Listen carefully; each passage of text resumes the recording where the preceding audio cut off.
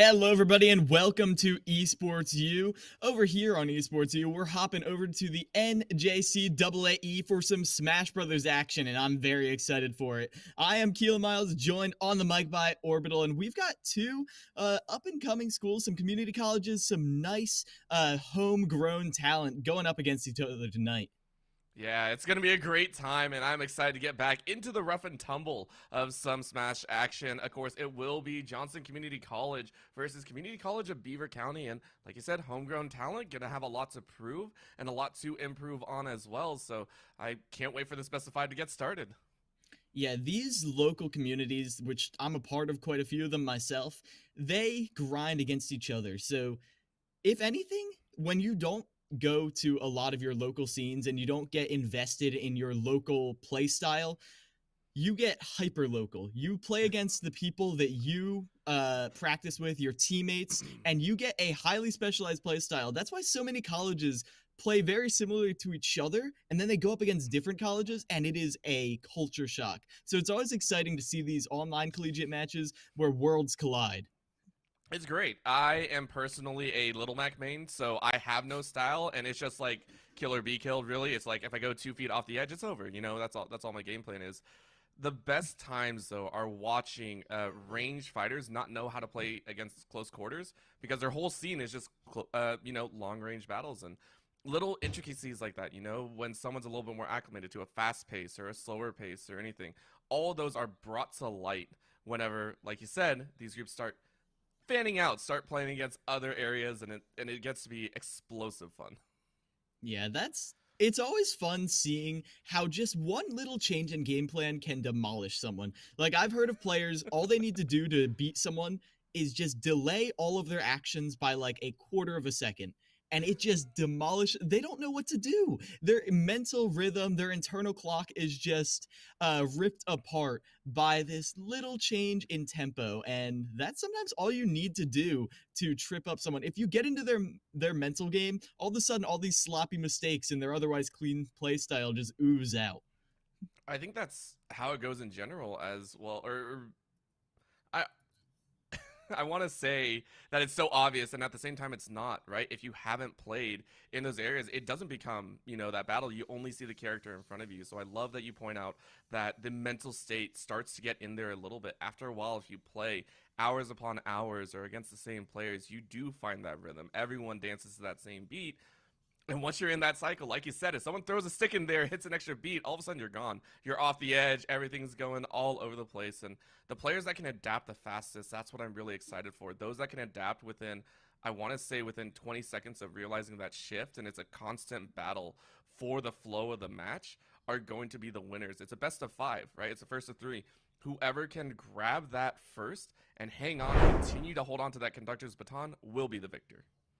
And we'll be able to see a little bit more as we're getting into it now. And this is an interesting one that I know very well. Now, Google has a lot of concerns. I'm a Google player myself, but you've got to be careful with all of them because, well, Jigglypuff have very short, stubby limbs, and Luigi has a lot of get-off-me tools. But if you get right in their face, shove them off the ledge, that was almost a stock right there.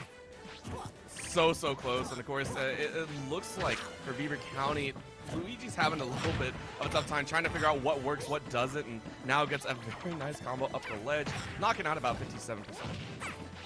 Yeah, Vic from Beaver County. They're trying to space with these fireballs and using this up.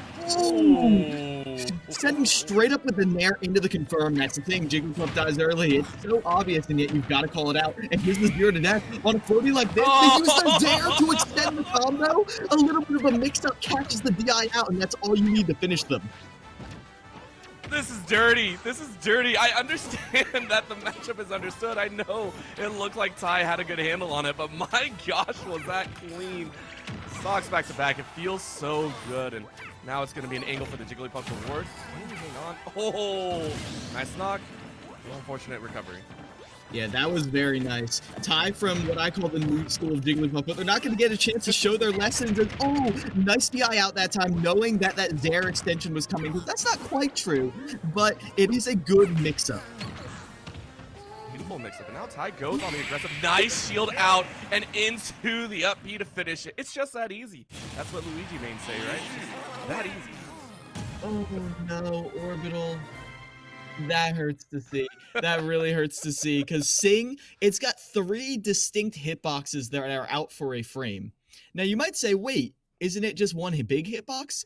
No, they come out in a rhythm. And if you manage to time your shield, time your get up in between that rhythm, in between those little bursts, you can just avoid being in Sing altogether. Like, again, I'm a Jigglypuff player. I've got a lot of very good players I practice with. There are some people who will literally just dash in and out. They'll time running in with a smash attack in between the little bursts of hitboxes. That's when you know you played maybe a little bit too much Smash. It's like, oh, I know the fine, but it's not. It's not. You would think so, but it's not. It's knowing how to play the matchup, and I love it, right? It was early on, Ty coming out with some strong combos. You saw early on, nice couple floatos, nice moving to the ledge. And then out of nowhere, it was just the combos coming out from the other side. Beautiful, phenomenal play. The 2 stocks getting taken back to back, I don't think we're going to have again. I have a feeling Ty should be aware of what is to come, should not occur again. But my gosh, was that a very, very clean first game.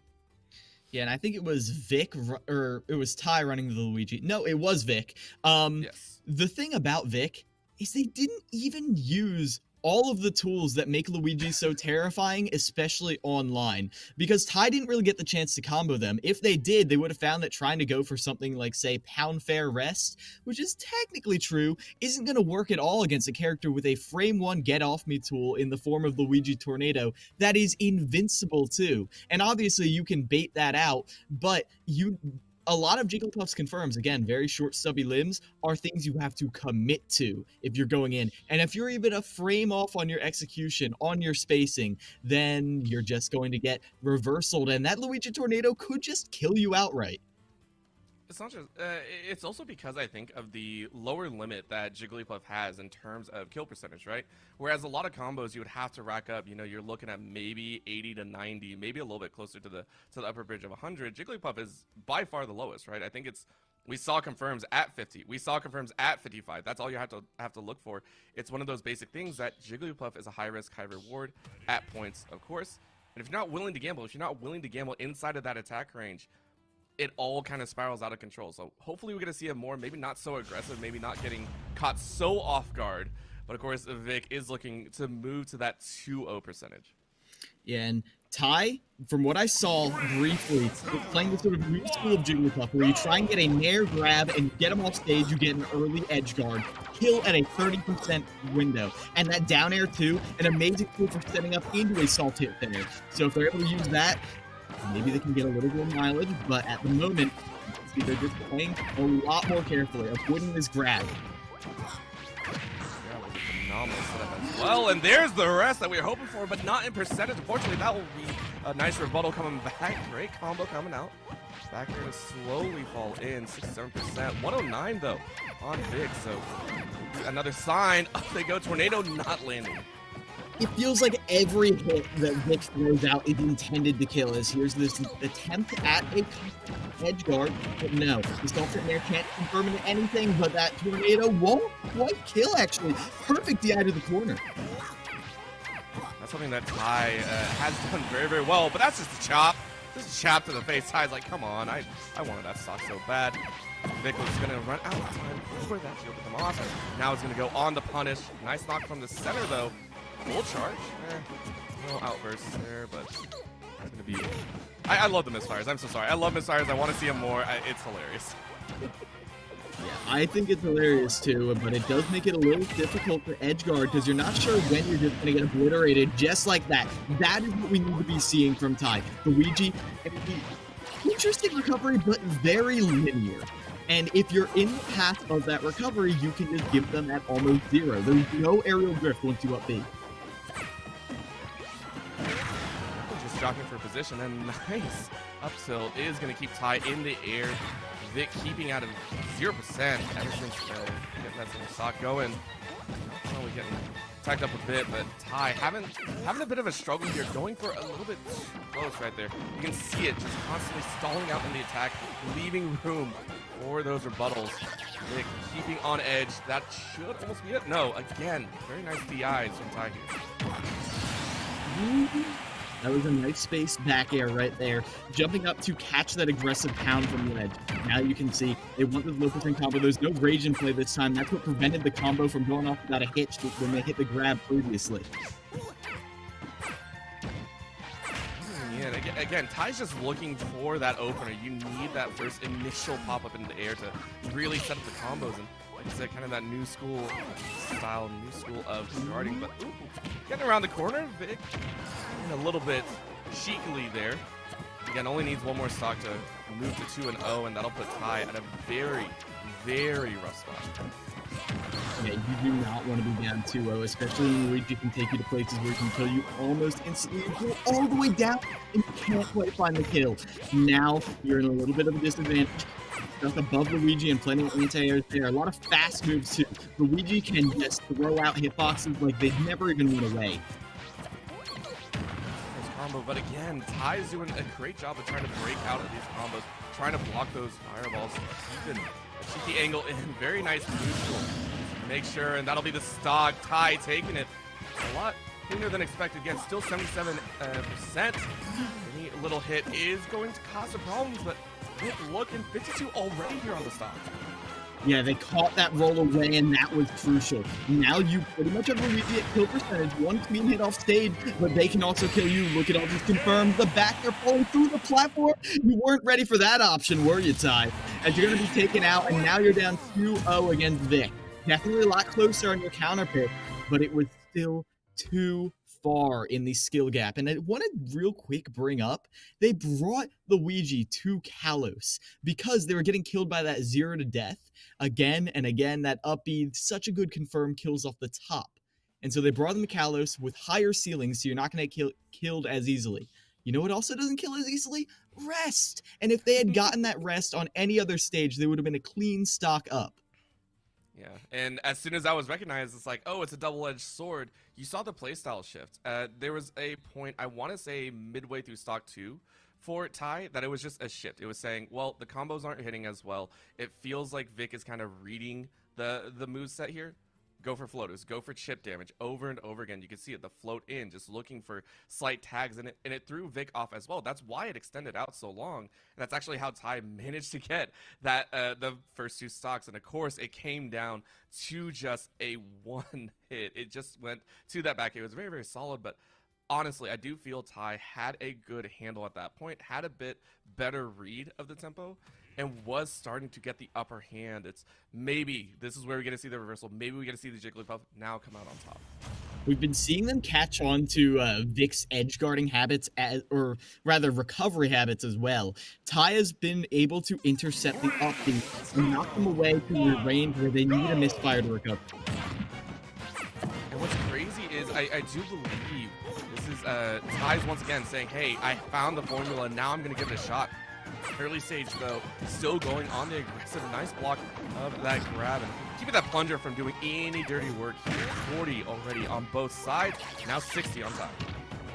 You can see you're forcing Luigi to play a little bit more of a grounded game around these tilts, around these grabs, but speaking of the grab, the confirm, the fact that they can hit that so consistently is brutal. That's such a tight execution window. There, and this time, that song does hit. It is going to be the finisher. A little bit of a nice style there. Ty dashing around, but that'll keep it even pace. 2 stocks apiece left, and now once again jockeying for those positions, using that plunger. Vic is going ahead and is trying to keep at that percentage. Once again, already up. Is going to back off, though. Surprising to say the least, considering it's already at 74. On that pound, not safe on hit, and you can see they want this grab really badly. Jigglypuff forward throw. No, good DI away to avoid that grab. So close. You can see Vic really chasing for it, but Ty able to get out of it, and now chasing back. Good on the roll, but no connection on the damage, so it is going to be a chop to get back up on stage. Out they go. Is this going to be big misfire to get back? Ty knows that they escaped that very, very narrowly. Yeah, and now Ty's playing with fire. They go for that trade, and it's not in their favor. Taken out by the up smash. Now you're down a clean stock against Luigi, and they get the grab. They've got rage. They just kill off the top here. Oh! But you're able to avoid the Zaire extension this time. Now you have to make this edge guard count. This is your one chance. Oh my god! They go tech, though! They go tech! And because of that, you're not going to be able to recover. It's not even, but at this point, Jigglypuff, as you saw earlier, can kill extraordinarily early. Oh, when the true misfire hits twice in a row, you count yourself lucky or you count yourself unlucky. I don't know, but now control of the stage given over to Vic. That is going to be a float up. Nice recovery, but almost a tornado catches his nice dodge. Ty wants it. Combo right back. It was there, and that's going to be the up smash. Vic is going to take it. A narrow stock lead there. 3-0 for Beaver County and Vic. And that was beautiful from Vic, because they had the awareness to go for that up smash right there, because the scoop hitbox, Luigi arches his back all the way around. It's like a straight up bridge. And when he does that, he shifts his hitbox very slightly. Did you see what Jigglypuff was doing? Falling down with the up air. If you saw earlier, that up air confirms into rest. And over 100%, the rage gives you increased knockback too. If they had hit that up air, it would have been game. We would have been on our game 4. But no, they go down for the low profile, shifting their hitbox with the up smash, and then throwing out their own hitbox right afterwards to finish off the stock.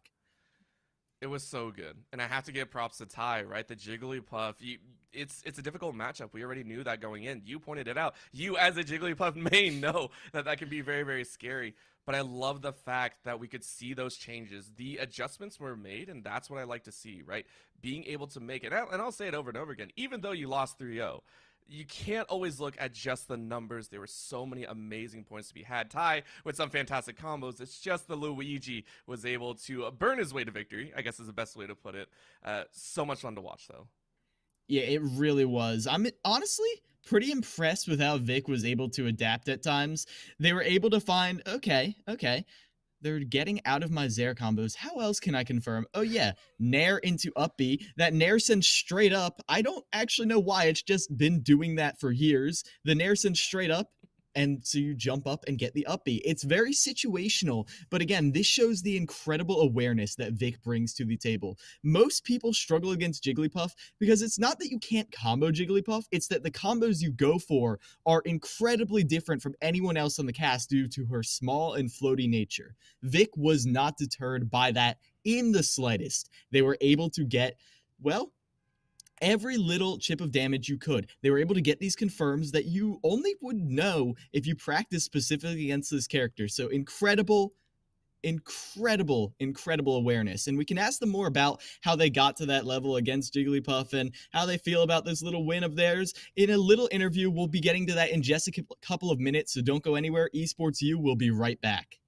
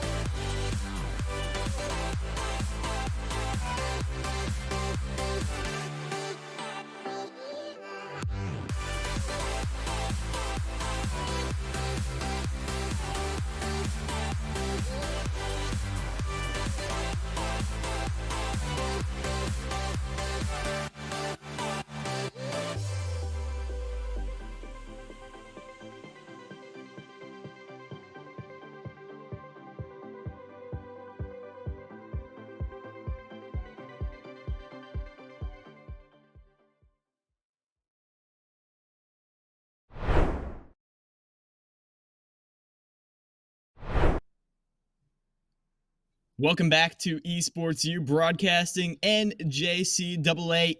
We're here with Vic, the Luigi from Beaver County Community College, who just put on a show with a 3-0. How you doing today, Vic?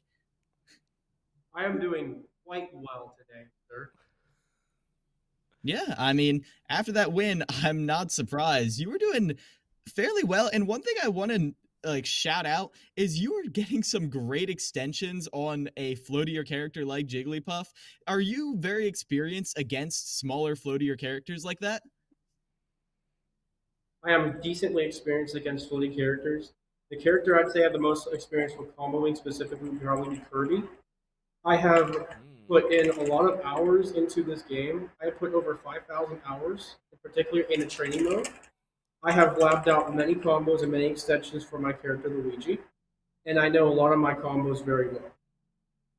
I know that when I down third Jigglypuff was there to up B, I know that's pretty good in section. But I also know that if I have Rage, it's easier to do post combo fast roll. So I know a lot about my character. I almost got the Jigglypuff with a down throw down there to Zaire up B, I believe, but I did not get that because my up B was slightly off. I would have finished that game a lot sooner if I was able to get that. Mm-hmm. Yeah. It seemed like it. I mean, my combo extensions really are obviously what I believe I'm best. It shows. And I mean, it was a fantastic showing here. Again, 3-0. The adjustments were made as well. As you said, mapping out all of these and having such a fantastic game here against the Jigglypuff, do you feel like you can carry this over into any of your other matchups? I mean, you know the floaty characters. Do you feel this confident going into, say, a more brawly-heavy matchup?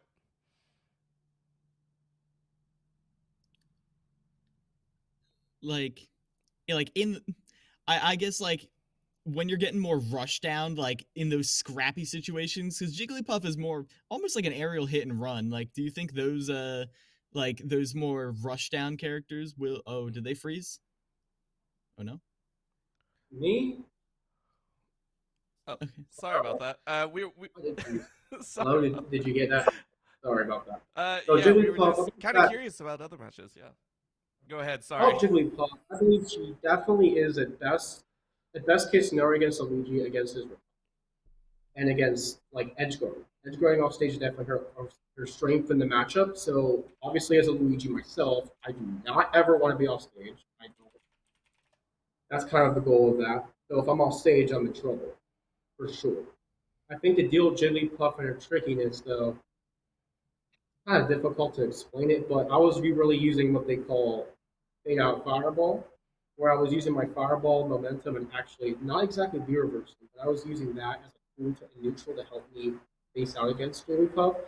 That fade out fireball might have been able to get me a few neutral wins in that game or any of those games, as well as that. And I believe that there was one time I definitely zeroed that with Jigglypuff. They went in a little too much and they were a little bit too aggressive. So I was able to actually pivot grab reverse right in their face and punish them for that aggressive mismatch. Yeah, and that was a very strong punish. And those punishes, they don't come easy. Like you said, you've been in the lab constantly, 5,000 hours in the game. And I have to assume you're still in there from how that match went. So, are there any confirms or on any characters, not even related to this match, that you've been working on that you're like proud of the progress you're making right now? Like, what Well, are you labbing right now? there's one specific combo on a peach that utilizes reverse up air to up B in the air. I think it's at like 12%. I did a Zaire, then a down throw, and then a neutral air, and then two up airs and another reverse up air into up B. I like that. I like that's the thing I struggled the most is reverse up air and up B. And the fact that I got that on a peach before, I have the clip of it. I think that's a very nice combo. There's many combos I like. There's also the Venus combo. This player named Venus, very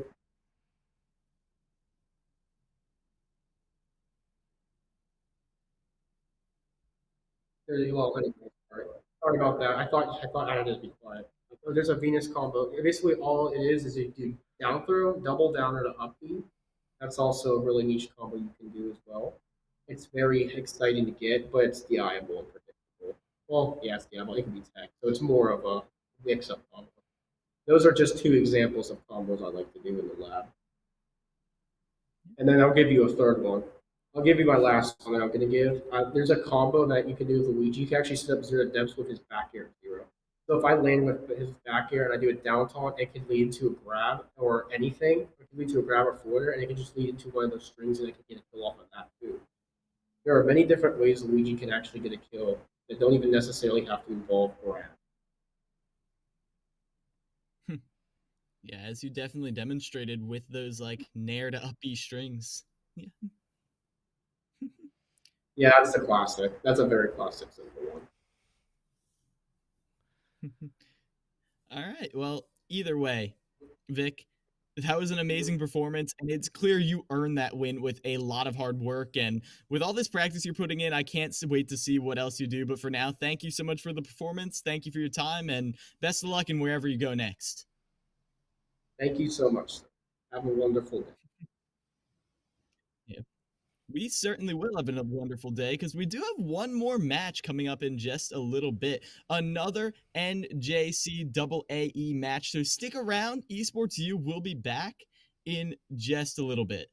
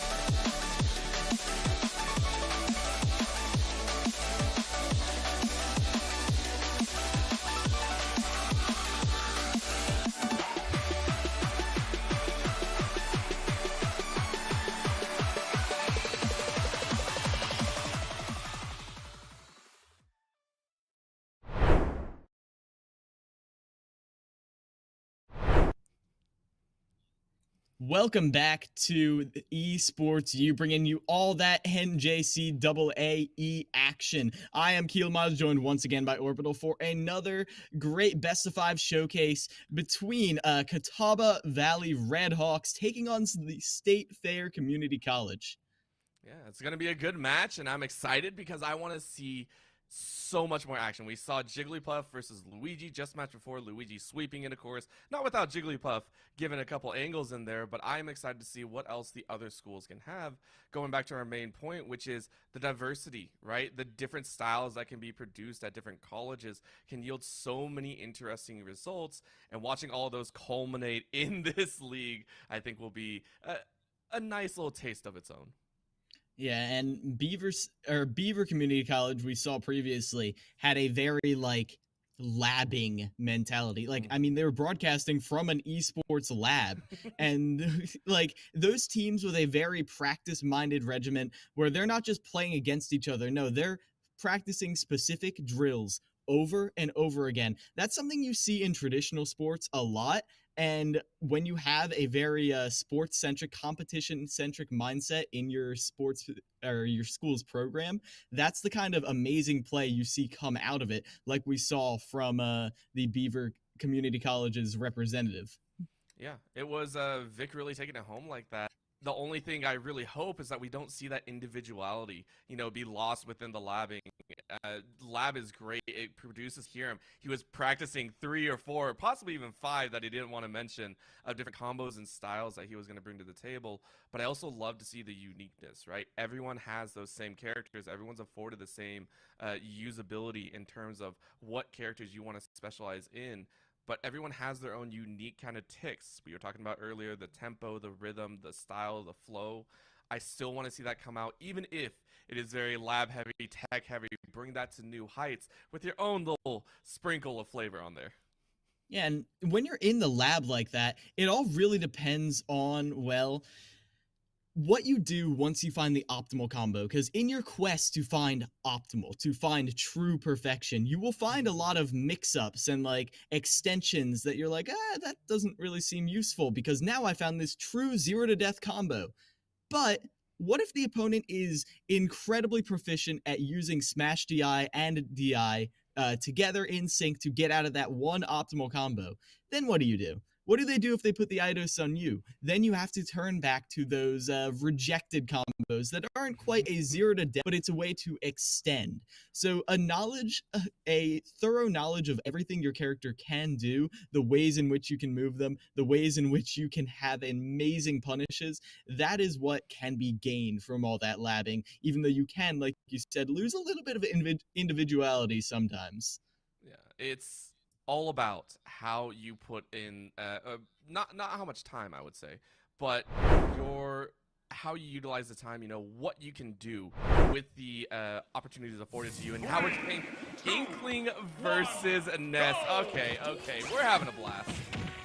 Now, this is going to be difficult because Ness has a lot of these low-to-the-ground aerials, but Inkling's dash looks to go underneath quite a few of them. So you've got to be very careful with how you're spacing them. But right now, this is a boxing match. You're only affording a few stray hits until you land that PK Fire, that combo starter.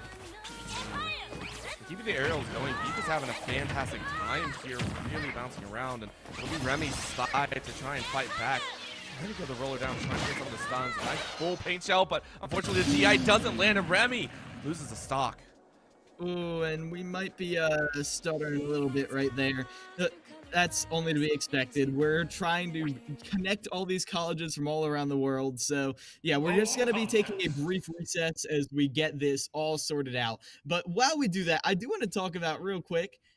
That was really... That PK Thunder that we saw that got the kill, that stage spiked them, the reason that got them, that was a hard call out because Inklings, they love to rise up and throw that bomb off ledge.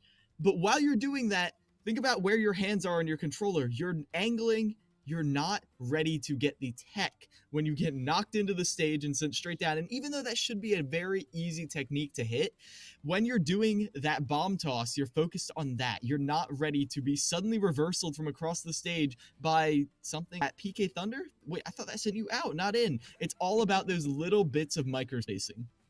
And it's all about having your eyes on the wider field, right? Especially with projectiles, because you have to control so many different areas. You have to be aware of the stage in its entirety. The best players, the best character control can come from just having a wide-eyed view. It's the muscle memory. Okay, I'm sending my projectile here. I already know this move. What's happening with my character on the other end? And I think personally that comes through mostly in doubles, right? Where you're constantly having to worry about your teammate, what's happening over there. That experience can be brought over with the projectiles, you know, especially with how hard they were going at it with those spacing issues, right? Ness, of course, was moving in. I believe it was Beef that was getting those close fights. And you can see the rollers coming out from Remy, but as soon as those projectiles came out, it is one stock being taken only, but that is very, very telling. And now Remy kind of has a feeling about what they're going up against, someone that can exploit those individual mistakes that can come out, or just those brief glances of opening within the armor of an Inkling. And we'll see how that armor holds up as Remy looks to tighten up the scales, try to make themselves a little more, as they're going to be losing this first round, because that's where we were at the end. This is an agreement that the players came to on their own, so we're going to stick with it over here. We respect how the players are going about it. I love it. Sportsmanship all around, of course, no hard reset, because who really wants to do that? The stock was taken fair and square. Can't call lag on that one. But this is Remy actually going on a very quick offensive. You can see as soon as Remy's allowed on that lower stage, you can see the control is already given to the Inkling. Look how fast they're moving around, really keeping pace with Beef. But now Beef getting a little bit of handle, now going for that ground game, and an immediate flurry of blows with that A. But the neutrals are going to fly out. Of course, that's going to be another little punch. That's, of course, completely covered in paint right now. Beef, the receiving end of this strength. Ness is covered in paint and hitboxes. Beef is being very proactive with how they're throwing out these moves, and that means if you ever miss space, the move is already out to hit you, and because of how long they linger, like that PK fire, like that forward air, if you miss space, those proactive thrown out moves are going to be the bane of your existence. But if you're able to stuff them out before they can get them out, that kills. Like you obliterate that PK Thunder right there. There's no coming back from that. The snipe from Remy.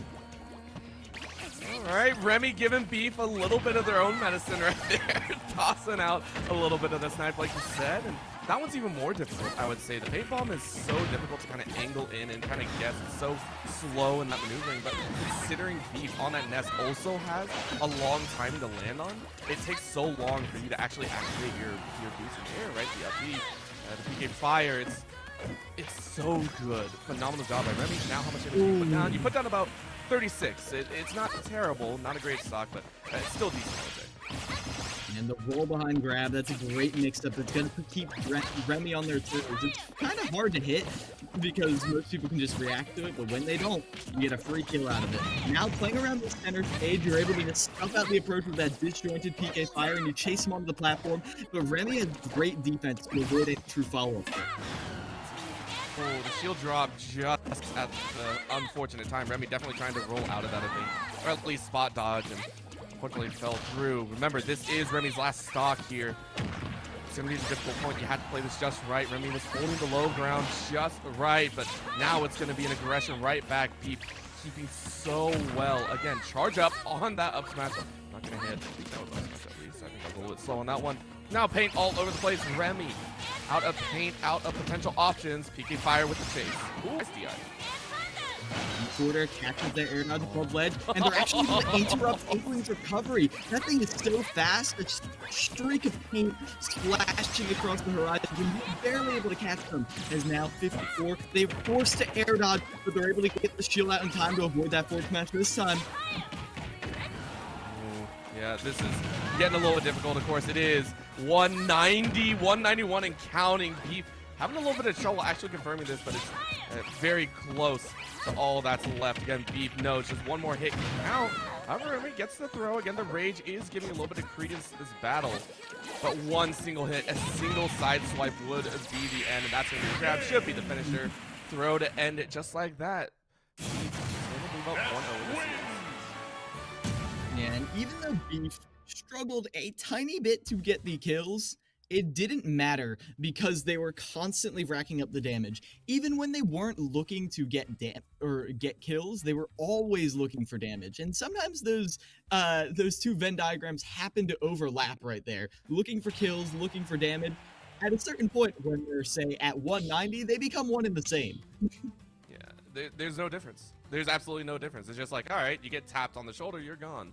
And looking towards game number 2, I want to see Remy continue the control on the ground, because I heard me throughout the entire broadcast, and I understand that it might be a redundant point at this time, but it was very, very good. That's actually where we saw Ness struggle the most. Not able to land that PK fire, not able to stretch out that space in between them and the Inkling.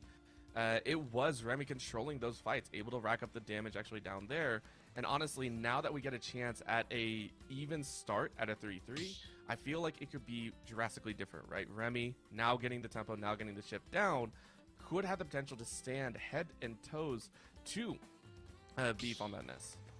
Yeah, and I think the main key of it was being very proactive. You are faster than Ness in the air and the ground, and now on Captain Falcon, you are even faster. And the trick of it is to get there before those hitboxes come out, because I kept calling them out. Beef is always putting a hitbox out, even when you're not on top of them. And so if you're able to get there before those attacks manifest, then you can get your opening, as we saw on that one edge guard. Be Animal Crossing dancing out a little bit here. I like it, and already going for the side B. He's just getting that raw combo in. Good damage racking up, but not the sweet spot. That'll be Remy showing off a little bit here. Shoulder charge into side B once again. Getting those knocks in means Beef is quite already in percentage. 82 to 42. Honestly getting caught. Beef may not be ready for exactly what's to come with this Captain Falcon.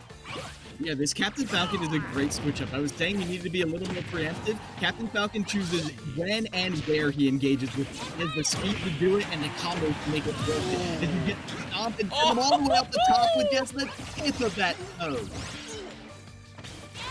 I definitely feel Ness would have been a little bit shaken up. Beast just like, that shouldn't have finished it off. But now, a full stage combo, racks it up to 47, already matching Remy's damage on current state.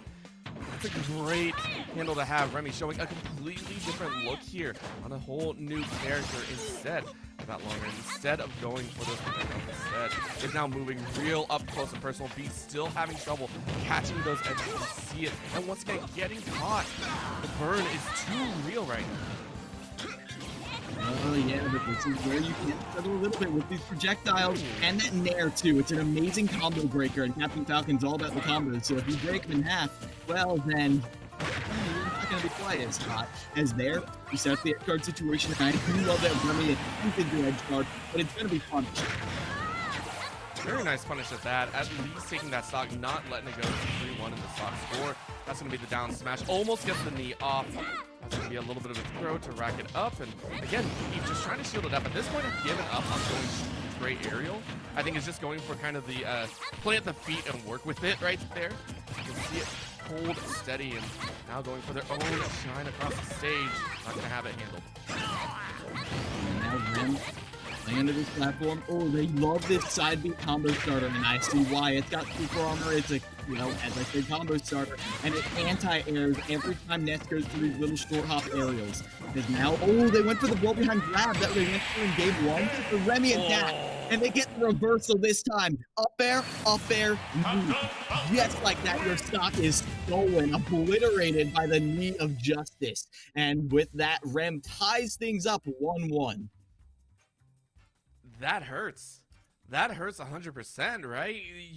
You only got one stock off, and this is gonna be Beef going back to the drawing board. Now that you know that the Captain Falcon is on the table, you have to rethink everything, right? You have to sit there and go, well, that Captain Falcon honestly dominated from start to finish. Almost every single was completed for the Captain Falcon. It was always Remy in control. The only times we didn't was, of course, the chip damage that came through, and then the PK fires up above, which Beef still had on lock.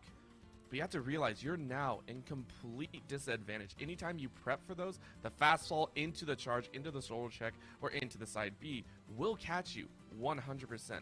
If you don't have another character, we're going to have to see a completely different setup, a completely different style come out from Beef if they want to move into a 2-1 situation.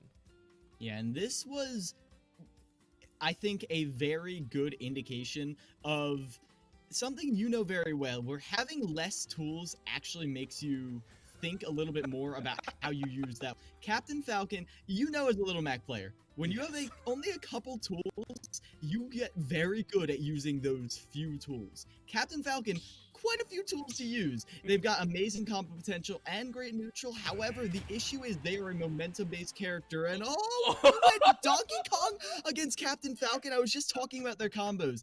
Captain Falcon, you gotta keep in mind, momentum-based literally. If you go in, it's very hard to turn around to stop that speed. You are working towards your opponent. So if you're able to catch out those approaches when they come in, that's gonna... Not just that, yeah, you can see it here. Remy's just like, this is drastically different than what I was expecting. Beef, not only with kind of the stalwart style, DK is much more difficult to completely pop off, right?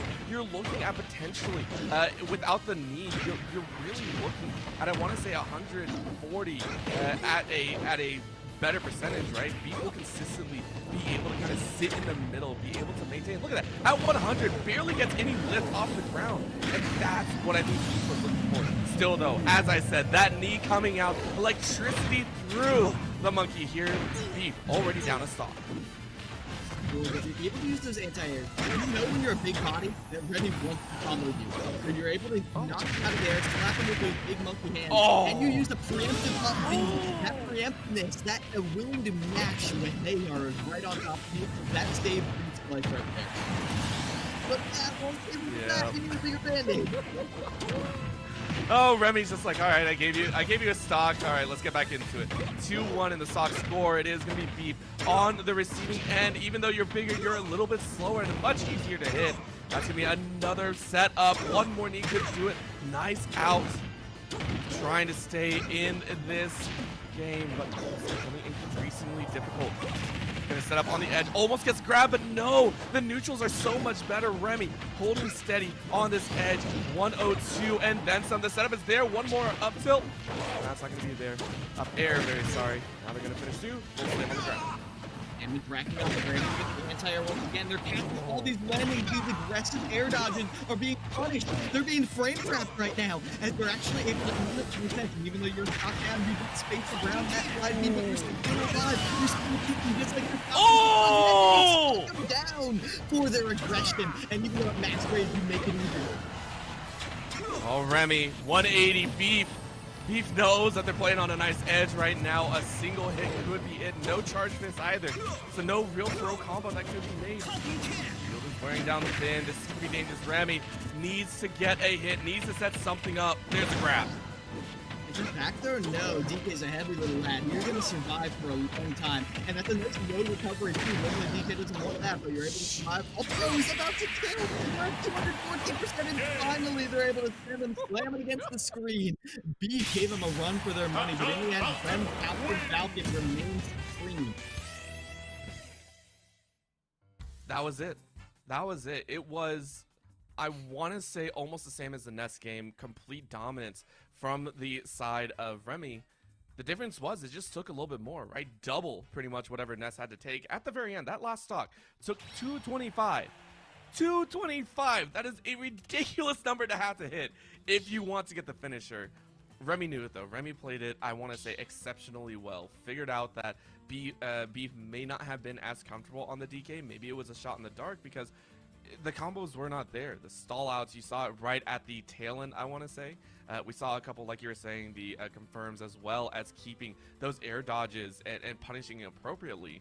But as soon as Remy got that under control, it was all the Captain Falcon show. And now you have to be worried. Beef's gone 2 characters deep. Is the third one going to be the charm, or do you default back to maybe that Ness or DK?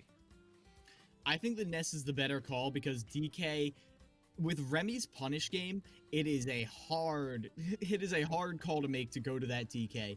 DK is combo food. Anytime a DLC character comes out, you will see on Twitter the next day, oh, I found a way to 0 to death Donkey Kong. Just because they are a heavy character, they're a big body. When they get hit, they get bigger because of how cartoony they are. And beyond just that, Captain Falcon gets so many setups of characters who have a very linear recovery all the way to ledge. Now, they were able to exploit that knowledge. They were able to throw out a spike right as they came in. And what? They're going to the Jigglypuff now? Ness, Donkey Kong, and Jigglypuff. Those are 3 wildly different characters, and I'm not sure, like, what the mentality is for them. But Ram is looking to bring it all the way home. Well, I do like this stage instead, and again, Beef taking that one in is going to have a bit better handle here as we get a little bit of a prep setup here. They are going to dance their way in. And again, I like this a little bit because, again, for Beef, it's a little bit higher angles, right? You have a bit more range to work with, but those platforms also work in Remy's advantage. This is going to give the aerial combos much more of a large space to work with. Remember what I said about the Luigi match, how you have to have very specific combos, very specific knowledge in order to combo Jigglypuff? That's clearly coming to play here. This is a good, oh my gosh!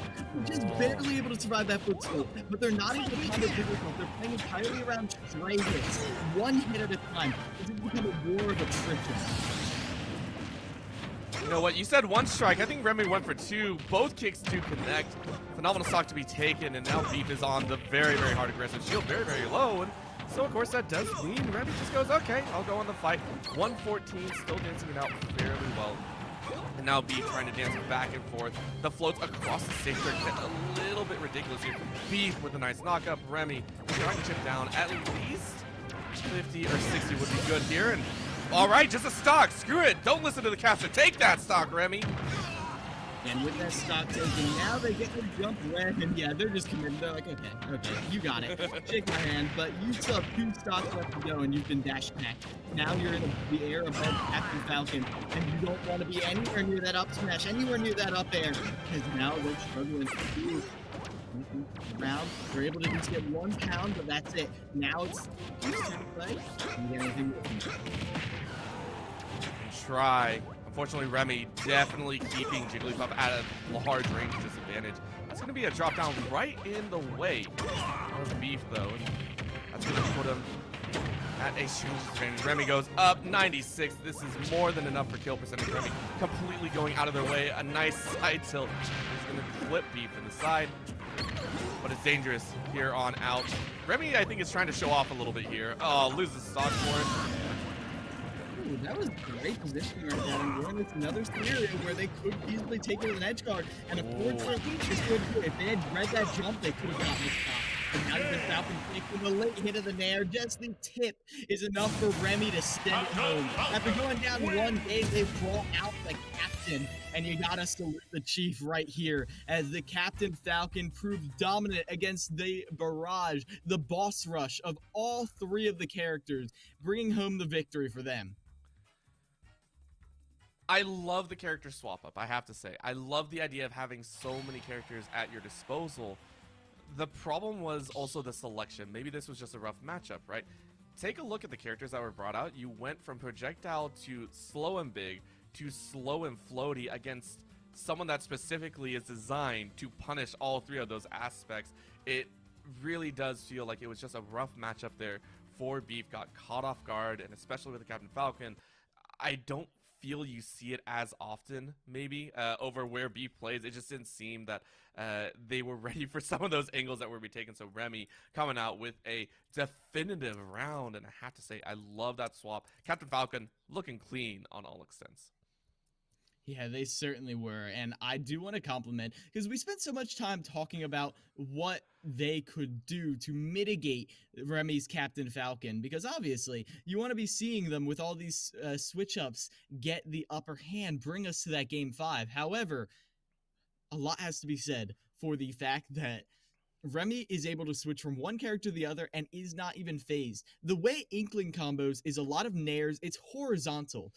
Meanwhile, Captain Falcon gets the ladders. Up air into up air into up air into nair. Nair at low percents to carry you across the stage, and then up air to carry you out, and then knee to finish you straight off towards the side. It's a very different mentality, and it shows a proficiency, not just in your main, but in a ton of other performances.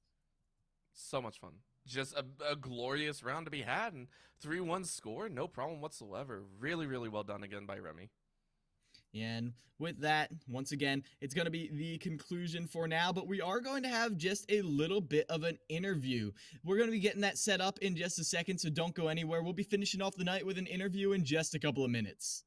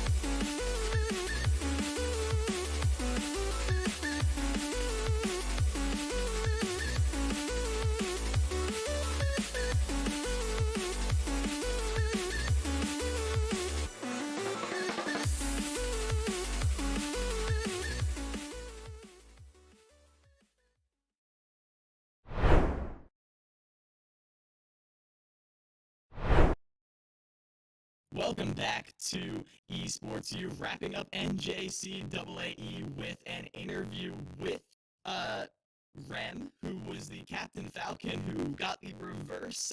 After going down one game, they got 3 consecutive points to win it out, and she is here going off. How you doing, Rem? Hi, I'm good. Pretty pumped. Coming down from my adrenaline right now.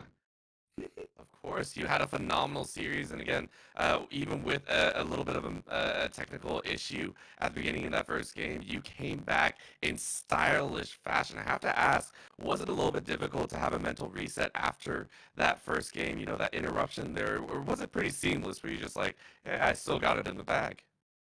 To be honest, I felt really bad because it was like, oh, like they just had a lead and I just took it away from them because of my knocking. And I felt bad, so I was like, I can SD the first stock to make it more fair. It is completely my bad. I just knocked over my Switch and my coffee in the process. But it was kind of tugging at me when I was playing. So after the first game, I was like, you know, I gotta change things up. I gotta make sure that I'm playing clear-minded. And so was that why you went for the character switch to Captain Falcon?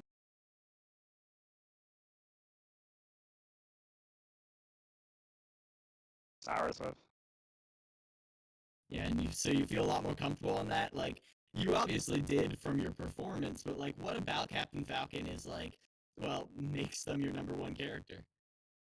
Captain Falcon has been my strong go-to main for all of the years I've been playing Smash. I've played since Melee. I was competitive in my home state, Utah, which I'm new to North Carolina. I've only been living here for like 4 years.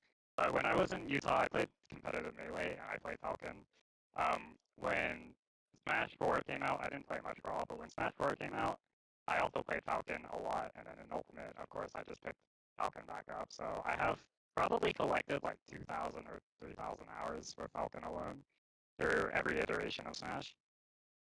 There you go. So I guess the big question is, what decided to bring out the early characters before, right? What was the big mind shift? Is it that you have to open up your repertoire of characters, or was it that you just wanted to try out something new for the series? Inkling is one of the characters I've been practicing this season. I'm also new to the season. This is my first season, but I really wanted to try to shift to playing Inkling because I like their playstyle. But I know when push comes to shove, sometimes I pull out Falcon again just to like make sure that I am still in it, you know. And well, from this win, we can see you certainly are. And I do want to ask, because it was a bit strange. You don't usually see 3 switch ups in one match. So what was it like playing against those? I think three different characters. It was very interesting. I thought they were going to stick with Master at the entire thing. So when I saw DK on Final Destination, I was like, wait, I was not ready for it at all. I didn't know how from their other playstyle. Because like Ness and DK are very different characters. So I didn't know if they were going to like play aggressively, play defensively, or like how it was going to be. So it had me a little bit worried, but once I got the first lockdown, I was feeling a little bit more confident. Yeah, and that confidence carried you all the way through. A nice win for you and a nice win for Catawba Valley. And overall, just congrats on that little win. And thank you so much for coming in for this interview, Rem. Thank you. Yeah, and with that, we are going to be closing things out. Thank you all for so much for watching NJCAAE Esports, or Smash Brothers, rather. I have been Kilo Miles. This has been Orbital, but we are not done yet. Esports U still has more stuff coming at you. ECAC Rocket League with, I believe, Pyro J and Morky Mork are coming up in just so stay tuned. We've got more esports coming at you.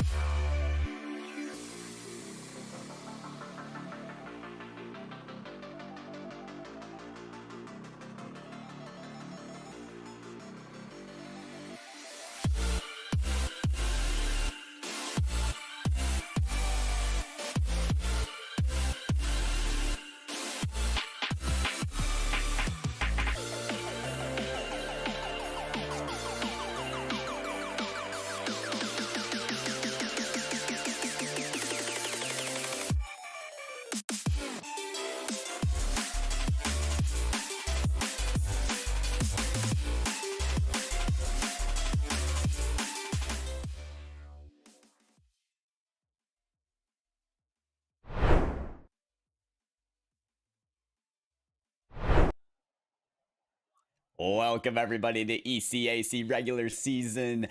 This is week number 3 on the Esports U broadcast. My name is Pyro J. I'm joined here with Morky Mork for the Rocket League action. Morky, couldn't be more happy to be joined with you in the booth. I hear we have 2 strong competitors joining the field tonight. We absolutely do. We've got Ball State Red, RL Red, and we have SAGU RL Lions. Both teams undefeated so far. Ball State with 2-3-0 sweeps, SAGU with 2-3-2 victories. So this is either going to go to game 3 or it's going to go to game 5. It's going to go either all the way or it's going to be an easy sweep for Ball State. But we'll have to see exactly what happens when we get on the field. It should be an interesting one anyway, to see exactly how these teams get on together. Yeah, I do wonder if Ball State has been tested, right? Not dropping a game for 2 full weeks, and now they're in the 3rd week against an undefeated team. So you do wonder if this is going to be the test for them, if finally we are going to be going into this series as things could get caught ablaze very quickly between 2 undefeated teams. We're going to waste no more time, folks. Game number 1 is on between Ball State Rocket League Red and SAGU Rocket League Lion. And a good start here as well for Ball State, getting that ball up nice and using that burial route. And there's an opportunity to shot on, and Zek will score that one, and it's 1-0 already. Ball State flying at the blocks. Undefeated and unrivaled already. A zooming ball is going to be shot in. I guess this is how you start off your dominant streak, Morky, is by scoring as quickly as possible. Exactly, and that puts, well, like normally the best 5 first minute is very tentative. The fact Ball State have come just flying at the box means they're showing a real sign of intent here. They don't want to hang around. They're not getting paid to hang around either. They're here to win as quickly as they can. They're going to be stuck here for 5 games. They want to be here in 15 minutes.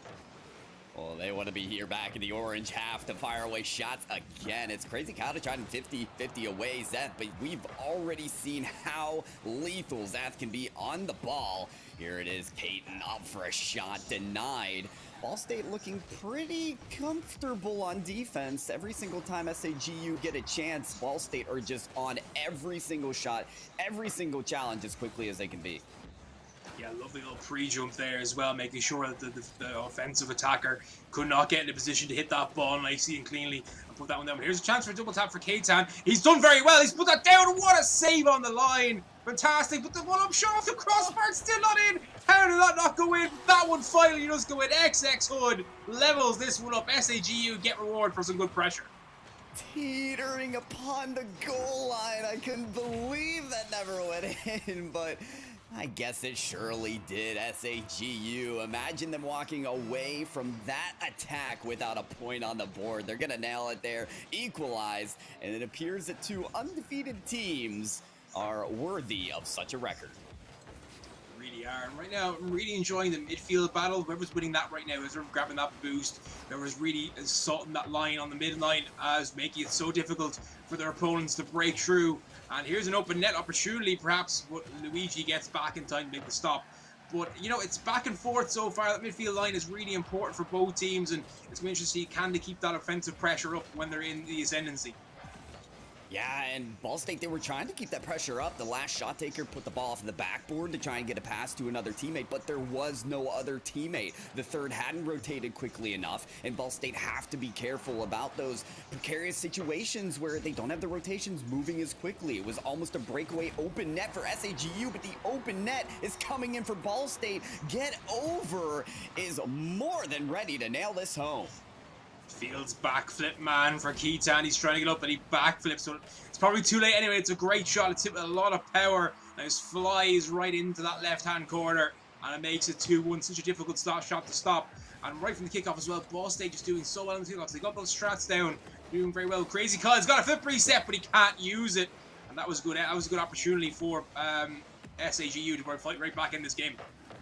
It's good to see these teams getting a little more settled into this game. You can tell when players go for extra mechanical plays like that for the flip reset that they're ready to strut their stuff. Normally that comes into the later games, but right off the bat, 2 very confident teams are throwing things at the net, and Luigi will be the last to execute for Ball State. It's a 3-1 lead now. Could they be going away with it?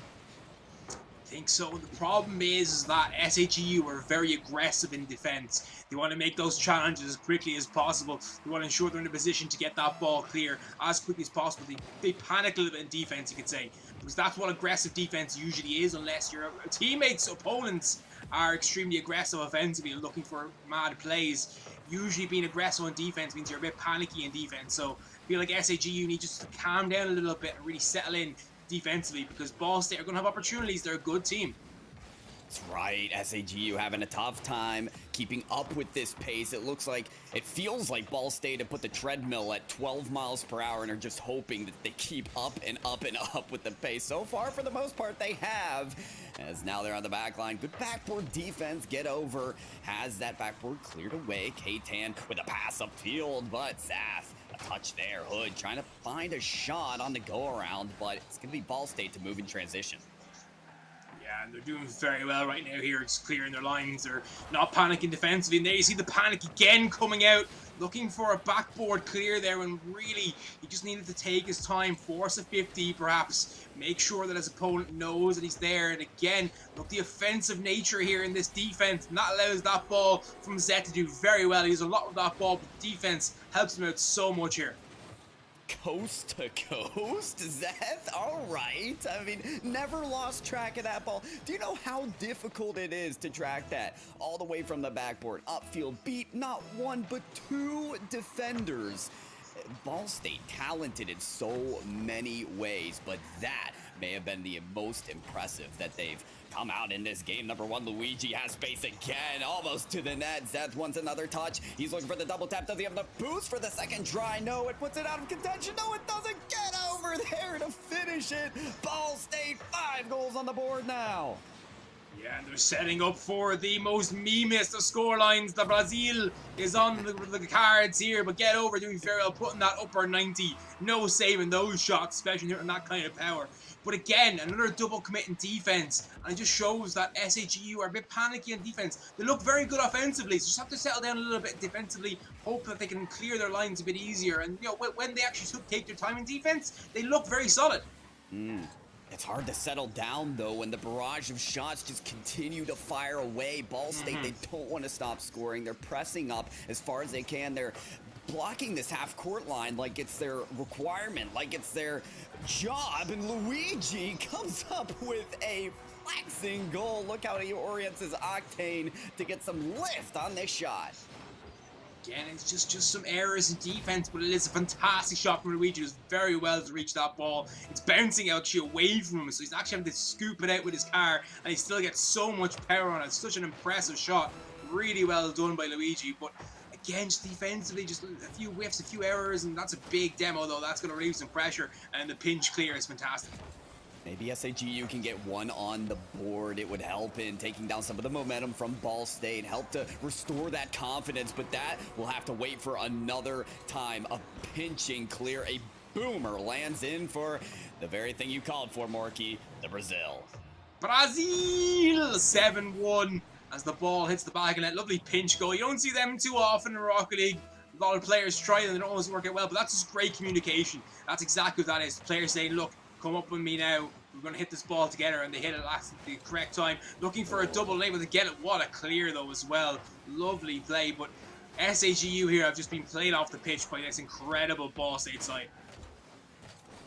And that could do it. There is still a little bit of momentum at the last part of the game, but game one is finished. That is a Ball State decisive victory. Morky, I want to hear it from you. What is it in particular that put Ball State so far ahead to not only secure this victory, but command it? Two things. Firstly, their real possession of the midfield, the midline. They basically set an iron wall in the midfield and made it so difficult for their opponents to clear. Secondly, it was their opponents. They played themselves a little bit. So when you're in defense, there's two things you can do. You can either be calm and rational and try to work the rotations, try to make sure you're hitting the ball cleanly. Doesn't matter if you're not getting the long booming clear. As long as you're hitting the ball clean enough, you're fine. Or you panic, you aggressively defend, you whiff the ball. And that's what happened a little bit. And SAGU, if they can clean that up, they've got a really good offensive side. they've got a good midfield side as well, because we saw at times when they put the pressure on Ball State. Ball State were having difficulty dealing with it. However, I think SCGU just need to be a bit more calm in defense. If they do that, then they've got a really good chance here of taking at least a game from this Ball State side. That's what we were saying, that maybe a break, maybe between game 1 and game 2, they'll get that chance to calm down a bit. This is now 7 wins in a row from Ball State. They swept week 1, week 2, and now they're potentially on the way of doing that again in game 2. I'm curious if maybe Ball State will be approaching a calmer opponent of SAGU, or if they will be coming straight out the gate fiery. Game 2 is off to a hot start, and the Flames could be on SAGU's side. Yeah, and it's a fantastic start there. Lovely long clear, but that's a great read on the backboard by XX Hood, and that's a fantastic clear downfield for now. Opportunity here as that ball comes in field, but nothing doing. But yeah, a lot better from SAGU here. They're again making that midfield line difficult to penetrate. They're going to challenge here in midfield, hope for the best, and look for a bump play. Didn't quite work out there, but that's a beat that's not their fault, right? Some of the beats last time were entirely their fault. That beat there, it's not that bad thing to get beaten by that, and that's a lovely clear for now. That'll give them some space to work with, maybe. It's going to be an approach there, a clear. Oh, no, it's a pass midfield that just goes too high, the elevation on it. Bit too much for SAGU to capitalize upon. Here's a pass midfield. SAGU, minor double commit again. This team still just getting situated, but the long clears, they're making this ball game look a little more 50-50 than game 1 was. No way, redirect. Oh, I thought that one could have been in. I thought it was it. It was a fantastic effort, lovely little redirect effort, and you know, just the ability to get his car in the correct position and to put it down. That's a lovely passing play. Oh, that should have been a goal. What a passing play! A bit of tick-a-tack at Rocket League, but it didn't work out. Well, they're not done pressing up just yet. They want to find that give and go, that 1-2 punch, maybe again get over a pinch off of the backboard to lay it up for another player. But Luigi decides to take it from the side wall, drop down. Dezet doesn't connect, but there is get over to continue the pressure. This was that same unrelenting barrage of shots that was coming before, but somehow SAGU will deny it again and again. And SAGU again being a lot more calm in defense this time, a lot more patient. They're just getting the touches on the ball, they're not missing it. Lovely fake attempt there though. That's going to take a defender out of the play automatically. But they're being less aggressive when they're defending. They're defending well, getting themselves in good positions. You saw there the player moving up on the wall, the backboard very quickly, cutting out any chance of a passing play in field or a chance to knock it by him. And that's the way to do it in defense. And that's an opportunity. Big dunk, and Hood puts it in.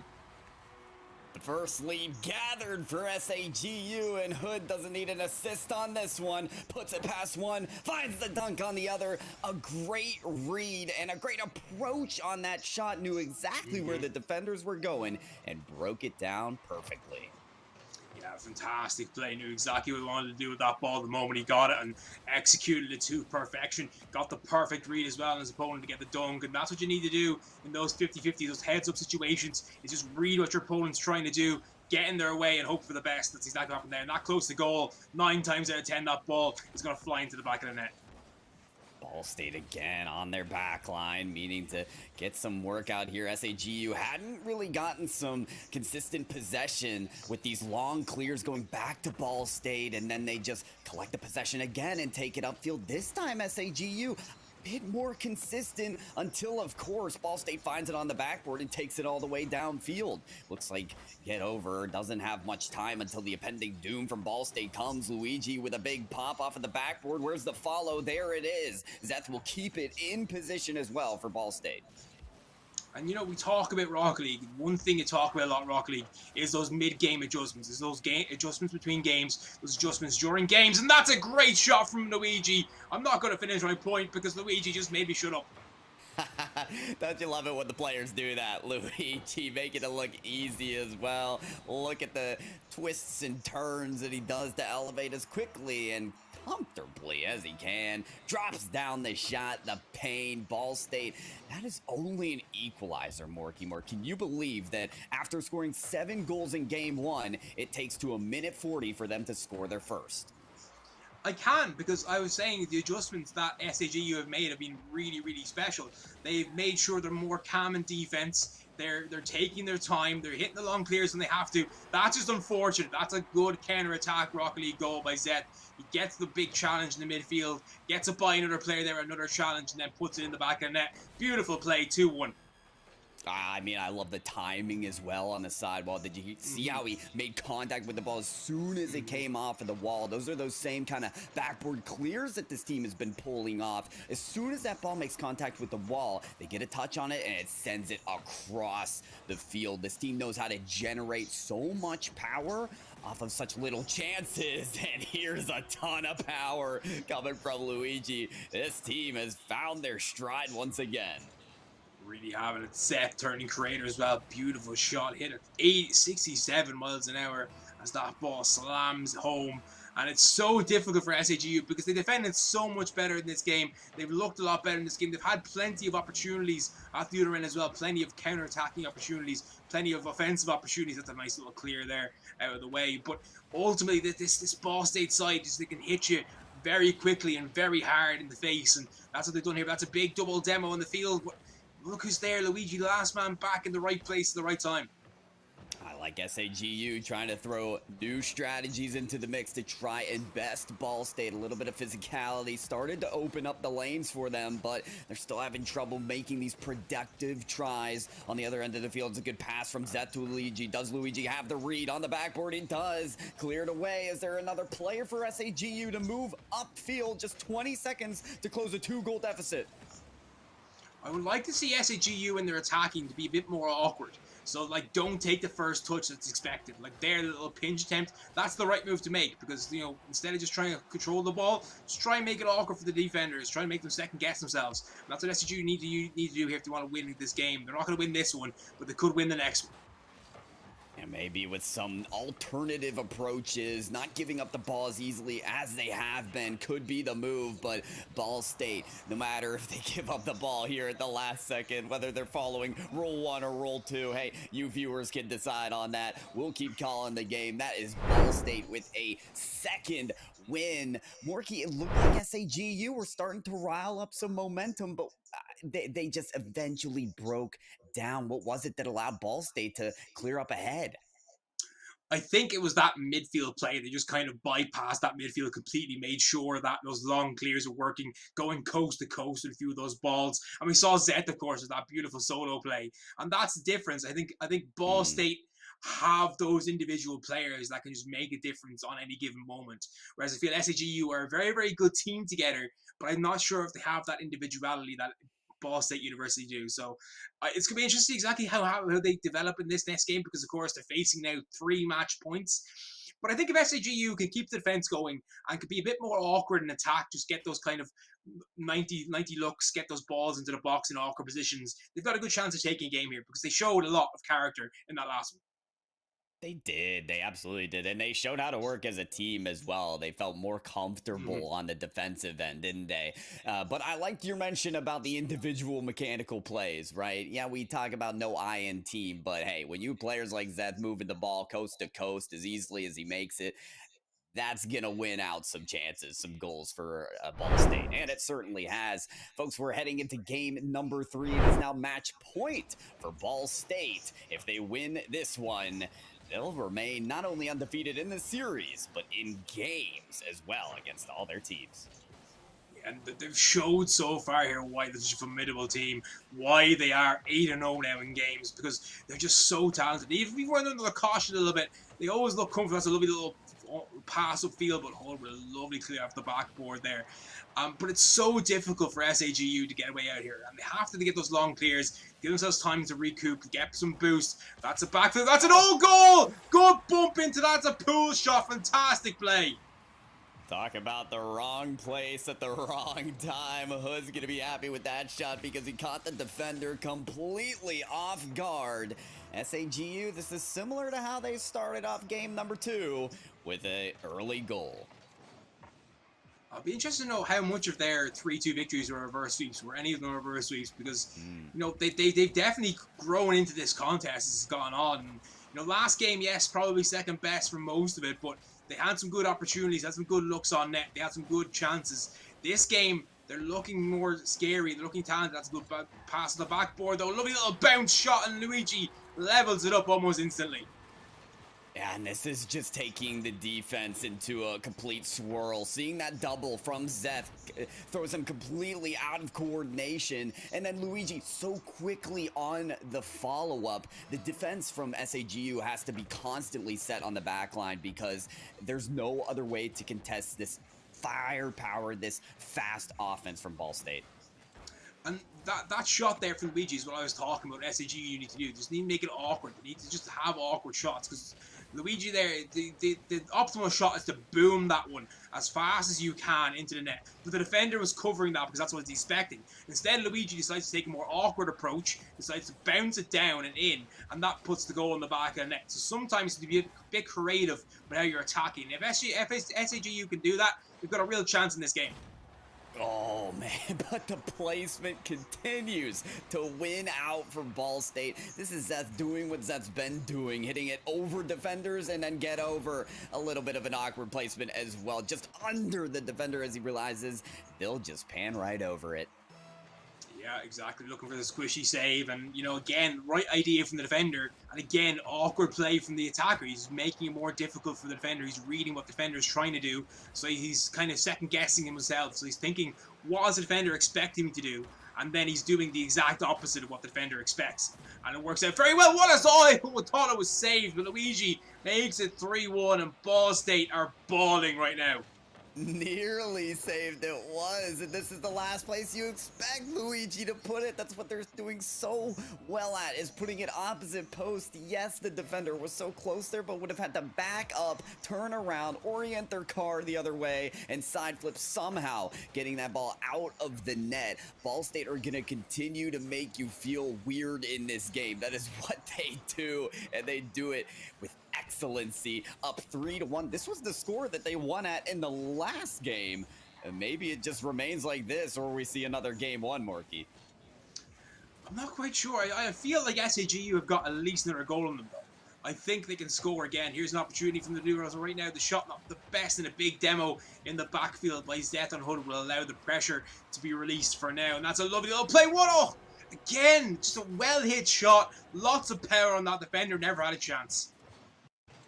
I mean, Luigi, this is like going in a training pack and getting those perfect passes every single time. Their teammates have been diming him up over and over again. Imagine having a team like this. We talked about the individual play earlier, but it truly is the chemistry between these players, knowing where they're placed and positioned around the field to get pinpoint accurate positional passes to them every single time. It is what puts Ball State on top, and it's what's going to drive them even farther forward in this game. You see the defender here now second guess himself. Keaton thinks he's going to go high when the optimal shot is obviously to go low into the far corner, but of course, because they've been doing those weird shots all along, defenders like they're going to go weird again. They're going to go high here even though they shouldn't, and the defender goes low and it goes into the back of the net, and it's 5-1 now, and it is looking more and more like game one. But Ball State have looked so good in attack. They are just mixing things up, making it so awkward. But there's one back. I told you SAGU had another win them. You told me at SAGU we're gonna make you proud. Ooh, Keaton really found that just barely around the mess of players that ended up on that ball. You made a good point earlier, Morky Mork. It was that how many of SAGU's Game 5 wins, they've gotten 2 already, have been reverse sweeps. They seem to have that resiliency in them, that they can make their way back. But is this hill too tall of a climb? I feel like it probably is. Maybe not the score. I think they could maybe score 3 goals if they just be a bit more creative in their attacking play. But I feel like Ball State aren't going to drop 3 games in a row. I just feel like it's just too much of a task, too much of an uphill climb right now for this team. And it could be 6-2. No, that's a good save on the line by Hood. But it's so difficult when you've got a team as strong as this. You're just dominating the midfield. They're making it so difficult for you to clear your lines. When you do clear your lines, they're good defensively as well. They're in good positions. Oh. And that's a great goal by Getover. That is disgusting. These people have families. You can't do him like that, but I guess you can. Get over, landing his backside upon the ball. Got the friendly roll from the woodwork, but it was all teed up from the ground. Pinch-esque, I don't know. It was just pure filth. Absolute filth indeed. There's a preset attempt by Keaton looking to get something going. That's a big demo though in the backfield by Luigi, and that's going to allow Zeth free. And that's the one man you don't want to see free in the field is him. He's been all over the park today in the best way. He's been absolutely fantastic. Bit of a double commit though there in the midfield, and that's a lovely pass. Big demo, but that's left the goal open, and Hood puts it in, and we're getting a goal fest in game number 3. Look at this. If there's any opportunity for SAGU to get back in this game, it is like with a play like that. Look at the momentum now that they're riling up with a quick breakaway like that. The passing downfield, the players transitioning so quickly, looking more like how Ball State has been with their explosive offense. SAGU, they only have a minute, but it's still a chance to weaken this deficit and maybe to 0. Oh, that's a lovely little pass played again, making things awkward here. That's working. The defense kind of like, what's going on? And it's worked so far, but you feel like that maybe they have to be a bit more direct right now. I know I've been asking for them to be a bit awkward, but with time ticking away, you don't have that time luxury to really think about what's going on. That's going to be the game right there. Get Over scores the 7th goal. That's going to be GG's. That's going to be the dagger to the heart.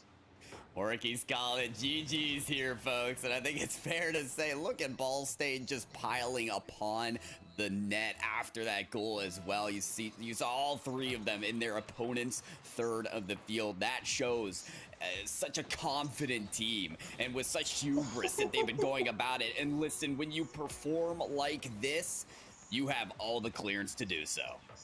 Absolutely great shot from Luigi. It's a good attempt to save, but Get Over is just following it in, and he scores that goal. That's just such good striker sense from Get Over. He's realizing Luigi's shot's coming on target. He knows what he has to do. Just be at that back post in case the save is made, and it was, and then he's there to put it in, clean up the pieces, and make sure that this game is definitely over. It wasn't over before. It's definitely over now. 15 seconds to go, and it's looking very good for Ball State. Very good indeed. Get Over. You got another point and you still. It comes up. Zeth is going to get on top of it. Pops off the ceiling. There's another clear. SAGU with a chance. It's simply going to be hit up and up and up and eventually down. Ball State taking a victory lap here, folks. At the end of the series, the sweep for Ball State University Team Red. Find the win in 3. Absolutely incredible. What a game to watch. What a game to be part of. And it just shows why they're 9-0 now. They just showed us right there on stream how talented they are, how good they are. They're so good offensively. They're so creative offensively. They own that midfield. And defensively, they look so calm and resilient. Yes, they got scored on, 5 times? But, like, it's Rocket League. You get scored on 5 times in a series. You're doing okay. I think so, yeah, but Ball State get the sweep so impressively. What a win. 9 wins in a row, haven't dropped a single game. They have sent a message to everybody in this competition. Good luck beating us, because not even another undefeated team can do it. I mean, Morky, listen, for that message, let's talk about that just for a second. What is it going to take? Any player, any team. How do you defeat this Ball State team? Because we're all wondering. Be better. I think it's going to take a lot of dominating midfield. You have to really make sure that Ball State can't own that midfield, that they're in a lot of trouble. You have to make sure as well that you're being creative in attack. So getting those reads, those 90 reads across net, getting the ball to the edge of the box, getting the ball in the middle of the box, following up nicely, and just making sure that it's just difficult. And also having a very good defense, because clearly Ball State can just score when they want. Absolutely, folks. We're going to take it to a break. We've got an interview next with BSU. We'll be right back.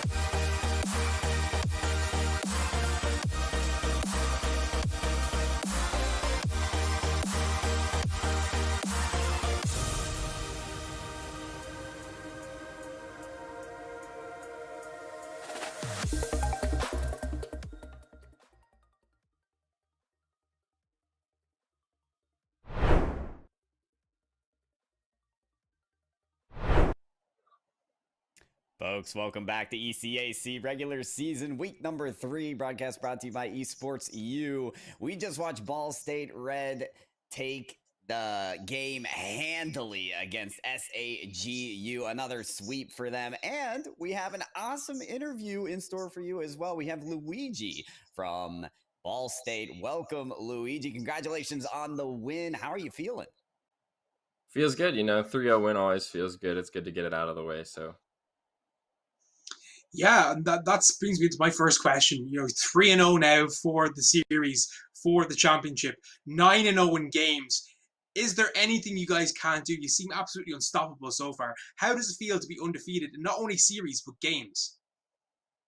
It's always a great feeling, getting the clean wins. I think that the first few weeks of the conference last season were kind of similar, where it's once you get into the higher teams, it gets closer. So we're expecting the next few weeks to start getting a little tougher, but it's good. It's good to get the good start, the clean sweeps.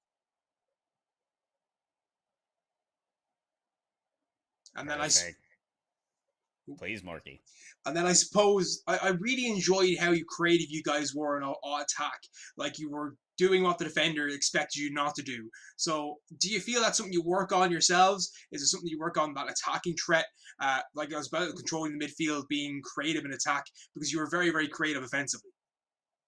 Yeah, it is. It's a lot about personal mechanical ability. Like, we focus a lot on our own gameplay, making sure that we have the best methods of outplaying the opponents. And then when we can string together passing plays in the offense like that, really utilize our own mechanics to help find each other on the field, it always works out really well. So that's our main focus when we're playing. Yeah, I could definitely tell that you guys getting creative. I want to even dig in deeper there. Are there particular roles that your team tends to take? I noticed in game 3, Luigi, you were getting dimed up from everywhere. You were getting perfect passes from the sidewall, and you were stretching that octane to just get the right touches, the right redirects into the net. Do your teammates typically take on a passing role? Are you the shot taker, or is it all just great mechanics on the team? Yeah, I think it really comes down to just situational stuff. Like that last game, I ended up in the shooting positions most of the time, but it really could be anybody at any time. Obviously, Zath has a lot of insane mechanical ability, so he's really good at setting us up on the field. So it's kind of just whichever me or Get Over is ready for the pass, whoever's there takes it. But must be great to have a team and a roster that knows how to do it, whoever needs to fill in the position. Luigi, it's been great having you. Any shout outs from you before we let you go? shout out to my parents watching the Twitch chat. Shout out to the team. Shout out to all the supporters. Appreciate you guys. Awesome. Luigi, thank you so much for being a part of the interview process. Congratulations to Ball State for taking the sweep tonight against SAGU. Folks, Esports U production is not done quite yet. We have Overwatch next. Orbital and Dividing will be casting that broadcast. But for now, that's it from me, Pyro J, and Morky Mork to my side. That's it for the Rocket League Adventures of ECAC Week 3. We'll see you next time.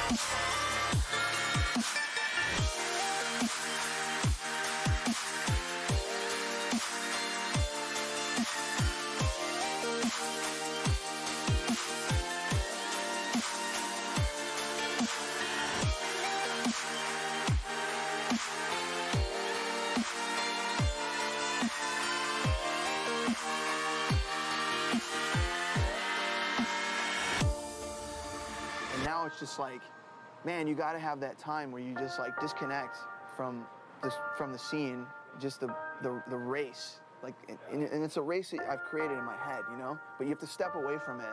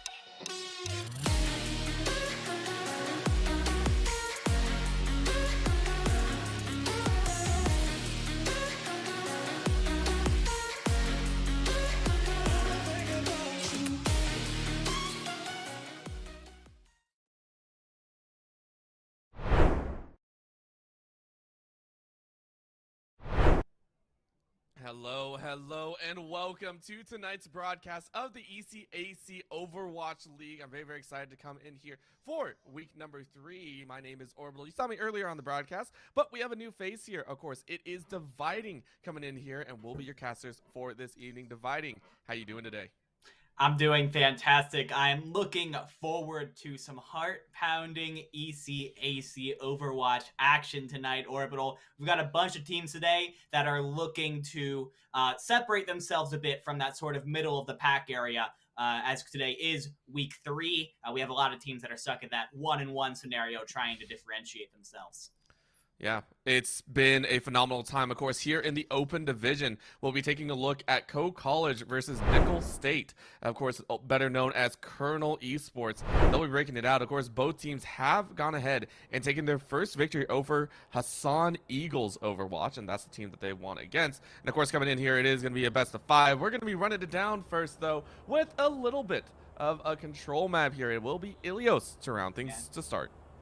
Starting off here on Lighthouse, it is one of the most open maps on Ilios, so I wouldn't be shocked to see teams playing characters that can play around the extra space that it gives it. Immediately, I'm looking at College and seeing Night Voltage on the far, and Aniance is going to join them on the Mercy. That Sky composition, the For Mercy comp, well known, of course, for being a terror in disguise. It's going to be a lot of pressure here on number 1 and Kofi to try and counter that Sky DPS composition. I also want to bring attention, before we get into the first fight, to the difference between the Diva from Nichols State and the Sigma on Bombermaker. We'll see how that affects the Always a possibility. We're going to go ahead and enter into the middle. Of course, everyone loves to try to shell out the damage early on with that wall up. It is going to be a flat line in Nichols State, getting into the middle early on, and going to cap first. Very, very quick on that movement. So now the defense is where it's really at. Up in the air, College go, but inside it's a little bit more difficult to advantage. It is going to be a push up, though. They're going to take their chances. Good damage laid out. Healed up overall. Nichols State, though, going to go ahead and get wiped out here. You can see multiple deaths as College run rampant. A few more on the other side by College, and Nichols State actually come out on top. 3 members still alive. Sassy, Bomber, and Immortal all trying to heal back up. Is not overtaken, though. 25% so far. That's what you get by not running far competition. College, it offers them a lot of amplification matrix ready. Already up on that barrage ultimate, but in order to get there, they need time to get that damage, and while that's happening, Nichols State are able to use the point presence of their short-range brawl comp to run on to point, take it early, and start getting that percentage going. So, while College are in a very strong position right now, they have many of them coming up, the Barrage, the Deadeye, both Tangleton's coming up soon as well. It is going to be very difficult for them because they need to get moving quick, and Kofi has already taken out Joker, and that's one of the main damage sources here for College. I almost want to say that was Kofi getting a beautiful shot, and I think that's what it was, right? You called it earlier. Kofi's now going to get a portal up and running. They're going to get boost out. A little bit of a bump. Night Voltage not allowed to play this game. Mortal Elf now taken down, and that's one of your big healers, again, with the ultimate not available. That's going to make it much more difficult. For the second time in less than a couple seconds, College actually feel like they have to regroup, and with 80% already ticked away, Nichols State feeling really secure with this first point. Very secure, but now College, they gotta get something going right here, right now, and Joker's gonna open things up with a high noon onto Uber, taking down the motion of speed, and here comes the Cunning Holding in the back. That Barrage is going to pick up to the Barrage, and the Hanzo goes down. It looks like College will be able to get the flip over, but 99% for Nichols State. Just one more fight will end this round. They have to be flawless, is what College have to look forward to, and with only the Sigma ultimate up and available, that's going to make it quite difficult, right? That the gravitic flux is useful, but in the tight corner, it doesn't have much value, right? You raise them up, but they still get shots on, so you got to look for that open air kind of mentality here in Nichols State, of course, but number 1 already deleted. Night Voltage gets a beautiful shot. Remember, that high noon is so specific, it's so necessary. No one else is even close. Of course, the Diva Bomb might be there at 98%. It's going to be a little bit tough. College putting up a pretty strong defense setting up a few members outside as well. Remember, Nichols State have plenty of time to work with. This is the power that the horror comp gets you. Now, people like number one, people like Kofi, they can't hide behind the roof of the point. Nichols is going to pretty much have 3 hot shots on him and putting in so much damage. Now all of a sudden, Coach College, they're up to 50%. Yes, they are. They go in with the bomb. That's going to be number one, taking out Knife Vultures. That's a huge DPS number. Anayas is going to revive, though, and they're going to try and fire in number one. Showing off a number one performance, clearing out the side. In goes the Gravitic Flux. What more can they get? Good damage laid down, but can they follow up? Co College lose one of their DPS. They lose one of their healers. They lose a few more. Nichols State get a few wives. They lose some in return. It's a high battle of damage and a high battle of health. So far, it is still contested. It's reaching 80. Co College might have pulled the turnaround. A 5-player kill streak. There's the slam from the Reinhardt. The pin against the wall as Sassy gets a kill. However, with the overtime counting, I think it's over. Nichols State were able to win point number 1. It wasn't easy by any stretch. They do pull out the win. Things got really scary there for Nichols State. It was extremely close, and I thought as soon as Beaver went down in the middle of casting that sound barrier, they were going to be in a lot of trouble. But shout out to number one, shout out to Becky. Both of them did a great job holding down the fort, even when the support wasn't quite all there, and Nichols State just barely managed to pull through here. But now we move in on to Ruins. The first thing you'll notice about this map is just how long it is. There's pretty much a straight shot, straight sight lines from one side to the other with very few obstacles to impede it, which is why longer range compositions tend to rue the day here. Co College is going to be sticking onto this fire composition, but I have to question it at this point after the first loss. Immortal Elf on the Lucio is the main person in charge of healing up those tanks, and the Lucio, the healing, is simply not enough to sustain those big health bombs. Really the alternate healer, that's what it is, right? It alternates between the speed up and the heals, and it's not supposed to be all encompassing, and of course, immediately Co College do feel that brunt of it. Anayas is going to try and keep everyone topped off, but it's so difficult. You can see Nichols State once again heading in, but a huge drop in damage. Nichols State have to ramp back up. Uber in the back is trying to keep everyone topped off on their side. Number one is going to fall, but that's the Jesus calls as well. That's both of the tanks down. Co College can't maintain the front line, and so it's a long-range battle just to take everyone out. Again, a cap by Nichols State is giving them the advantage in the timer. Not just yet, though. Very close. Kofi is down. They almost relinquish control right back into the contention. College maintaining advantage, but out of that site. Nichols State starting to slowly ramp up that point. Yeah, it took a little bit, but I think that fight really does a good job of exemplifying the weakness in this college competition.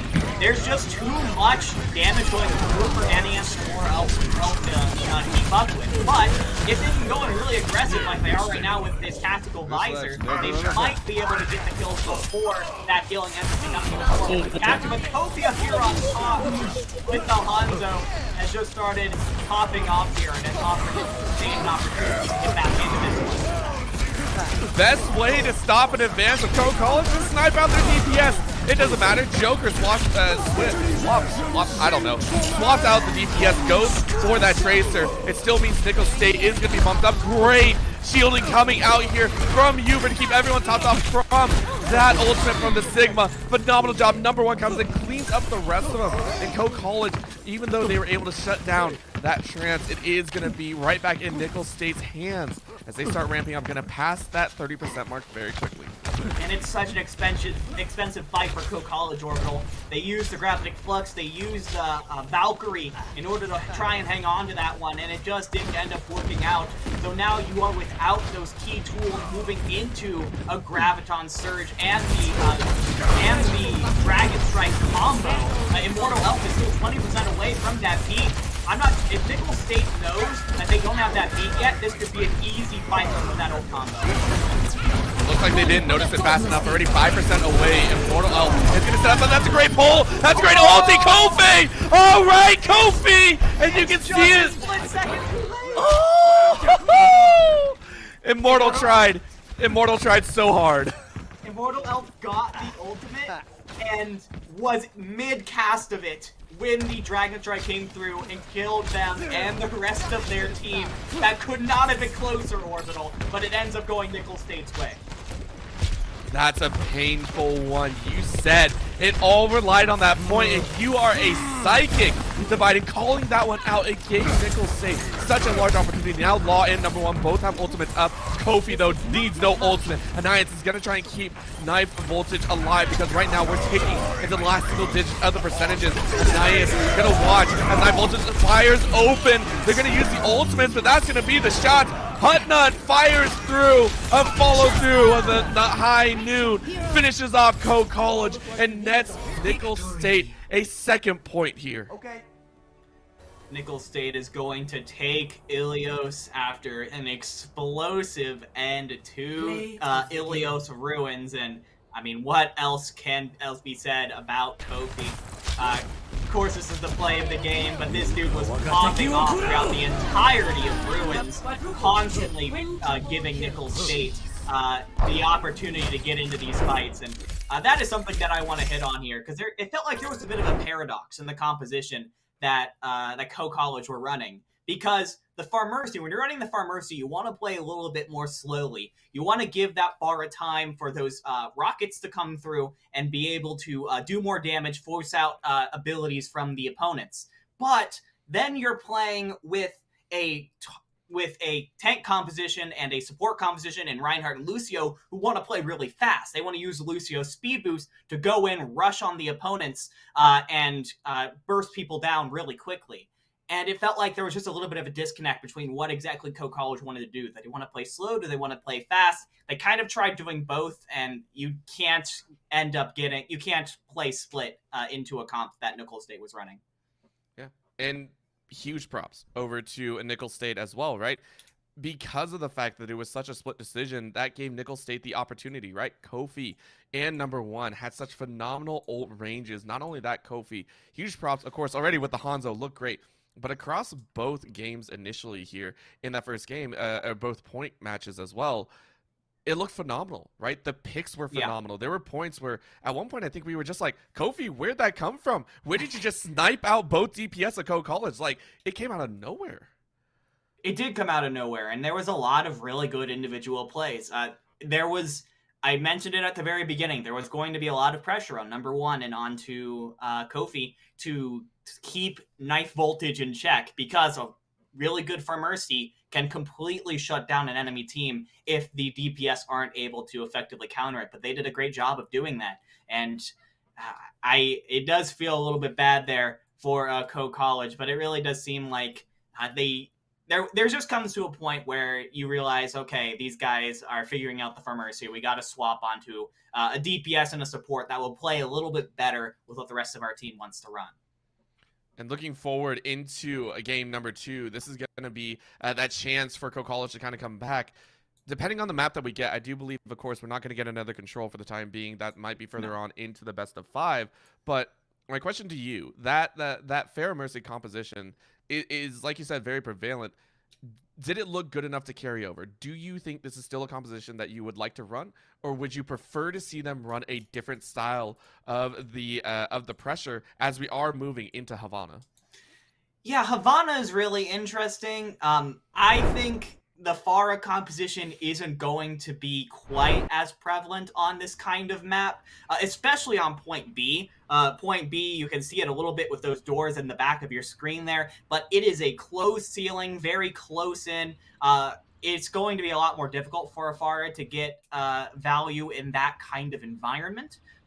I would love to see a bit of a change coming out from Co College, and if these initial picks are anything to say, it looks like that is what we're going to be getting. But that being said, they do still have some time to figure out what exactly they want to do. Let's talk about Nichols State coming out of this composition.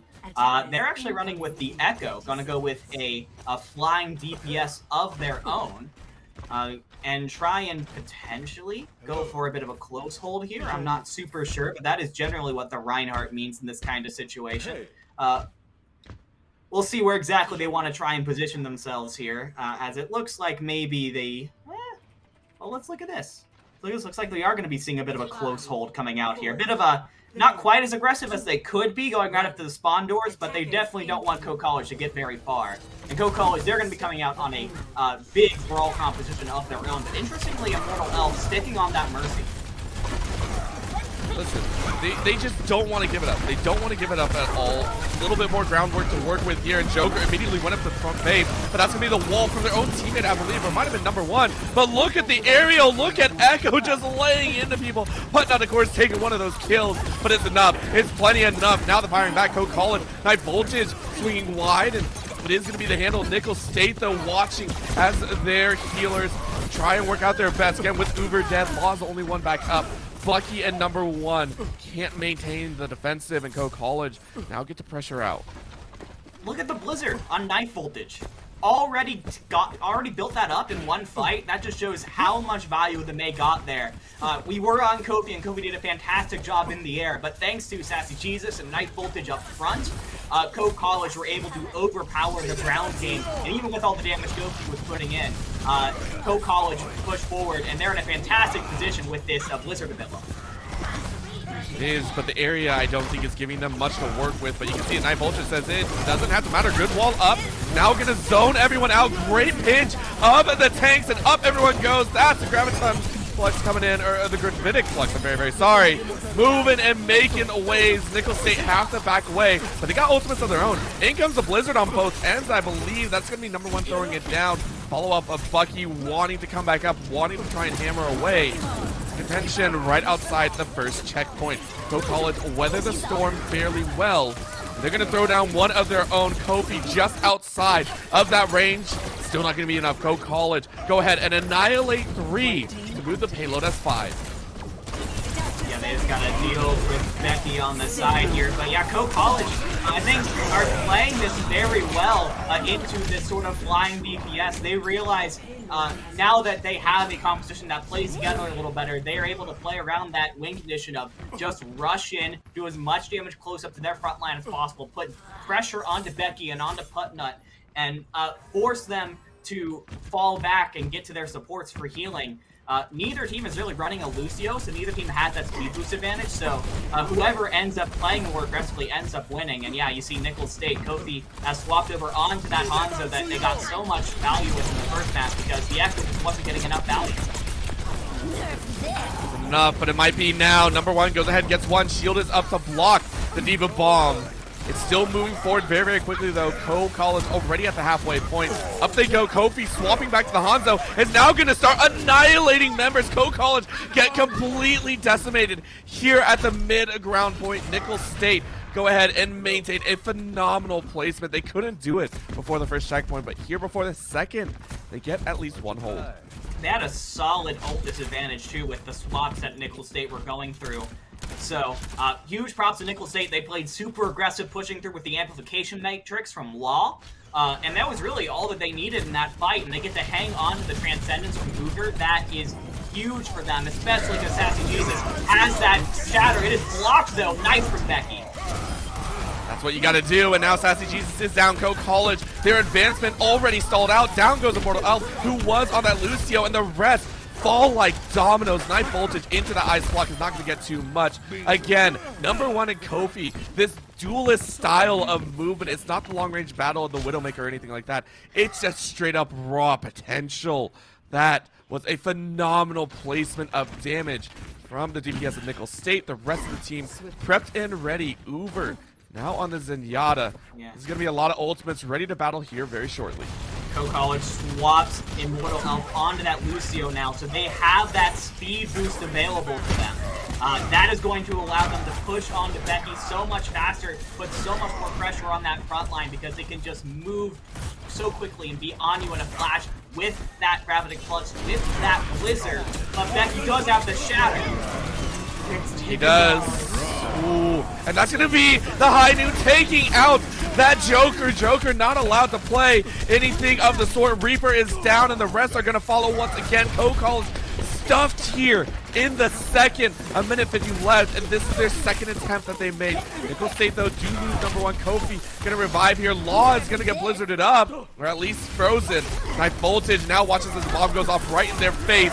is now going to fall down. Again, instead of the teams regrouping, it's just an all-out battle. Very nice charge, beautifully played by Becky. Now frozen in place, but again, it's a tank. You're not worried about it. Nichols State rally once again and are going to put this battle to rest. Coe College have got to regroup and try one more time.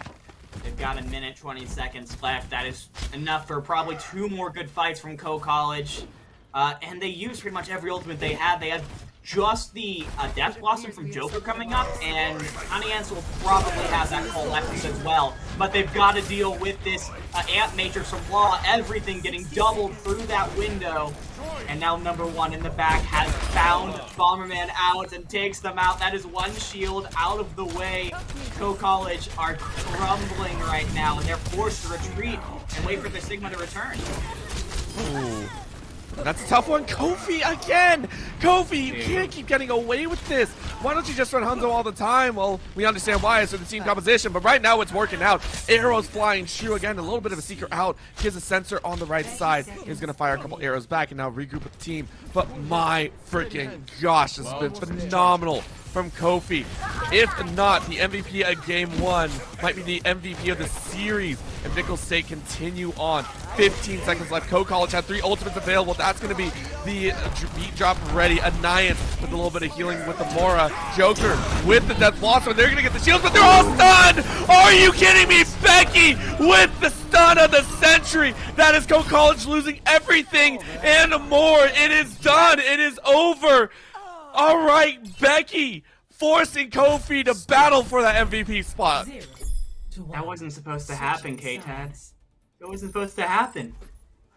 We're going to cams because we gotta take a second to unpack that. Orbital, that that was an insane amount of ultimates coming out from Nichols State. We had the Death Blossom coming out. We had the Beat coming out. We had the Colette coming out. Nichols State basically said, Coe College basically said, let's just drop everything that we have into this fight. This is last fight. We're all going to press Q at the same time. Just try and overwhelm them with that power. But Becky had the might, honestly, to just stand strong in the face of that and say, I'm going to lay you all flat on your backs.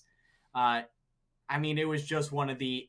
that was one of the coolest moments, I think, as a Reinhardt, to just see everyone going, oh, you're going to use your ultimates? Oh, that's cute.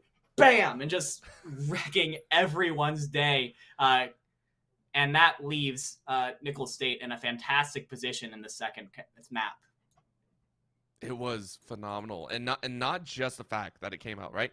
It came out without allowing them to do anything with it. Normally, you would see maybe the Reaper Blossom get a little bit of damage off. You would see the takedowns. You would see a little bit of resilience. It was spot on. It was the perfect time to be had for that shatter. It was the absolute best. And we can't keep saying that enough. Now, it is Nichols State. They're going to try and put on the aggression. It looks like they're already pushing forward. Remember, they only have to reach that yellow mark. It's 1.5 checkpoints to reach. And it already looks like they're pulling it out. We do see, I believe, an Ana coming out for number 1. Yeah, the Ash coming out from Night Voltage as well. The Ash from number 1 Night Voltage is going to give both teams a lot more of this long-range possibilities. I'm really looking forward to seeing those kind of sniper duels, but a Joker is actually going up to the top, going for a little bit of a flank. Can be very interesting here as both teams sort of scrap around the corner. Becky already up with that shatter. It could be another huge one here.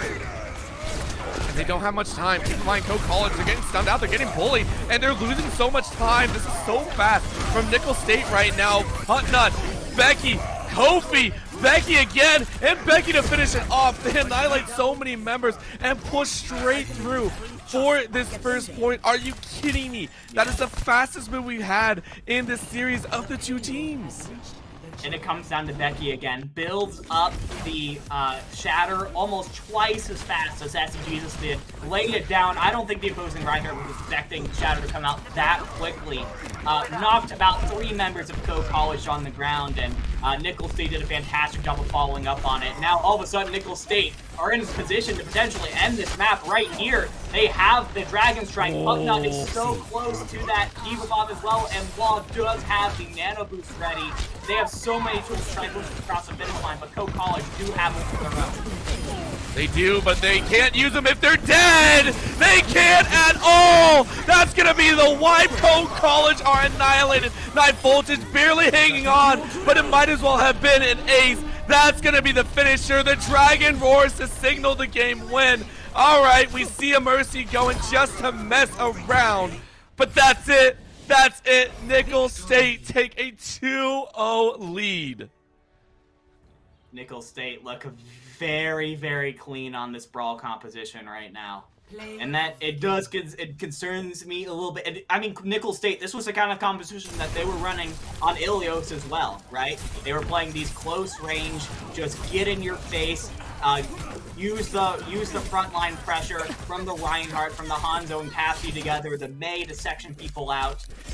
They have shown themselves over these 2 maps to be very, very good at it. Coe College, on the other hand, not quite as committed to it. They played the Pharmercia map 1, and then this time around, they decided to sort of play into Nichols State's game and play into what they wanted to do. Did end up working out too well for them. So when it comes to this map 3 pick, I'm really looking for them to try and make a map pick to show that they want to try and force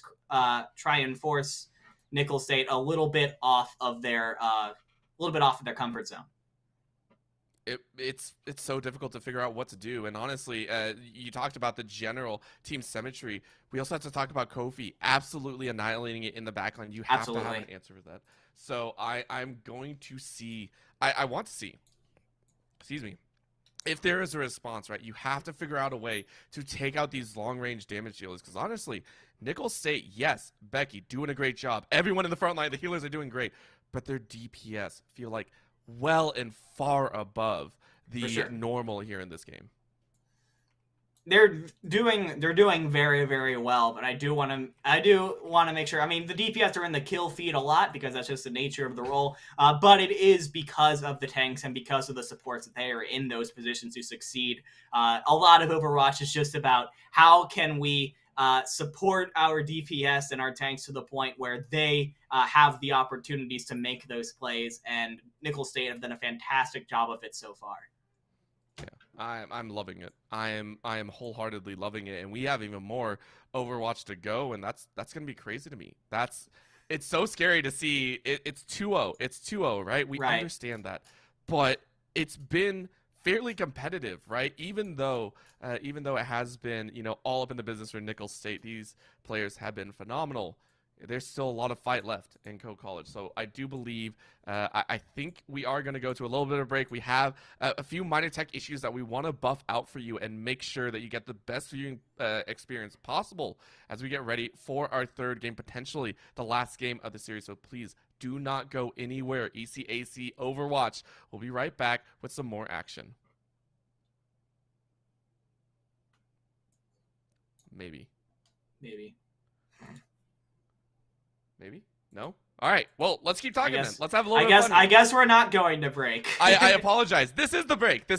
So let's break down a little bit more of what compositions you would actually like to see come out now. Yeah. So we've broken down, because this is actually what I really wanted to talk about. I didn't know if we had to go to a break or not. But obviously, we do not. We have more time to talk. I love talking, as you can tell. But we talked about what Coe College have done a little bit disjointedly. Some of the weaker steps to their game plan. What specific characters and heroes would you like to see come out for them? Because they've tried 2 distinct styles, like you said, tried the battle and then tried the Pharah Mercy composition. What other styles can they try here? Yeah, I mean, I think that Coe College, they have been, throughout both maps, they have been very loyal to the Reinhardt-based compositions. And I think what is going to help them out is going to start up front. it seems like when it comes to the Ryan v. Ryan battles, unfortunately, their Reinhardt is losing fairly heavily, at least if that Havana map was anything to go about. So a really good way to try and counter that is to swap to maybe something like an Orisa-based composition, where you can sort of play that double shield, get bunkered up in an area, and spam at that Brawl composition as they try and close the distance to you. Those kinds of poke compositions tend to be a very natural counter to what the Brawl comps want to do. And as far as Co-College is concerned, that might be your best bet here. It really does seem like Nichols State are just the better Brawl team right now. Unless they show up something huge in map 3 to prove me wrong, that is just what I'm going off of. So Co-College now has to figure out, okay, how can we change what we're doing in order to force them to be a little bit more on their guard. 100% agree with you. That is something they have to start reaching into the depths, right? Pull out that cheese that maybe you played in a game last night or something of the sort.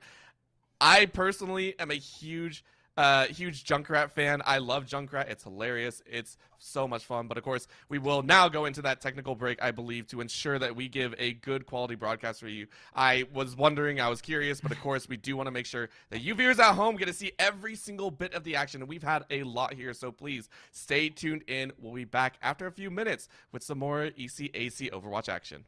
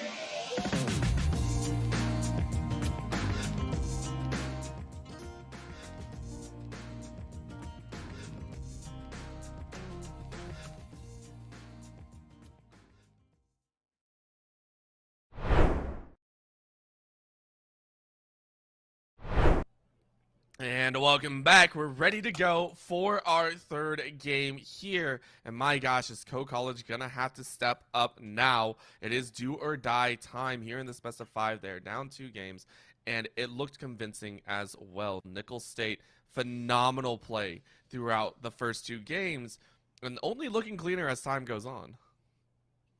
Yes, they are looking incredibly good. That Havana game from them was so clean. So now Co College, with their backs against the wall here, the game on the line, a 1-2 record at stake here. They've got to come up with something big here on Anubis. But like I said, we needed to see a comp that signaled that Co College were willing to try something new, and I think Anubis is one of those maps. I think on the attack, which is where they'll be starting, you tend to see a lot more dive, double bubble to try and get onto that high ground. Brawl is still viable. It just makes life a little bit more difficult for Co College if that is what they're going to decide to go for. Nichols State, on the other hand, they are sticking with the brawl of their own, but Law is going to give it another shot with that. Wait a second, actually, has there been a roll swap here? Law is on the DPS now, and Kofi is on support. This is interesting. Nichols State deciding to maybe get a little crazy with it. Listen, if you can flex it, because, you know, I rightly called it out before. There was an Ashe, just not the player playing it. Now Kofi is actually playing the Ashe there, or Anna. Dang it, now I got it all mixed up. Why are snipers so... No, I'm joking. Anyway, we are getting underway, though. This is going to be interesting, and that's, I think, something that we'll definitely have to keep watch for. Anna coming out here for Kofi. Again, Anna can still do a decent amount of damage, but we'll have to watch and see how they want to aggress here. First opening shots is going to be kind of that brutal all-in Joker. He's kind of sitting off on the wing, ready to snipe out on the edge. Very interesting DPS composition from Co College. Night Voltage, I'm very curious to see if how they're going to use that symmetric teleporter to try and get that extra damage onto and force Nichols State to go around. But it has been Joker on the side getting a ton of damage on, but Law is just going to seek that Widowmaker out and take it down.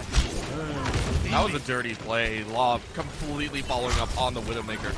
Really like that one. Number 1 on the flip side, though. He is going to try and battle up. It's going to be a staircase battle here, closer to point A. It looks like the filtering is not working for Co College just yet. They are pinched out, stuck in the doorway. It's going to make it very difficult. Now with 1 contesting. Yep, Co College, what can they do? See the Aaron up into the corner. Rapid fire of arrows. Kofi will take out a few, finishing off. Nice little shot from the back end. Nichols State getting the kills that they need. I'm on fire. Nichols State doing a fantastic job. Once again, I think they have been very adaptable throughout this entire game. They saw the mercy from Co College. They knew exactly how to deal with that. Now, Co College, they brought out Widowmaker to start out this game, and the Law knew exactly what to do, laying down the Law on that Widowmaker. No sniper allowed in this game. And Joker goes, okay, Alfred, I'll spot the cat. And this is actually really good from Co College. If they really want to stay on this brawl, and it seems like they do, the capacity is going to be much better. Staying with their team, they're going to be able to move as much more as a unit. They'll all be able to go through that symmetric teleport as one. It's going to help them just make that close range damage all the more threatening. Let's go up against number 1 Sanzo. Remember, it was Kofi that ripped up a storm with the arrows to go down, but that's going to be a draw out there. See the dragon. Nothing more to be said, but it does catch a few of Co College members. Doesn't get the kills normally see. He left up the log. Great push in after the echo, popping up a decent amount of damage. Looks like for now, as that draw has been shut down, Co College will go ahead and have to reroute back to College now. It's taking them a while to get set up on these fights too. It's been 2 fights and they're already down to 90 seconds. And College, they've got to get something done here. They want to try and commit to this. They're using the amplification matrix, but Law is nano boosted up and is just flopping those shots in. And oh no, Co College, this is just going to take more time off the clock. Oh, you can't let SSBU get picked off like that. Co College, they have so many ultimates orbital. They have everything except for the Valkyrie from Enians right now. It's going to be coming up in this fight, but Nichols State are doing a fantastic job of hiding around this brawl. And Co College, I just don't think they know how to deal with it. Gotten in, they haven't at all though. That's the problem. Uh-oh. Enians is gonna try and help out, keep that Symmetra up and ready. Now they're going to challenge in. They push in with the roll. Reinhardt gets never relies. This time they swing right. Last time they swung left. That's going to be the high noon ready to go for capacity. And they do. They get it with the teleport. In comes the breakout. Can they make it happen? Shots go out. No one really dies. And Nichols State have the perfect rebuttal. They get Becky. But one more can they get? Shields go up. That's going to be the beat drop being huge. Coke College are on point and are capturing with just seconds left. Will they complete it? Nichols State fighting back. It is contested, and it's going to be Chance. That is going to be Coke College netting the win. They're forced into a corner, though. They have to get ready. Last few seconds tick, and it is Nichols State losing their members. Coke College. It's winnable. Get it? It is winnable. Can they make it happen? The challenge is there. It's almost not done.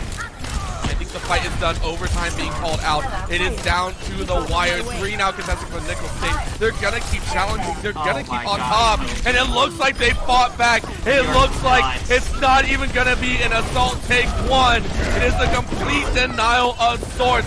Overtime ticking down even faster. But no, Coke College say they don't want it to end just yet. There it is though. Nichols State forcing Coke College to not take a single point.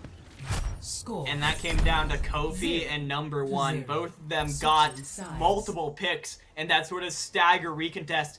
Coke College, I mean, we're breaking down that last fight a little bit. They finally did a really good job of engaging with that knife voltage teleporter. They just teleport straight to point, use that Symmetra ultimate to split the point in half. Great job there. It was really the first time I think I've really seen them use the teleport throughout this map, and it worked out really well for them. But they were just sitting on the point, taking damage from all these long-range sources from all over the point, so many angles. Sassy Jesus and Bomberman, they could only do so much to block that damage. And Nichols State, even when they were down members, they got the picks necessary. And now they are 70.4% of a point capture away from taking a 3-0 victory in this game, Orbital. This is, and with role swaps too, and a sub in Katsumi, and we didn't mention that at the start of this game, that Katsumi is a sub for this game, for this map 3, has really shown Nichols State as maybe just being a cut above. All they need is one really good fight to formalize that. Not to mention, they're also going with a drastically different attack composition than we saw Coke College work with. Coke College, of course, on that flip side, Sassy Jesus going with the Orisa. That'll be a change-up to watch. But number 1 in Law are drastically different in their attack stance, so this is going to be a huge challenge to watch. It is going to be huge. Go ahead and force right onto the point. There is no messing around. It is going to be Nichols State trying to flash in, but they already lost Katsumi. So this is going to be the firing out. Putnut trying their best to roll away in the hamster wheel. They didn't get much. They tagged a few, but not much else. It's going to quickly reset down to 0. Coke College getting forced into a corner early on. They have no rebuttal. Nichols State, though, to lose the DPS. Becky is about to get annihilated now. Becky in number 1, though, still laid down a little bit of fracture. Coke College are a little bit disjointed here. They're trying to take out that wrecking ball. They're trying to zap away. Nice is able to maintain, and it looks like Coke College have maintained for now. Coke College have maintained, at least for the moment. They just got to deal with Putnut here on this wrecking ball, but Nichols State, they will only get more powerful as time goes on and those ultimates become available. While very close to that all-important EMP, the ability to shut down the abilities of everyone on the other team is so crucial. They just need 10% more in order to get there. And then, I mean, it doesn't matter if Night Voltage has that Symmetra barrier. It doesn't matter if Joker has the Bob. They will be completely shut down, unable to do anything as Putnut is on top of them. Trying to keep Becky alive. Oh, goodness. That Reinhardt took a lot of damage there, and it is taking Nichols State a little bit of time to get set up. I think they're waiting for the EMP to be available from Law. And here it comes, North College. Oh, that's a great EMP! Catches everyone on Coke College, and they are gonna try and run. They only lose 1 for right now. Everyone else is still alive. But what can you do? Night Voltage trying to open up Law and Putnut. Annihilate away. Becky takes another, and it looks like it's enough. Coke College have got to defend to the very last player, but they're losing everyone far too quickly. It is gonna be the take. It took 1 push, but Nichols State did it in stylish fashion. 3 ultimates, 1 push, and a 3-0 victory. You know, Orbital, they say patience is a virtue.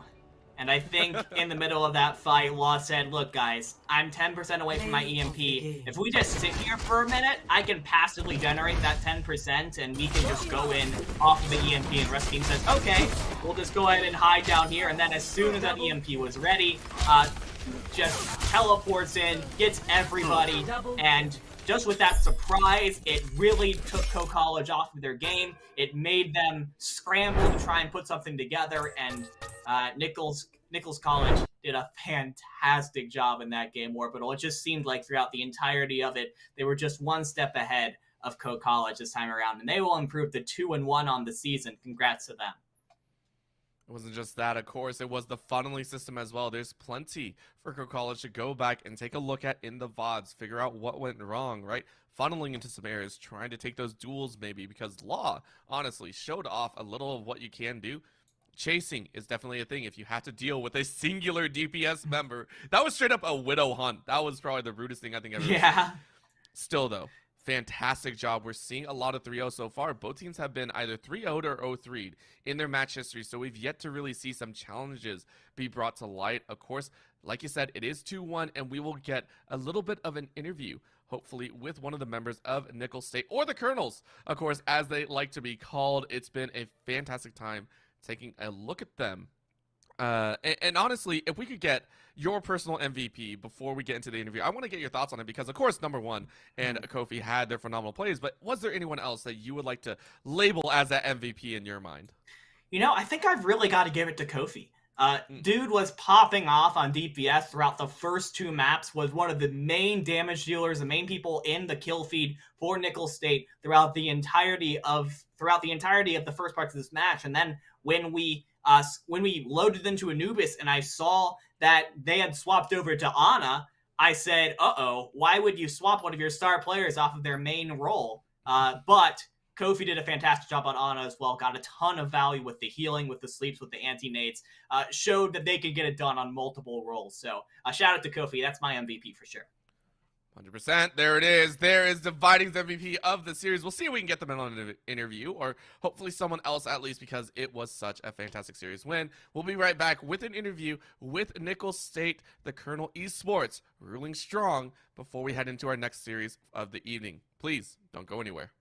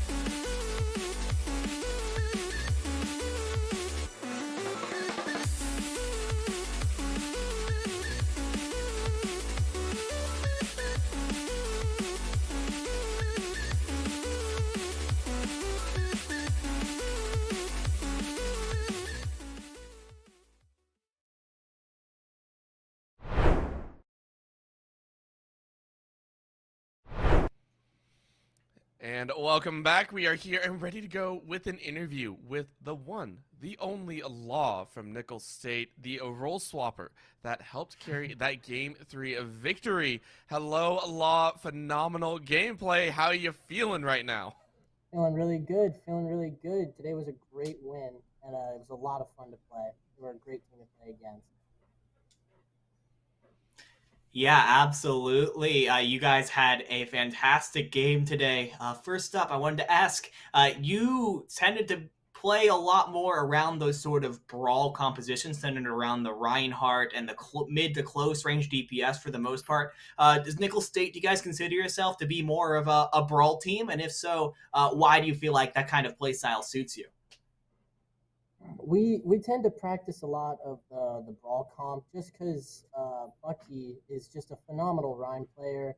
We've got a lot of phenomenal players that really help play really strong around the brawl, and it works really well for us. We practice it a lot, and it seems to really get us a lot of wins. So that's why we feel strong around it. I feel like we play very well when we're aggressive.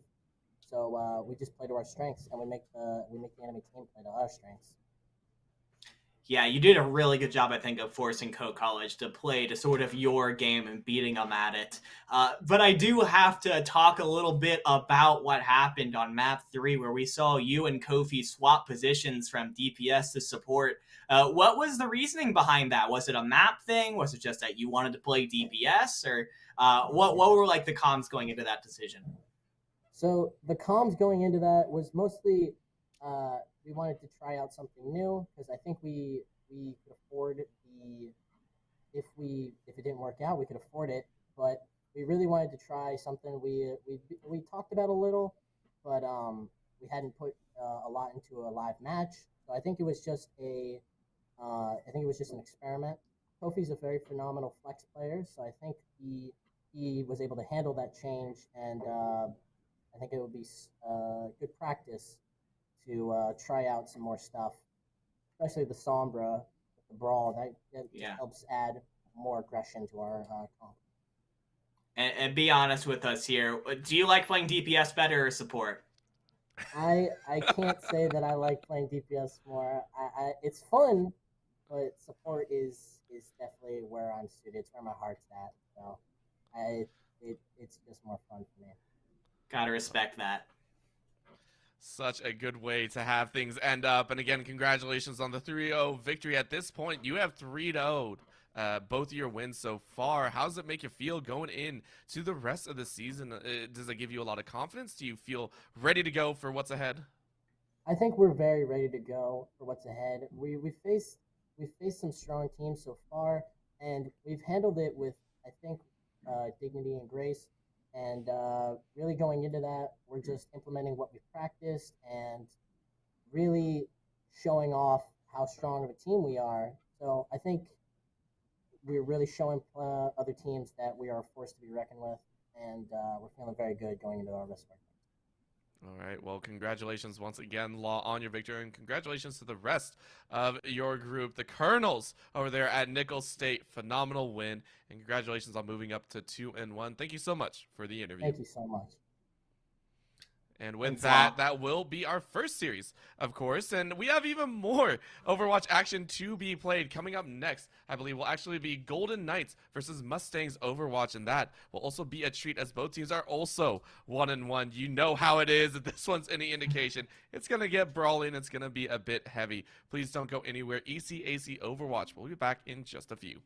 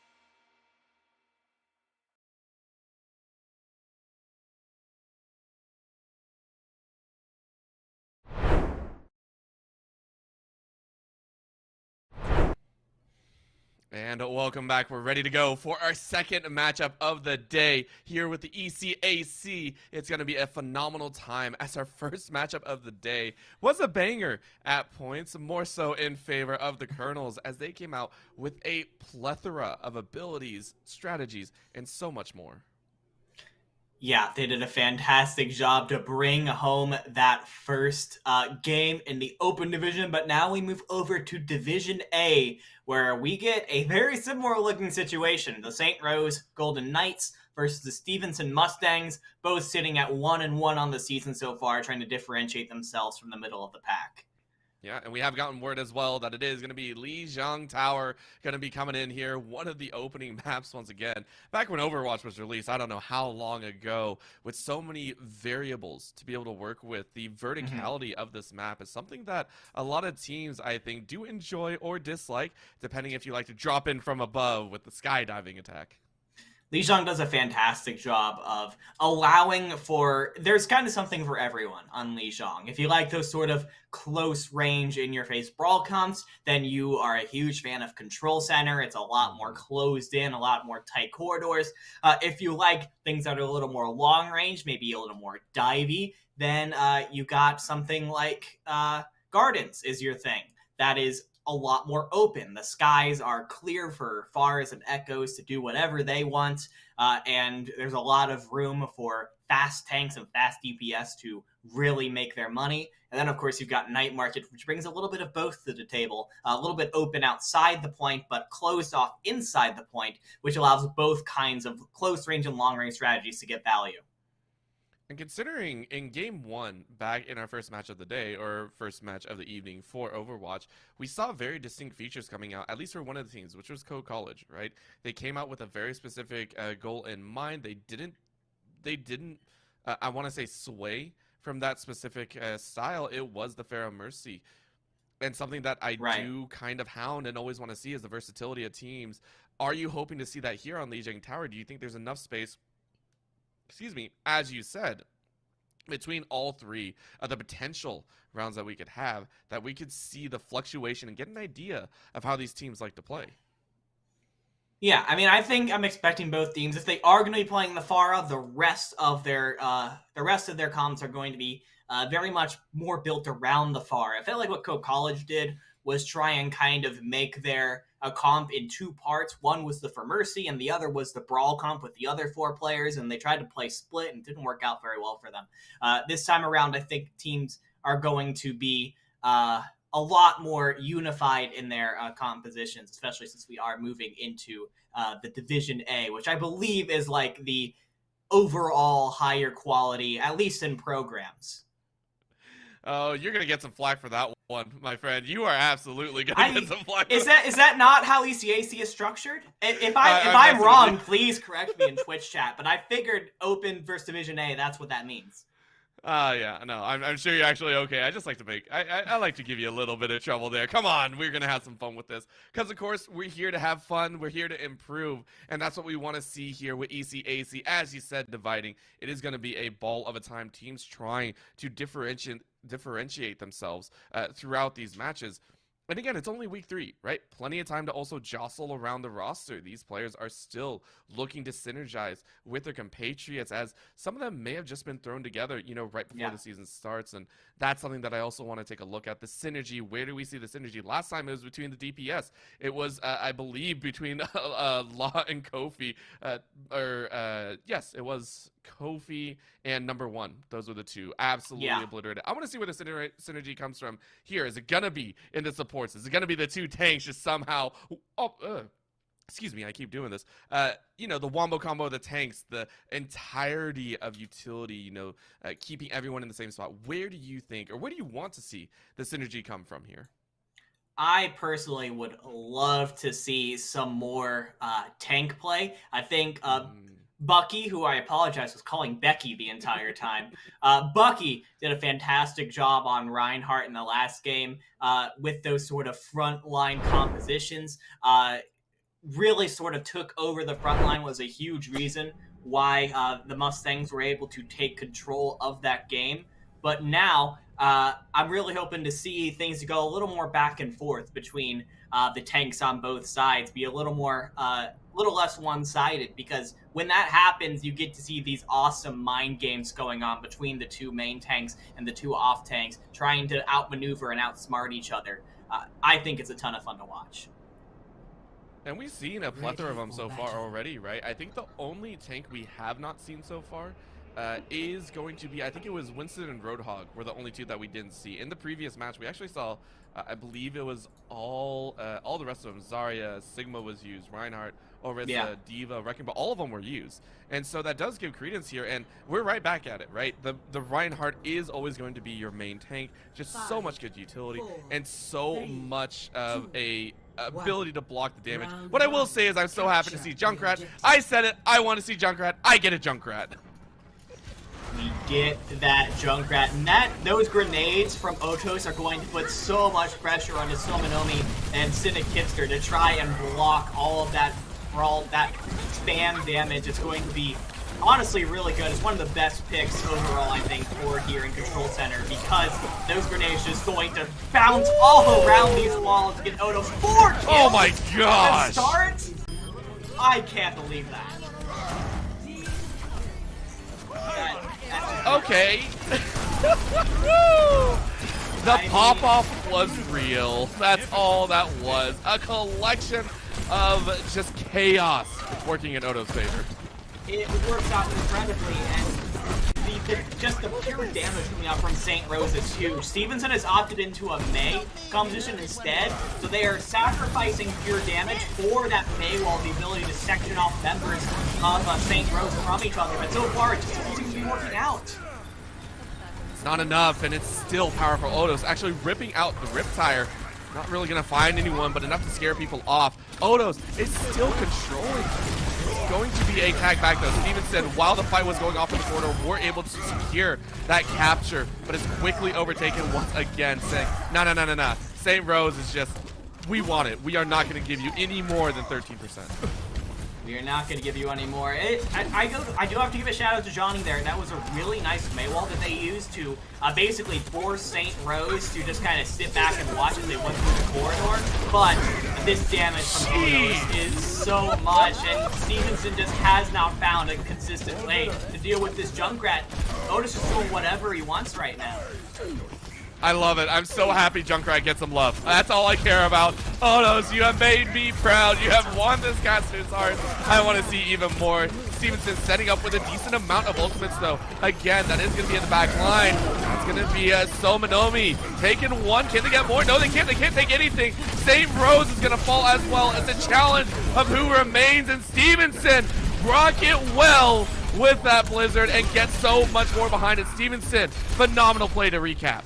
It was a good play to recap for sure, but it was pretty expensive from Stevenson having to use the Symmetra ultimate and the Shatter in order to get themselves in this position. But now that they are here, they are in a very strong spot indeed, because they can use those Symmetra turrets to sort of microwave St. Rose as they try and go in. They can use the Mei wall preemptively to split members of St. Rose off from each other, but gotta find this Riptire first. They're backing up, trying to avoid it from Otos, and they will get it. iWizard with a nice snipe of that tire is going to allow Stevenson to continue taking control. That's all that they need. St. Rose fire right back and swing hard. Stevenson with the shields are quickly bleeding dry, but it might have been enough. Clutch, Loopy, and Marquise all fell. Stevenson only lose one, and it looks like it might be the capture back at 95-96. It is still being contested. St. Rose want to push us into overtime. It is now at overtime, but it is recap Stevenson. The lay to beat for now. It's crazy how much Stevenson respected that Riptire from Otos. It didn't end up getting anything, but it forced everyone off the point because they were desperately looking around, trying to counter, trying to make sure they didn't get a multi-kill. And because of that, St. Rose now goes from around 80% to about 99%. Stevenson has no choice but to hang strong on this point right now. Into the Shatter from Luffy, and probably another Riptire from Otos. Oh, look at that damage flood in. It is almost the ace as Stevenson wipe everyone out of the ring. That's what you want to see. The capture is made and overtime is done. St. Rose with a bloodbath to secure map 1. Take it in stylish fashion. 100-76 seems like it was probably a pretty close map, but honestly, doesn't it just feel like St. Rose had control the entire time? Like, they gave up point a couple times, but it was more like they let Stevenson take the point temporarily because they thought it was better to back off and then go in for the kill later. Stevenson, if they don't find a consistent counter for this Junkrat, they are going to be in a whole load of trouble. A little bit lucky for them that we end up going on to Gardens, where the Junkrat is not nearly as effective, going to be forcing a lot of swaps out. So Stevenson are going to be sticking with that brawl, but St. Rose are going for something completely different. A sort of very fast, divey sort of tank composition. Moopy, we're going to be expecting to see this Wrecking Ball come in and try and disrupt Stevenson and their brawl, and then see Odos and Clutch on the Tracer and Cassidy respectively try and capitalize on it while the members of Stevenson are out of position. Stevenson took no time charging directly on the point. It'll be St. Rose actually testing the waters and trying their best to scatter out. Trying to flood their way in. Again, point unlocks here just in time. And no one really has control just yet. Stevenson is losing a little bit. Cindy Chipster is going to get the heal up to immediately pop out of that Diva robot. But it's going to be the damage from St. Rose firing right back. Can Clutch do it? Odos and Clutch go ahead and go on a rampage. Wizard, Somi Nomi, and Stunty are all down. And it all starts with Moopy there, Orbital. The Wrecking Ball does a fantastic job of rolling through, getting those pile drives, and knocking the members of Stevenson around. These brawl comps, they don't like being stunned. They don't like being CC'd. They like all being stuck together at the same time, almost like glue. And when the Wrecking Ball comes through and destroys all that, it becomes a lot more difficult to coordinate with each other. And now look at the swap from Stevenson. We now have a Roadhog Sigma composition. This feels almost entirely to try and counter Moopy right now. Try and use the hook, try and use the accretions to catch Moopy off guard, stun them up, take them down, and then go from there. That's the plan, but that's the drawback. Again, they still have to stack up that ultimate charge. Somi Nomi is going to try and heal up, keep themselves topped off at the best point. St. Rose, though, with the high noon, that's going to be capping at least one. Moopy finds another. Halfcraft fires away, and that's the Diva bomb done. Stevenson are wiped for a third time. It did feel like that was probably what was going to happen since those were wholesale swaps from Stevenson. They had to restart all of their ult charge, basically. But silver lining there, St. Rose used pretty much everything that they had available to them. As we see, Otis and Moopy going for a very aggressive play here. Uh-oh. It seems like this might be ending before it starts. Orbital. It's just gonna be that simple. Stevenson are watching as Wisner gets a little bit of help. Moopy fires away, and it's rinse and repeat. St. Rose are leaving nothing to chance here as they reach 80%. They want to close this one out at a 2-0. And it goes so quick that Stevenson don't really have the chance to build up the ultimate that they were hoping for. 85% counting, and Wisner, the only available ultimate there, has been taken out of the fight. But now, here come a couple more. Stevenson are desperately trying to get onto the point right now with the pulse bomb, the bullhog, the duplicate, but none of it's coming to fruition. They are stopped in their tracks. Stevenson have no answer. Overtime is being called. Clutch right back with that high noon is going to sweep out that point. And St. Rose go ahead and take victory in map number 1. 2 points taken, nothing to Stevenson. It'll be a 1-0 to kick off the series. Play of the game. Control Center seemed pretty close between these two teams in comparison now, but it really was the Junkrat that was the difference there. But when it came to Gardens, and it came to this Wrecking Ball comp that St. Rose came out with, it just felt like Stevenson didn't really know how to play against it. Like, how many hero swaps did we see from this team to try and counter this Wrecking Ball fast-paced composition, trying to slow them down, trying to stun them up, and they just never found success. That, if I'm St. Rose, I'm looking at that and I'm going, well, if it seems like they can't counter Wrecking Ball very well, why don't we just keep doing that? It very well could be their kryptonite. I would actually give that a lot of credence. Like you said, it could be their kryptonite. However, again, that was point control. You have to take a look at the rest of them. We are probably going to see a payload coming out here. We might see a hybrid as well. So many other options, right? But I would hesitate to even stay even further, right? If we're taking a look at St. Rose here, they feel like they have such a good, unique pickups for each specific map. If they hold true with the style of, hey, Junkrat for one, Wrecking Ball for another, what's to say they don't come out with that Pharah? What's to say they don't come out with maybe a Sombra style of play like we saw back in Series 1? So many great opportunities for this team to utilize. What would you personally like to see? Is there one that you think would be cheesy enough that they could pull out, or something crazy that you think St. Rose is willing to try here? Well, I think it's always going to come down to the map first. I think Overwatch is very much a map-dependent game right now. So while I can say I would love to see them play the crazy, like, Symmetra Bastion strategy where you're teleporting the robot all over the map, all over the place, it is going to come down to where exactly Stevenson are going to decide to take them. Before I make that for sure. But I do think that St. Rose have established themselves as a very flexible team early on, whether it came to the brawl or the dive compositions. They did a very good job on both. Stevenson have just really got to find a way to try and break into that, find that composition that they can definitively say that, like, this is what we are better at than them. It's so hard to be able to do that. For some teams, it's just this is what we're clearly above. And I love it, right? They have a few more games to work with. Stevenson University have a second chance, right? This is not do-all, be-all by the end of it. And hopefully we get underway here with our next map. It is going to be a fantastic one. It's going to be a very, very fun one. Rialto is going to be popping up here. We are getting every single map in the pool now, it seems like. We have not had a repeat just yet. Makes me very, very happy. Rialto is very Kings Row-esque, where you have a lot of really, like, thin hallways that the point will roll through, and a lot of 90-degree turns that it'll take. Because of that, there is a lot of credence to be had for the close range compositions once again. That being said, there is, of course, that spot at the very start of second point where the opponents have to cross a massive bridge, and there's a high ground there for the defenders to take advantage of to try and get something more long range going.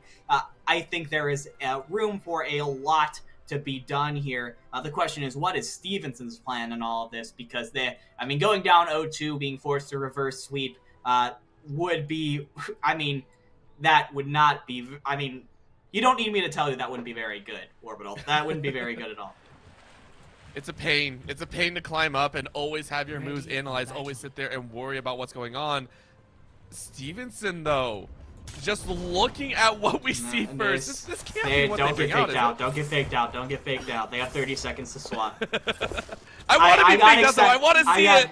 I got excited, too. I also want to point out we do have another role swap here on the side of Stevenson. Cynic Hipster is going to be swapping onto the DPS, while now Johnny is going to be tanking. It's possible that Cynic Hipster might be the pocket Torb on this team, which would be crazy to have, like, a specialized Torb player. That's hilarious to me. St. Rose, though, they're running out with that Wrecking Ball-based composition once again. They've got the Zenyatta to try and really use a Discord Orb to melt down the tanks. And oh my gosh, they're doing it with this. This isn't pirate ship. This is like ultimate pirate ship right now. With 2 turrets sitting on the point, this is going to put so much pressure. Oh my gosh, Odo's to the side. Odo's to the side. And falls off because he knows there's nothing to do anymore. That's hilarious. You take 3 pot shots, you take out the DPS, and you wreck every plan Stevenson had, but they're not swapping. They're saying we're gonna keep. Oh no, okay, they did swap. Okay, the cheese is done. The cheese is over. Stevenson, go to regular comps. Yeah, so now Stevenson are kind of playing a bit of a hybrid composition with the double shield that are going to want to play really slowly. Cynic Hipster and Wisner are going to be playing this sort of slow composition, trying to melt down the tank of Halfcraft, the health pool of Moopy, before they really go in. They've got to deal with Otto on the side here. They really don't have any consistent long-range damage to help deal with this. And they have to deal with Clutch in the backline too. There's just so many forces of damage that Stevenson have to deal with right now. there's almost too many right now. They did pick Clutch off, but it's only a singular, and Odos is still on this Widowmaker. There's been no answer for this aggression. Johnny now going to come back up. Stunty is going to try and walk in as well. About half health and firing up. Rule Booker is going to get annihilated as Stevenson find the 2 lurkers. It's now down to St. Rose. They have 3 ultimates ready. Are they going to launch it? A chance. Firing away they go. Stunty taking quite low, but Stevenson firing right back. The push is good, and St. Rose are going to have to back up and relocate. The slow push from Stevenson, I was questioning it for a bit because of the fast pace of St. Rose, but it looks like thanks to Cynic Hipster getting a nice 2K there, they will be able to push through the end of Point B. Maybe. Halfcraft is saying, maybe put a little bit of a pause on that as the Gravity Flux comes in, and Odos is in one of the strongest positions you could be behind enemy lines right now, and has been taking pot shots at the CTS line. They make it look so simple, but in actuality, Odos still swinging hard, gets the Hanzo, gets the healer in the back. Way of Will is dead. Halfcraft backs it up with a beautiful Sigma mirror kill. St. Rose go ahead and stop it just shy of first checkpoint. Just shy. Oh, and Wisner goes all the way in the back to pick off Odos there. And that's going to be good, actually, because this actually lets Odos sort of reset their position, able to be not behind everyone for a minute here. Stevenson makes another swap here, moving on to a Winston and a Mercy to try and play a little bit faster. But, oh my goodness, this is just all the swaps of Stevenson, just like first map. It just feels like they're not fully sure how to play around this Wrecking Ball comp, these Widowmaker comp. They can't close the distance! Oh! Oh! Oh my gosh! Odos doesn't care! Odos has the pocket mercy and mows everyone down! That wasn't even a chance. Stevenson get obliterated before they can leave the spawn. That's just what a good Widowmaker can do. Orbital, it can completely shut down again, completely take it over. Stevenson, they can't close the distance on Odos, has almost no way to do anything. Now finally, Wisner is going to take the Widow duel, but it might be too little too late. With 20 seconds left on the clock, Stevenson has to make something happen now. They can't let Johnny get DMAxed, but Will is going to get taken down instead. The Baptiste goes down with Ant Matrix at the least opportune time. Stevenson are in a rough way. They've got to touch in 3 seconds. They barely get on. They're going to try and chase out the Diva. Annihilates Odos, and they're on overtime. They have to push as a squad. But you can see it's Zenyatta popping the ultimate, keeping everyone a little bit topped off, pushing everyone else into a corner. Stevenson lose their healers. They lose Somi Nomi. The Wrecking Ball is dead. Overtime is going to tick down. And not a point cap. St. Rose storming ahead here on the defensive. Yeah, I can't believe Odos had that Widowmaker this whole time, Orbital, and didn't tell us. That was apparently there might have been an agreement for Ryan v Ryan. Moopy is a little bit sad about that one, but I mean, that's just how it goes sometimes. If there's a Widowmaker that's just feeling it, they can just completely take over the game. Odos had full advantage of high grounds, full sight lines on everyone from Stevenson. Stevenson had no real ability to close the distance on Odos and disrupt their rhythm. And so, I mean, if your Widowmaker is just hitting headshots like that, there isn't a ton you could do other than just really hunker down behind shields and deny those sight lines, or go for a Widowmaker of your own. And Stevenson, they were just too slow to adjust. That being said, Wisner is going to be on the Ash from the start now, so a bit of a sniper duel. Still advantage Odos, but a bit of a sniper duel from both sides now. Will make things a little easier for them, force Odos to play a little more measured. I don't think Odos cares. You can see it. The Widowmaker right back out, and Cynic is still going for it. Going for it again. Now on the defensive, and of course, Ash coming out here. Wizard's going to pick that one up, like you said. The Orisa is going to follow through, and it's going to be a little mix-up. We're going to see if they can play it off.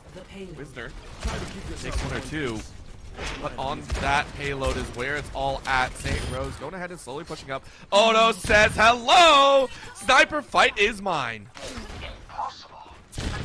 And that's That's so disheartening for Wisner right now. Trying to stand up to Odos basically by themselves and get taken out immediately. And now the dive comes in sort of from St. Rose. They get up on the high ground and Odos is ready for when anyone that Arisa's slowly backing up behind that corner.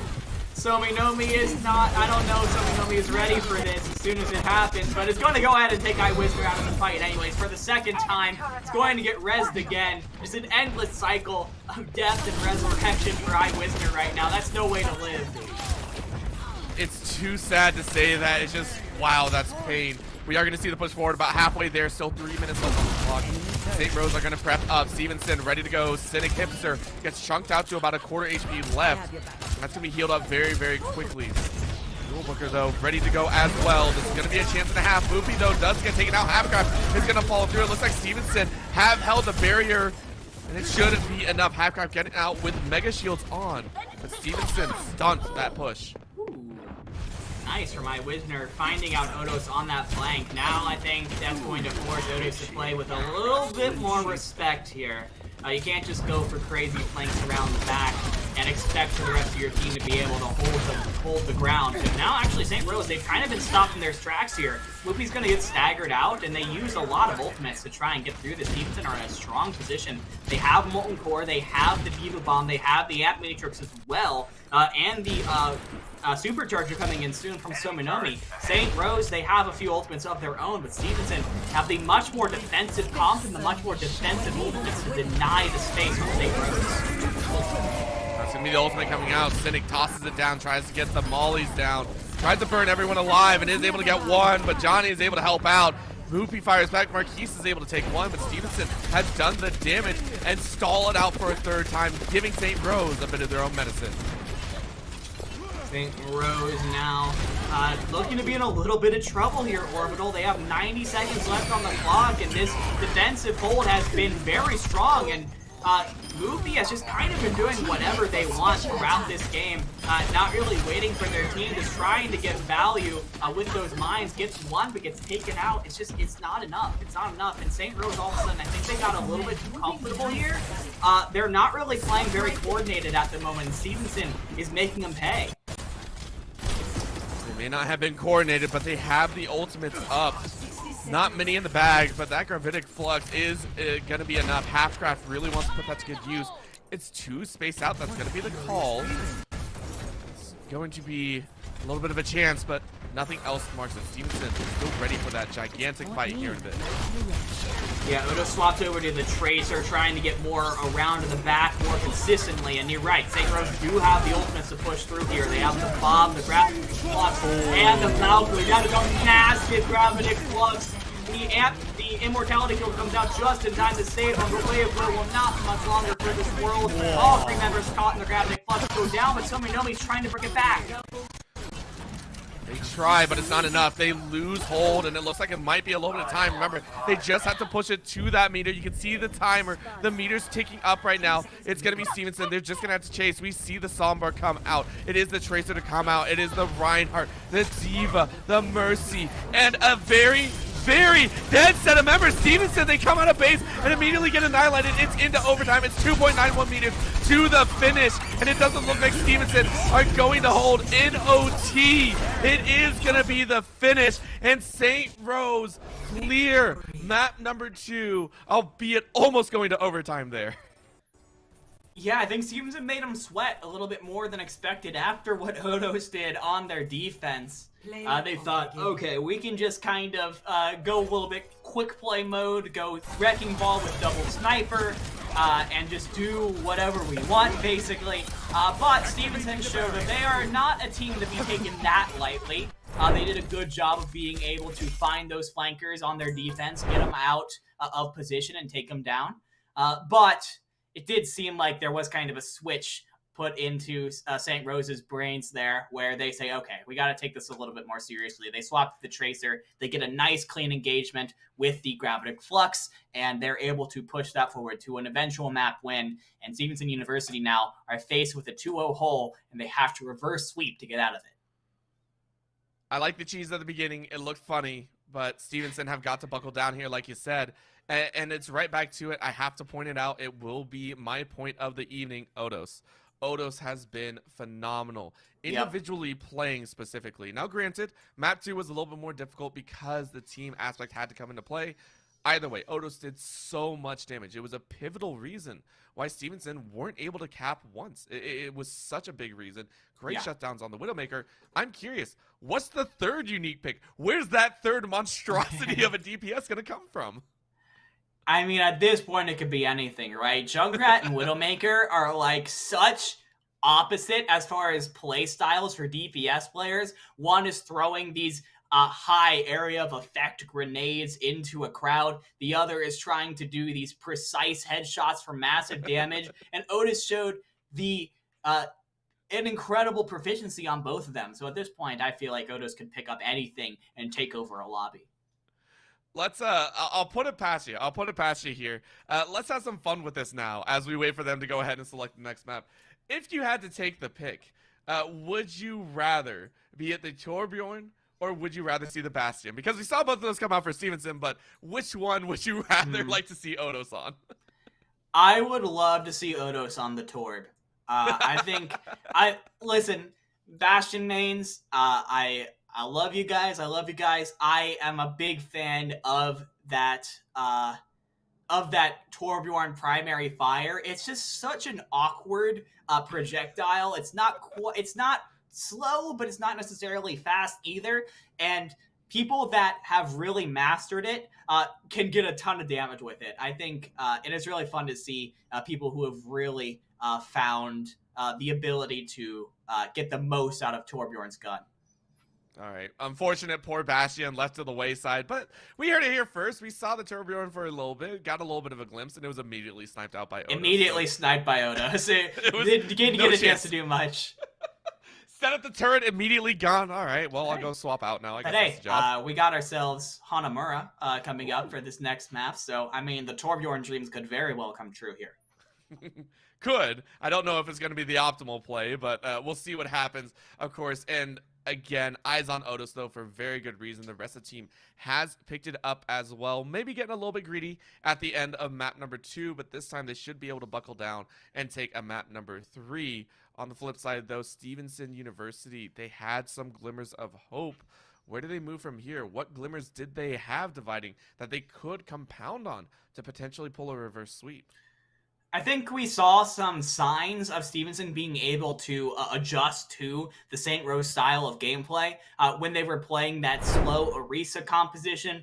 They did very well at just planting down on a spot and being able to keep that space and find out and take out the flankers that St. Rose sent to their backline. So I think honestly, and a Hanamura defense seems pretty well suited to their strengths. It's there. The pieces, the components are available. You just need to find that mesh. As we do get a little bit of a change up again, the triple sniper is still coming out for St. Rose. It worked so well before. But we do get to see the Winston, finally, the final tank to make its appearance here tonight with the ECAC. Yeah, why not? Yeah, why not? Just why not? Why not go for a Genji and go for a nano boost, nano blade based composition? That, I mean, if we get to see nano blades from Rulebooker and Odos coming into this map, that would be, I mean, that'd be just so much fun. That'd be so much fun. Stevenson, though, they're going to be trying, if they stick onto this Symmetra, I'm almost certain they're going to be trying for one of those Symmetra compositions where you use the teleporter, go straight to point, set up the Maywall, set up the Symmetra turrets, and just try and hold on to that point for as long as possible. Loopy kind of messes up the mistake a little, the escape a little bit, and is forced to use the bubble. That is a significant resource use. Painful resource use, but Clutch is ready to clutch it up and help out. Takes out one of the healers in the back line. Straight in the middle to go. Odos with that block is going to throw out the shurikens, getting a couple of hits. Rulebooker is going to take out a bit of utility. We'll finish that one off as quickly as possible. And the challenge has been made already, a third done. It's going to be Stevenson flying hard and true. That's going to be the Genji taken out by the Reinhardt, but follow through from Halfcraft as St. Rose are trying to double up. It's still so crazy right now as the jiggle works, and Johnny barely survives, but not any longer. Stevenson wiped out. In all fairness to Stevenson, the idea was there, it was effective. They TP'd the top left high ground there and tried to get on the point from there. And that point presence of the Reinhardt, the May, it allows them to get a tick online. So permanent point progress is theirs. But as they were holed up there, they didn't really get a chance to build the ultimates that they wanted. They're pretty much just working with the Diva Bomb here. Their DPS ultimates are coming up in a bit, but it's just not quite there yet. And, oh no, Clutch just has free reign. Clutch, Halfcraft, and Rulebooker. Odos gets in on the action. Odos wipes everyone out. And then an unfortunate fall off the edge by Johnny. That'll be Stevenson once again resetting here at 50% on point A. This is tough, because this really feels like a bit of a restart of what we saw on Lijiang Tower, where Stevenson are really trying to play this brawl comp. They're really trying to rush members of St. Rose, trying to help them out. Uh-oh, they don't see Odos in the back here. They don't see Odos in the back. They use the teleporter, so they are spared from the blade for now. But there's just so much damage coming in from so many sides, what I was saying, Orbital. And now they have to deal with potentially a blade from Odos coming out. Johnny gets a great ulti off, but can they follow up with it more? Maybe they can. That's going to be DPS is down for St. Rose. Stevenson maintained the DPS and tanks. And it looks like they've already clapped in on it. Phenomenal job by Stevenson to push in for point B. Effective Symmetra play from them. They're able to use a teleporter just before Odos was ready for it. And now they're going in for a quick one, but here comes the Odos Widowmaker. They still don't have a really good problem for it. Now Clutch up top on the Ashe is doing just as much. They all turned to look at Odos and they forgot to look at the second sniper on the team. Clutch, more of them pulling their weight, and just a couple stragglers left on Stevenson. Looks like this quick point attempt from point B is going to be rebuffed without even a tick being captured. And that's rough. Stevenson had a phenomenal push from A to B and almost got it off. And to be forced to reset all the way back down to 0 gives a breath of fresh air for St. Rose. Stevenson, though, keeping with the same. Again, the Symmetra worked for him, and now they're going to try and trade it out for that Cassidy and also to a Sombra. Remember, this feels like it's going to be there for the next 2 minutes if they want to utilize those ultimates. Yeah, if there's a time to swap, it is now. I like this swap from Stevenson. It might not be the strongest to start off, but Winston and Kiz, Hipster, Sominomi, iWisner, they get their ults online, they'll be in a very strong position. Here comes the battle, first one of a very long time. Moopy goes into a rage, is hacked, and barely can get back up. That's going to be ulti wasted. What a phenomenal hack. Forcing that Winston out of the fight is now going to get, and watch as Odos falls. Sominomi breaking open this fight. Look at the electricity zapping everyone low, but it's not enough. Stevenson with the overshield, gonna watch as everyone sleeps. Sominomi gonna get onto that point, gonna try and contest it. Capturing very slowly, a great shot from the Cassidy. Great clearance as St. Rose falls, one by one like doves. Moopy, next one to fall. Clutch is going to go down. Odos with the revive, can't get even close to the site. Stevenson, though, unable to cap, means they are still forced off once again. They're still fighting this right now, Warville. This is such a weird fight because Stevenson is winning, but they spent so much time off point just basically trying to isolate and take down Odos because they respect that Genji so much. They don't really get any point progress started until just now. And St. Rose, they're forced to stagger on, but their ultimates here. Odos does have the blade available to them. Halfcraft has the bomb. This is very winnable for St. Rose right now. It is very, very doable, but you can see Stevenson stacking up. Again, it's all about who can individually win their battles. St. Rose with 3 available. Diva Bomb ready, so is the Winston ulti, and that's going to be the charge. In goes Winston, the mad scientist. Is going to try and charge in, but you left the site unattended. St. Rose try and prep up. Stevenson losing their DPS, and looks like the hold is met. It's going to be 140 left on the clock. Shout out to Luffy there with that jumping in with that Primal Rage. Did a fantastic job bouncing the members of Stevenson around, forcing them to separate from each other, muddling up the communications, and Stevenson ends up falling. But like we said, they got a tick even without having any ultimates online. That is a huge boon for them. And now they are coming up on that all-important EMP, on that Deadeye to try and combo with it. Stevenson are in a very strong position, but there's the Nano Blade from Odos just going in. Oh, there's the rush, the elimination. It still a hack to be made, but the damage is on Somi. Nomi really didn't like that blade, and Wisner goes, what the heck just happened? I mean, and that is what the Nano Blade does for you. Oh no, actually, look at this. Cynic Hipster actually used the EMP. I think might have died mid-cast of it. Oh. That is such a massive loss for Stevenson Orbital. They needed that EMP online to shut down the members of St. Rose. Tried to use it to shut down Odos, but Odos could not be denied. Stevenson now has to use the Deadeye without anything to combo with. Nomi's coming up on the Shatter, but you swap to that Sombra for the EMP, and with 20 seconds left, you're not going to get one. You gotta rely on good old skill, clutch. Able to take out Johnny's mech, that's gonna be the Diva down. It's now or never, you going for the break. You get two, you see St. Rose fall. They have gotten annihilated. It's only Johnny down and Stevenson. This is gonna be the push. St. Rose have got to defend with 3. Can they maintain it? Halfcraft runs out and forces it out, but the pin against the wall is good for the Reinhardt. That's gonna be Stevenson. Nomi trying to make the play of the game, but can't make it happen. Stevenson put up one heck of a final battle, but it will be St. Rose taking it on point B. Wow. I mean, there were so many fights there on point B Orbital where it felt like Stevenson had the initial picks, the initial fight to be able to potentially turn this into a full Hanamura capture. But they just weren't quite able to get those clean picks because of people like Odos, people like Moopy, like Halfcraft, going in and getting those little picks before they go down. You need a clean fight to win these point B engagements because the defender spawn is so close to the point.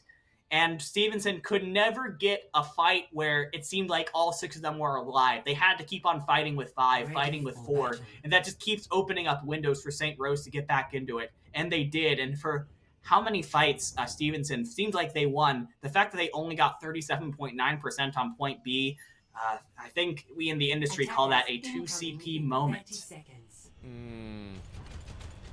never fun to be told that. But now they get to defend. Stevenson setting up once again with that Torbjorn. Cynic Hipster, last time it didn't work as well, but now on the defensive might have a bit better luck with that turret, at least for the early damage. Prep time is available. St. Rose are going to be in for a little bit of a rude awakening. Once they enter in. The Ash and a combo will be a little bit different, but it's a major swap up of the DPS. Odos says, let's do it. Let's go right back to the Genji with the Cassidy to boot. Yeah, you're going to be continue to play around that Nano Boost combo. Rulebooker and Odos are going to be looking for them to connect at least a couple of times to start here, but the Dwarf Turret from Cynic Hipster is going to be deterring Odos from being able to do whatever they want, and it comes to great effect in that first fight. The Dwarf Turret actually ends up taking Odos out, so that blade charge actually gets paused for a second, but the Resurrect is in, the 66 is back on. Never ending as the Flush goes ahead, takes out that turret that was causing so many problems, and the rest of Stevenson actually have to fall back as St. Rose are able to make it on. Odos playing the jiggle around the rock as best they can, trying to build up that ultimate charge. Not landing any hits, so immediately backing back up. Nice block in the aerial territory, but moving from the side, again knocks out this turret, and that's going to give access to the back. Odos is going to try and swing wide. Barely takes some damage, but unfortunately almost falls off. Is going to climb the walls, is going to survive. Let's take a look somewhere else. Clutch is going to layer in. What more can they get? Barely any damage. Halfcraft is going to follow through on one. Stevenson are watching as St. Rose fall to their bullets. And look at all this damage the Cynic Hipster's Dwarf Turret is doing right now. St. Rose are not doing an effective enough job of scouting out this turret and getting rid of it, and because of that, Cynic Hipster is going to have Molten Core in this next fight. St. Rose's DPS, they're only halfway up to their respective ultimates. They're just not getting the value, and there's another Dwarf Turret kill for Cynic Hipster. That just shouldn't be happening, Orbital. The Torb Turret should be getting damaged. It shouldn't be getting this many picks. And now Moopy's going to swap over to that Wrecking Ball, trying to move a little bit faster, get on top of that Torb Turret a little bit quicker. But now, of course, they also have to play into the Molten Core, into the Deadeye, into the Supercharger with Sominomi. This is a lot. Oh, yes, they do. Wisner only gets one, barely gets a kill. Boopy able to take down the turret, and with the Wrecking Ball is going to try. Beautiful shots by Wisner to take out Wrecking Ball and to follow through on Clutch. This is all you need. This is Cassidy at full power. Already used the high noon and already back up to 50%. This is Wisner's game to play. Everyone else is just living in it. And this, I think, is what Stevenson needs, right? We've said this entire game so far, it's just felt like Odos taking control, taking over the entirety of the match. Stevenson needs players to be able to stand up to Odos, prove that they can stand even with St. Rose, take trades, take Odos out of the fight occasionally. And both Cynic Hipster and Wisner have done a fantastic job so far of being able to do just that and not use very many ultimates while they're at it either. Stevenson could very well have all 6 ultimates in this fight, which is huge because St. Rose has swapped almost everything to go for a Ryan Symmetric competition with just a minute to go. I think St. Rose is getting a little desperate here. They've fallen into that desperate time. It's going to be the ultimate call. People bomb drop. What more can they get? The wall comes up from Way of the Will. And they fire away Molten Core everywhere, slaughtering St. Rose where they stand with 45 seconds left. I'm not sure St. Rose have any sort of option or chance to take this point A. I was on board with that until Stunty used the beat. It was very unnecessary for that fight. It was used when the fight was basically over, and now you don't have any support ultimates for your side. And that opens things up here a bit for St. Rose. They're still a little bit off. I think they're going to go for a little bit off of any ultimates of their own. Rulebooker is pretty close to that Ant Matrix, but we've really just got to see a smart TP play here from St. Rose. This is their last shot at this first point without getting taken out. They actually have to give Stevenson space to respect the supercharger coming in. But Marquise, they have to touch, they have to get something done, and they're down to Lucio. No Lucio, no healing. Overtime is counting. They have to stay on this point as long as possible. Wisner is almost left untouched. Here comes the high noon, and it looks like it might not be enough. That's actually a great clear from St. Rose. They're able to take out 2. Somanomi is down, and it's blocked. It was blocked. St. Rose have done it. They've at least stayed alive for the time being. They have all 6 on this point. Can they clear everyone out, though? Yes, they do. It looks like they've done it. St. Rose have pulled off the impossible and are going to count 2. They need to get that 3rd. It's all but a shoot in. Are you kidding me? St. Rose get a point. In that one, when Odos was not looking to be at the top of their game, it ended up being Rulebooker that ends up doing the final push. That amplification means was so good. Now they're pushing on it. They're going to try and end this game right here. The teleport was so good. I think it surprised Stevenson pushing out the Diva, keeping that point unlocked, but it's going to be a chance back. St. Rose get annihilated in response. Stevenson ready this time around. Oh my god, Rulebooker has another Ant Matrix? That's crazy. It's 3. That's it. Victory. That was so fast. St. Rose, once they saw a hint of weakness from Stevenson, they just pounced on it. And 2 Ant Matrixes in 2 fights from Rulebooker shows just how much value that Baptiste was getting in that fight, Orbital. Odos absolutely takes the day here, but Rulebooker got him through to the end.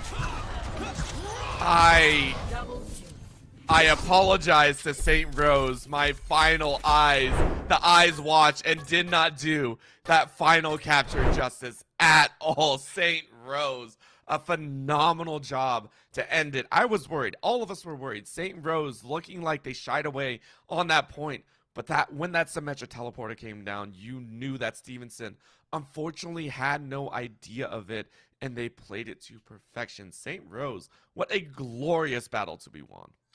It was glorious. I do want to give a shout out to Stevenson, of course, after losing 3-0. It does feel bad, but they did show a lot of potential with those Orisa Diva Torbjorn comps. They seem to be a very defensive team. They're very good at these defensive compositions that are focused on just sticking your stake in one spot and just sticking... I'm saying sticking a lot, and staying there and holding that space for a long time. They did a fantastic job picking off the members of St. Rose as they tried to go in. You force them to change strategies like twice before they finally were able to push through. I think it does suck to get 3-0'd, but there was a lot of encouraging film there for Stevenson to review. There's always plenty. So many good points. And again, I will say, like you pointed out, that Torbjorn completely surprised me. Did so much work in the early stages of the map 3. If they can refine it, if they can refine that type of composition, be able to mold it and adapt it to other maps as well, that could be a true force to be reckoned with. But, of course, St. Rose crushing it here and having a phenomenal time. So many awesome moments. And of course the role swap, I believe they also had one as well. So many crazy moments. We'll get an interview with St. Rose, get an idea of what was going on behind the absolute madness of Odos and the rest of the squad. Don't go anywhere. Interview here with ECAC.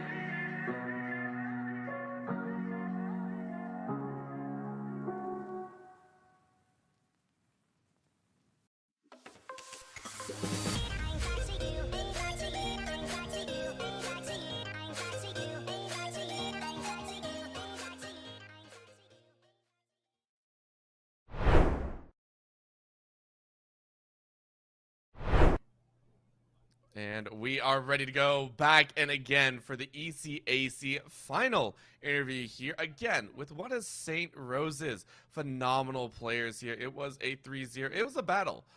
Giving a lot of credit over to Stevenson University there. They made it so challenging. But of course, we do have Rule Booker here, I believe, going to be bringing in a little bit of information here because they had a phenomenal time. Rule Booker, how are you doing and how are you feeling? I'm doing great. Feels good to win. Feels good to play with your friends.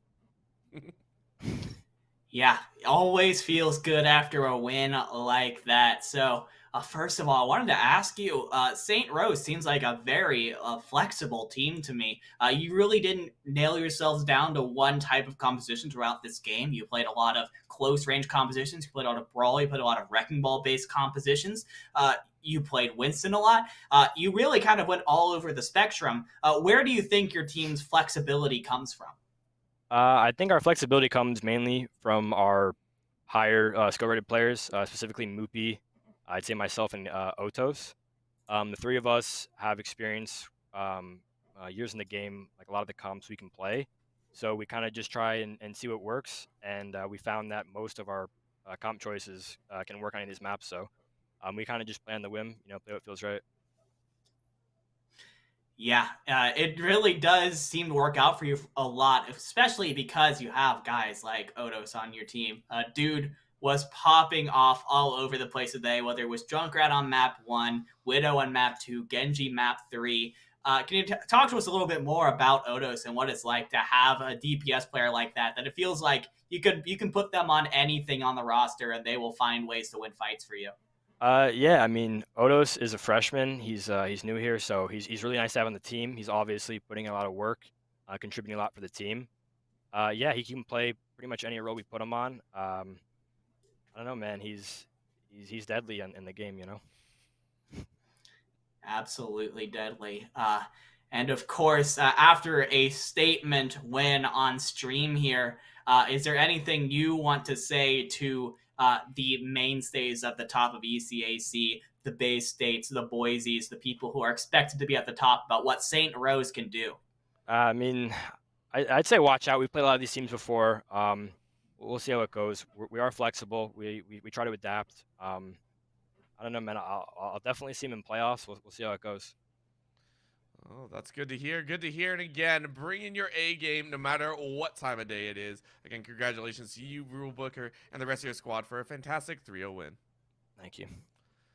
With that, we'll go ahead and close out this broadcast, at least for the Overwatch side of the ECAC. Thank you so much for tuning in. It has been myself, Orbital, with Dividing here on the broadcast. We had a fantastic time with K-Tad running our production in the back, and I believe Cool Scoots with the observations. So it's been a phenomenal time, but there's still more ECAC action to be seen after this broadcast because we will be taking a look at the student broadcast after that one and see even more ECAC action around the entirety of the collegiate scene. Thank you so much for tuning in and have a fantastic Bye.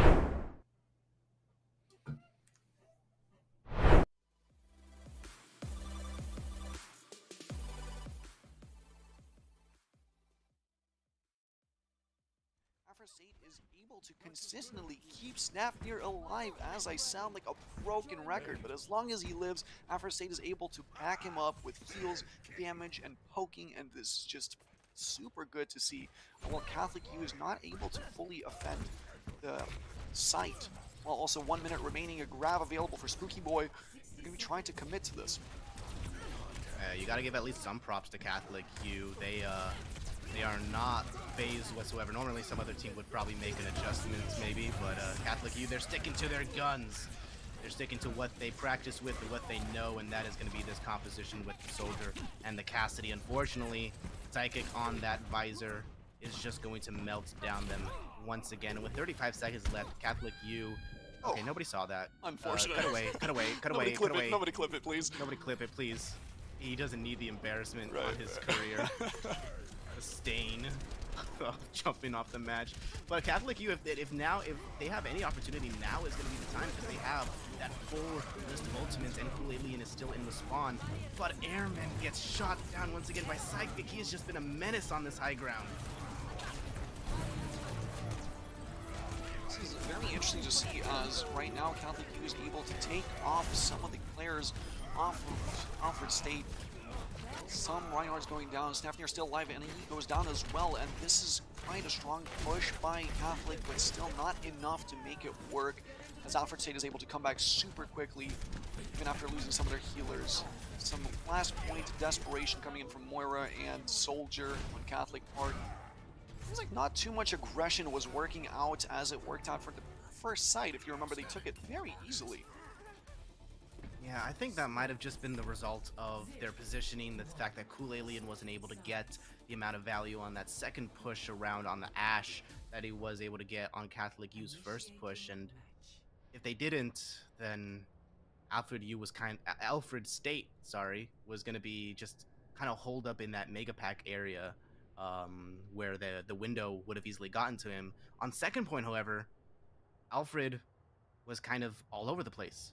There was no singular target to push. They were all either up on high ground. I mean, Psychic just stood on high ground the entire game and was uncontested by anybody on Catholic U. So when you have that person that's up on a position that can't be easily contested by one of your other DPS players, then of course the rest of your team is going to fall. And Psychic just got so many of those first picks because of that. Right, Catholic U coming in with a very defensive hold on this part, although they were playing quite an aggressive push on attack. It seems like they decided to switch up their comp, adding Torbjorn, Sigma, and Orisa to the roster. Spooky Boy coming with Orisa. He was performing fairly solid on Zarya, but was not able to get too many gravitons, as Alfred State tended to play quite separated. We'll see Alfred State bring in almost a very close comp to this as they had on defense, so it seems like these are their comfort picks, with also May being added by Cool Alien. Super good to see. Yeah, it's a very rush-centric composition, which might catch them off guard because they're playing against the bunker composition, the double shield with the Torbjorn that's just going to be constantly in your way, but they've made the immediate adjustment to just go up this staircase into the right side above the Mega Pack here. So no matter what, they have access to this Mega, and the wall is actually just going to just destroy Wysocki. No escape possible for them. And Snafnir is now able to just push forward. Actually, I say that, he gets obliterated. It's okay though, because the rest of his team has their back. It doesn't matter if the main tank is dead, if Psychic is just once again going to be destroying here on the Reaper. Torbjorn, top hat guy, is going to be up on the high ground, just kind of poking a little bit, just delaying the inevitable. Catholic's strength really came in from being that aggressor. They had such very strong aggression on the opposition in the first round, as we saw on attack, but nowadays they decided to swap to a very defensive comp, which does not seem to work out too well for them because their backline's completely open, including that Maywall that is able to completely take off some of the teammates away from Alfred State. No, Alfred State is able to pick off some of the teammates from Catholic U in an easy side take. Snafnir coming to be holding that Baptiste ultimate, a very free sight. This was so fast. Yeah, blink and you miss it. ASE, Alfred State, is going to be taking map number 3 in this series, and you know, now that watching that, they took the map pretty handedly, so I'm honestly very interested to know how Catholic U won one of the maps. I mean, this was just nobody was gonna survive whatever the heck that ultimate combination was. You had a Graviton, you had a Shatter, and then you also had a Pulse Bomb thrown in there just because you gotta love Overwatch sometimes. Those unsurvivable situations that happen when you just press Q all at the same time. But now Alfred State is at match point here.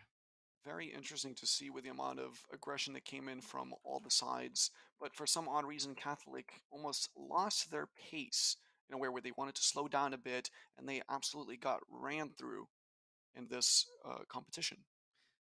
Yeah, it was a bit weird to see. Catholic, I think the problem was that they just stuck to their guns too much. They didn't make any changes. All they did was just try to go like in through a different direction. They just Right. at first they tried to go up on the high ground. It didn't work out for them. They just tried to push through main. Also did not work out for them. And then they tried to push on through the left side, which admittedly was a pretty good decision to do because since your soldier is up on the all the way on the high ground at the end of the point, so going through the left side and up that staircase would have allowed you to wrap around and do it. But unfortunately, they just kind of got cornered, sandwiched in between the wall, the soldier, and then the rest of the enemy team, Alfred State, that was Right. pushing in behind them. So it's a bit unfortunate that they didn't make those correct adjustments in time, which is really what you got to do when you're playing Overwatch. It's all about adjusting to the micro gameplay. If you're not going to switch off any heroes and make broader changes in the macro gameplay sense. Look at me using smart big boy words like micro and macro. I'm a college student. Micromanagement. Yeah. Very, very intelligent, smart gamer Big brain, five head right. energy Super coming out right 500 here. head. Psychic coming in with that Reaper as well on offense, being able to pick off some of the Catholics players very easily. Honestly, it did not seem like the first sight was much of a fight. It was almost a blowout in a way where Catholic was not able to hold that very defensive hold that they decided to go with. And Alfred State decided to just ram straight through it, get some of the kills on the back line, and then just melt the tanks and get the site for free. Ninja, do I do it again? So the next map is hybrid. I made a prediction last series, and I honestly was very proud of the prediction because I was like thinking like in the Matrix. I was like, Georgia State, they're they want to play in this certain type of way, so maybe going to Kings Row is going to allow them to get the victory, and they did pick Kings Row, and they did get the victory. So do I make that prediction again? Or are we going to see another hybrid map? I mean, you could. I want to double down on Eichenwald. I love the map. I love the aesthetic. I would honestly want to see Farah again. But if we go into Kings Row, we're probably going to end up seeing May quite a lot, as we just saw Alfred State absolutely dominate that last point, being able to wall off about 3 players of Catholic U's team and get those easy picks on them. I want to see some variety in this, but the May can come in on Kings Row, but I'd honestly want to see Eichenwald, which I have not seen in a very long while. Yeah, well, actually, you might, because Rialto was Catholic's pick after they lost the first map, because Volskaya was Alfred's pick. So we will be. Oh, never mind. Well, we were just the voice in our heads has told us that unfortunately Eichenwald pick is not going to happen. It is going to be the Scrims Row, the default, the final destination of Overwatch. The Overwatch map. Yeah, the most Overwatch map that you can get. The most Overwatch that you can get in a map, basically speaking. So yeah, Kings Row, which means that we are going to be probably most likely 100% seeing more Reinhardt. And if it happens that the Reinhardt mirror match ends up in the same ways that it did in Volskaya, I'm a bit worried for Catholic U. Hopefully they can put up a bigger fight this time around. However, maybe they practiced more on Kings Row. I already forgot the name of the map. Scrims Row. Help me. The Scrims Row is going to be going in, and I'm seeing a lot of, again, as I said, May in this play space. A lot of Mays coming in, walling off the enemies. I feel like this will be a very rush-based map. I'm curious how Catholic U is going to try to play their defense or their attack, and how they're going to try to hold their areas, because it seems like their aggression so far is their strong suit, while also we see Alfred with the consistent aggression and being able to pick off specific targets on Catholic U. We see a Widowmaker pick, which is very exciting, to be honest. Yeah, Widowmaker usually picked by the attackers on this first point, because you have that big window at the top there that you can snipe through, maybe get a few people. Actually, Alfred's Alfred's baiting them, honestly. They know the Widowmaker's up there. They're just kind of waving hello. Alfred's actually also running Cool Alien on the Farah. So it is going to be a bit like if they stayed on the Widowmaker, it would make a bit more sense. But Catholic is just going to go for the default, the May Reaper, actually, in this case. So it will not have as much to deal with that Pharah in the sky, who's already gone 53% through their ultimates and has killed off Airman. Unfortunately, won't be getting much airtime right now. Wysocki going for an, how do you say, a somewhat okay charge. Didn't get any value though. Cool Alien is going to just clean up the rest of them, and Barrage already ready for on her side. Beautiful performance on Cool Alien's side here with the Pharah. It seems like Catholic U was able to get a lot of ground very quickly, but we're not able to fully push through to try to get that final fight to get onto the site. It seems like they had a very good plan with consistency, and they now swapped to 2 characters that are hitscan to try to fight that pharmacy we see in the sky. With an Orisa rather than a Reinhardt to try to entry in a more passive direction to try to get as much ground as they can. So now they're making the macro changes, bringing it all around. These casters, they know what they're talking about for sure.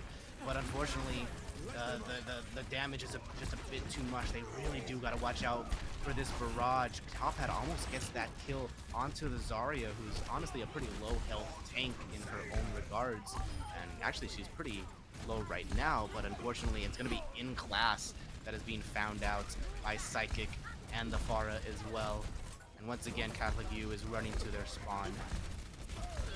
They didn't need to commit the Barrage either, which I think is pretty impressive. But if your hit scans aren't hitting their shots against the Pharah, there's nothing really much you can do there.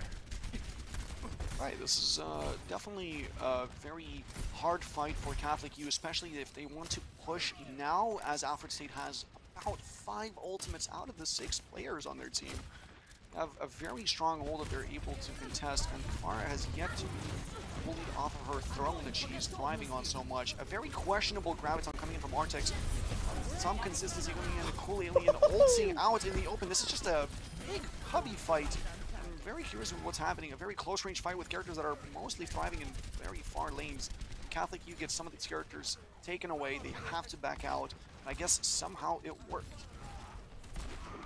Yeah, I mean, the Graviton was questionable, but it did manage to catch Top Hat, who was caught in by it, and he was the sole receiver of the entirety of that Barrage. The Deadeye is actually going to be coming out from Top Hat, but unfortunately just wasn't able to get their eyes onto the target, which was that pharmacy combo. Fortunately, but 2 members of Alpha State going down right away. The Pharah going down as well has to be used, the resurrection, but both of your tanks are down, and you got nobody to contest the point, so it finally looks like Catholic U will get a bit of this first point. Love to see it. I'd love to see it. That was a very good push on their part. They were able to find the cracks in the team that Alfred State had. They had this very consistent statue created in the way they decided to play the site, and Catholic U was able to take a hammer and hammer it right into their cracks of their team and just break them all down completely, being able to get that checkpoint and slowly fighting for the payload now. Snafnir has the beautiful shatter, and Cool Alien is not able to get much off of that Blade Barrage, although he picks off Baptiste on Catholic U's part. Oh no. Diva Bomb comes in, Reinhardt gets absolutely pulled off of it. Beautiful ult by Catholic U. They're still able to maintain that site even if Cool Alien keeps being on fire. Is this the second time he died by himself on it? Yes, you are. This is the second time I noticed the exact same thing. Right. Yeah, great bomb by Wysocki, noticing that Snafnir's shield was just very low and they wouldn't be able to shield their team from the resulting bomb. So good decision making on their part. And now they have almost full control of the entirety of this streets phase. This cart is very close to completing it. Alfred will obviously have the opportunity to rush in here, but without a Lucio, they have the double healer right here. The nano is actually going to be committed here. That is such a great nano because it allows him to get enough for that shatter, get that tanked. But Mike on the enemy team has the visor, and in much the same way that Psychic was on that 3rd map, they will be demolishing the rest of the team as they push up.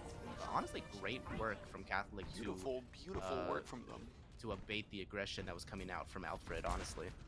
For sure. They were able to do a lot of potential very failed pushes at the start of the map, and then for some odd reason and for some very good reason for them, they were able to dominate this payload fight that they have currently.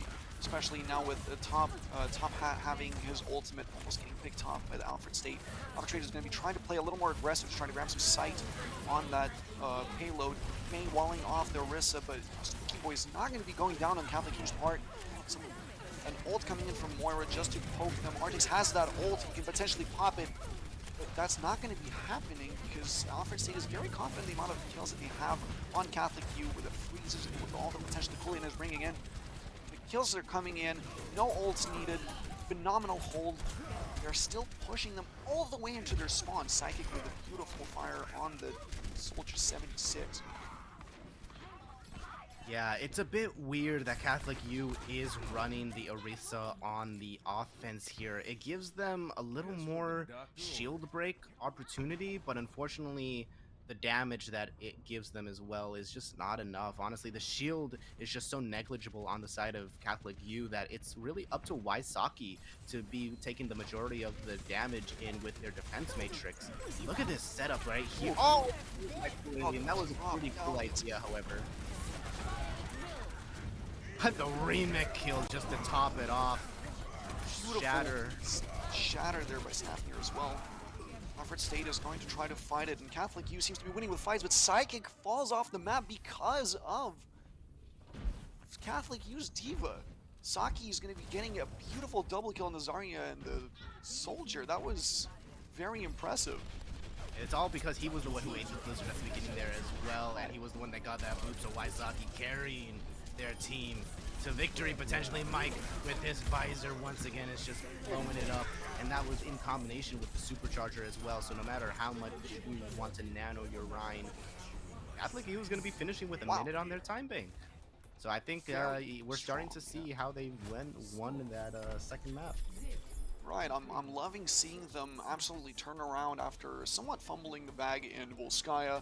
They are able to bring that aggression. It seems like the payload playstyle is their go. They like to slowly, aggressively push, and it worked through for the point for them too with that Orisa take, and very good picks all around for Catholic U here. Alfred State is going to be hurting a bit, and it seems like they were not swapping off the Reinhardt quite a lot. We have not seen much of D.Va coming from them either, so all the abilities that are coming in from Catholic U have been actually landing.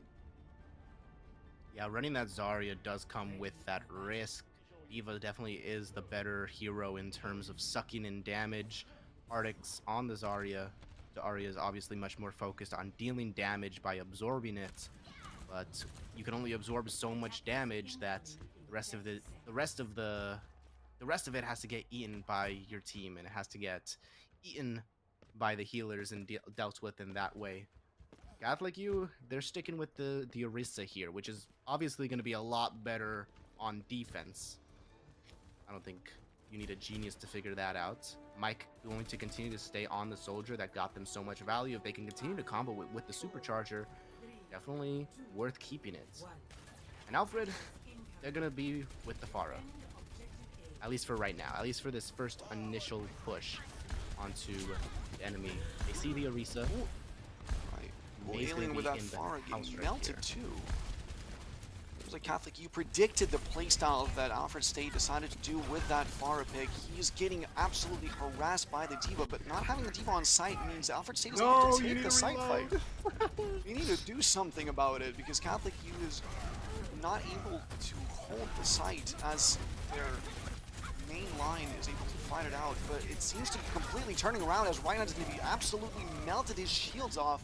A res coming in onto Artix from Alfred State, yet they're not able to keep up the fight. This is somewhat of a fair fight here as Cole Alien is still putting up some pressure and not getting contested anymore. What's great about this is that he has full control of the high ground now. That he can come in from anywhere and just absolutely mess with Catholic game plan, which is definitely why he has to pick onto Saki right there. It's only the Baptiste. The Baptiste has to go out and try to contest the Pharah all on their own. But that means that there's not going to be that much healing for the rest of the team. The barrage comes through to just finish off Orisa. Good play by Cool Alien. Doesn't matter if Snappier gets taken down. Pretty clean execution from Alfred. The amount of space that Pharah from Cool Alien was able to open for them, just applying that anxiety onto Catholic, just applying that pressure on the healers, on the defenders that are not able to do much of shooting onto the Pharah, although Catholic U now swapped onto Cassidy to try to combat that. With the Mercy, it feels like Cool Alien is just on a roll, just shooting rockets into the tightest areas and getting so much value out of it.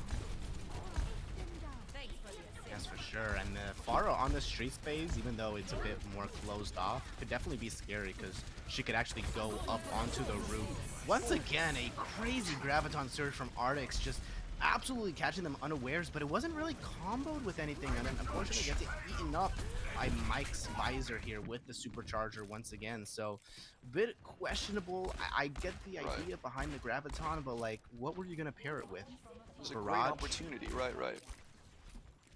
Very beautiful opening there with the grab, but again, they were not able to go off of that at all, and Alfred State was, for some odd reason, doing that fight very consistently. Hopefully they can recollect themselves together for another push. They I have just 5 noticed that ultimates. Artix is just sitting here in the back. Artix is still completely backdooring this. Orisa goes almost down by the Reinhardt. This is just a fall of a team for Catholic U. They overpushed. They have not noticed that Artix was on the flank. Beautiful positioning by him. Really good. Really good. I just find it so weird that it's the Zarya that's the one that is lurking. Don't let him get the res. Don't let, if you get killed by the Mercy here, top hat. Nobody saw it. There comes the res. Bunny coming in with a beautiful, aggressive Mercy being able Sometimes, to save Cool Alien. as a Mercy, you gotta take matters into your own hands, alright? Use those hands to absolutely punch Cassidy out the window. Cool Alien has that barrage. There's still a lot of ultimates on Alfred State. They're going to be popping the Batiste ult and the Mercy ult to try to keep the team alive, but the Reinhardt is down. And as we've seen before, if you don't keep Snafnir alive, the team kind of falls apart. Catholic U got that absolutely on lockdown. They got rid of that Reinhardt and they were able to retake that payload with very much a lot of ease. That was actually a damage orb that was sent out by the Moira through the amplification matrix, and because there was no Diva on the enemy team to eat it, it just melted Reinhardt. That was so funny. It's one of those few things that you never really see Moira and Baptiste play together, but it's like that, just a funny combo that you never see. Okay, Cool Alien has found their Mercy. They will be continuing to be position with the ultimate coming in. Cool Alien's gonna be picked off, so now this is Catholic U's opportunity to try to fight the rest of the team. Amazing Baptiste coming in. Baptiste, heals. Everything is coming in. The Moira ult from Catholic U, and then just lastly having to kill the rest of the healers on the team. It seems like they were slowly trickling them all down one by one, and they just keep winning those fights. I'm loving seeing this from Catholic U right now. 2 minutes to go for Alfred State. They haven't really made many adjustments here. Cool Alien is going to be moving over to the Mei, however, and they're going to be going over to a back Moira of their own. Gives them more sustainability, but unfortunately, they don't have the damage that Alfred State, or sorry, that Catholic U has on that Orisa. Oh, top hat coming in. Kill on Cool Alien. Now swapped onto Mei to try to do something. 1 minute down for Alfred State. They have the 3 ults, of 2 tank ults and 1 DPS ult. They might be able to commit to this, but they have to back down as their healers picked off by Catholic U. 1 minute on the clock. Yeah, and it's going to be so difficult for them. Even with the ultimates that they have, their Gravitons have not really worked in the way that they wanted to. They don't really have much to combo it with. Snafnir does have the Shatter, but unless he can get to where the rest of where Catholic U is situated, there's not much that he can do with it, or that they can do with it. Window goes down. There's a fight happening in the hallway. When do you ever see teams coming up here? And Artix is actually just going to drop down, and they're just going to go run. I think they're just going to run and contest points, while the rest of their team is actually just focusing down people in the hallway right here. Grab is available. If Artix uses this to just take the Catholic U off of the payload, that'd be phenomenal, but it seems like they're going to be keeping that for the fight. There it is. A payload ult comes out. The map is contested, 20 seconds. Catholic U is slowly falling apart with that very strange fight. Visor coming in from Psychic, damaging the enemy. Soldier 76. A big fight is happening in these super tight areas. It seems like everybody's very confident in fighting in the smallest cubbies possible on the map. Nobody likes going out in the open. Everybody just wants to give each other hugs and fight up close. Yeah, this is This is a bit crazy here. Beautiful That turnaround was from Alfred that was a State fight there. where they just threw out ultimates just to throw them out.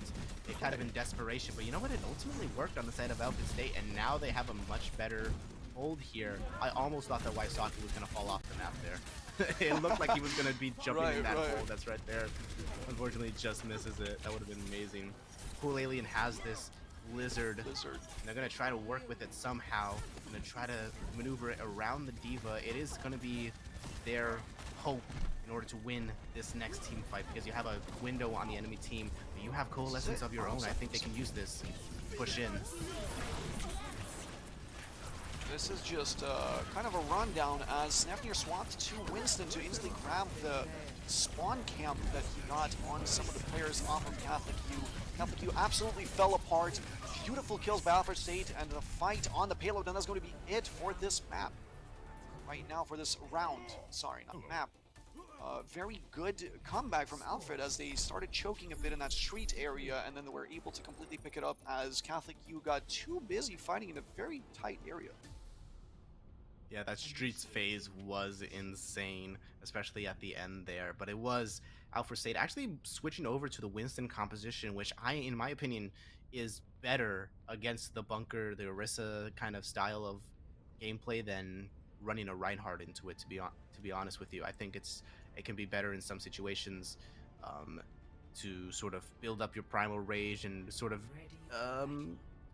just displace the enemy team from where they're bunkering up onto. And it looks like we're going to be seeing much of the same here. Snafnir back onto the Reinhardt for their attacking half here. They have the opportunity to win the match now that they've completed all 3 checkpoints, and I think they're going for the gold here. Time is very close here, and again, as we've seen, if you keep Snafnir alive, what is it, Rudy? You might just win. We're seeing Catholic U with a very consistent hold on the previous round, but somehow they fell apart with Alfred State swapping out that Pharah onto a May. Very interesting map as we're going to see it. A very comfort pick as well for Alfred State, again with Arctics just staying on that Zarya, never really wanting to go for a Diva because it seems to work so well. Catholic U having a defensive setup as well with Orisa, not wanting to do a Reinhardt, fighting for sight. Yeah, like Snafnir is going to be held back by the stun from Top Hat Guy, but it's Psychic who goes down right off the bat. Alfred's kind of disabled, but it's Top Hat Guy that goes down. A shot onto Mike from Arctics too. It looked like it was going to go in favor of Catholic U there for a second, but it was that high charge from the Zarya that really pushed them over the edge. Snafnir barely managed just to stay alive as well. 13 seconds, but they have control of this second point. Oh my god, that almost caught the Tracer. That was like, I would have been like, call ECAC or something. Come on. They gave her a haircut. Yeah, that was. We're going into overtime now as Alfred State was able to, again, I might sound like a broken record, but keep Snafnir alive and succeeded to be able to push that payload. Again, they're keeping one person on the payload as they're also getting as much map space as possible from Catholic U. Top Hat Guy being able to flank behind for Cool Alien. Cool Alien going to be healing on the payload and not being able to move with the anxiety that he's providing right now for them. Catholic U is able to push their offense, but it doesn't seem like they do much about it. Manages to hold them back. They have to go back, but the shatter! The shatter is massive. It catches out 4 players on the side of Catholic U. The charge in. Not going to catch anybody, but it's going to allow them to push up even further. Arctics is actually kind of worried about some people that are behind him. He knows that Top Hat's guy is in their spawn right now. Top Hat is desperately trying to do something in this backline, but unfortunately isn't able to find anybody. It was the May that he caught earlier who could just ice block. And now they've got full 3-man, a full 3-person on the card itself. So Top Hat's really going to have to come in handy here. Spooky Boy does, however, have the supercharger. There's no more flank on the side of Top Hat here. I mean, having Top Hat Guy try to stay so far back in the backline allowed Alfred Strait to just fight the front line because they're missing their DPS player. Beautiful kills from Cool Alien with 2 headshots from those icicles flying straight into the domes of their enemies. This overtime fight has been going so well for Alfred Strait. They're looking very good. They're looking consistent. And they're always trying to get as much space as humanly possible and keep at least one person on the payload. Swap to Hanzo from top hat guy could mean a potential possible hold, maybe with the dragons coming in. Not too much of a switch on the team where it's going to hurt in a different way. Yes, for sure. Early pick onto Arctics here. That was your main damage dealer right there, gone and out. And once again, a bomb from Wysocki is going to come in clutch. Snapnir going down as well. There's no hope for the rest of the team. That is it. They're going to stop right here, but what a impressive push through both points on King's Row. And it's going to be up to Catholic U to come up with something better in just 30 seconds more. Right, quite a good amount of distance grabbed by Alfred State, being able to take that checkpoint and being able to push the payload quite far into the site.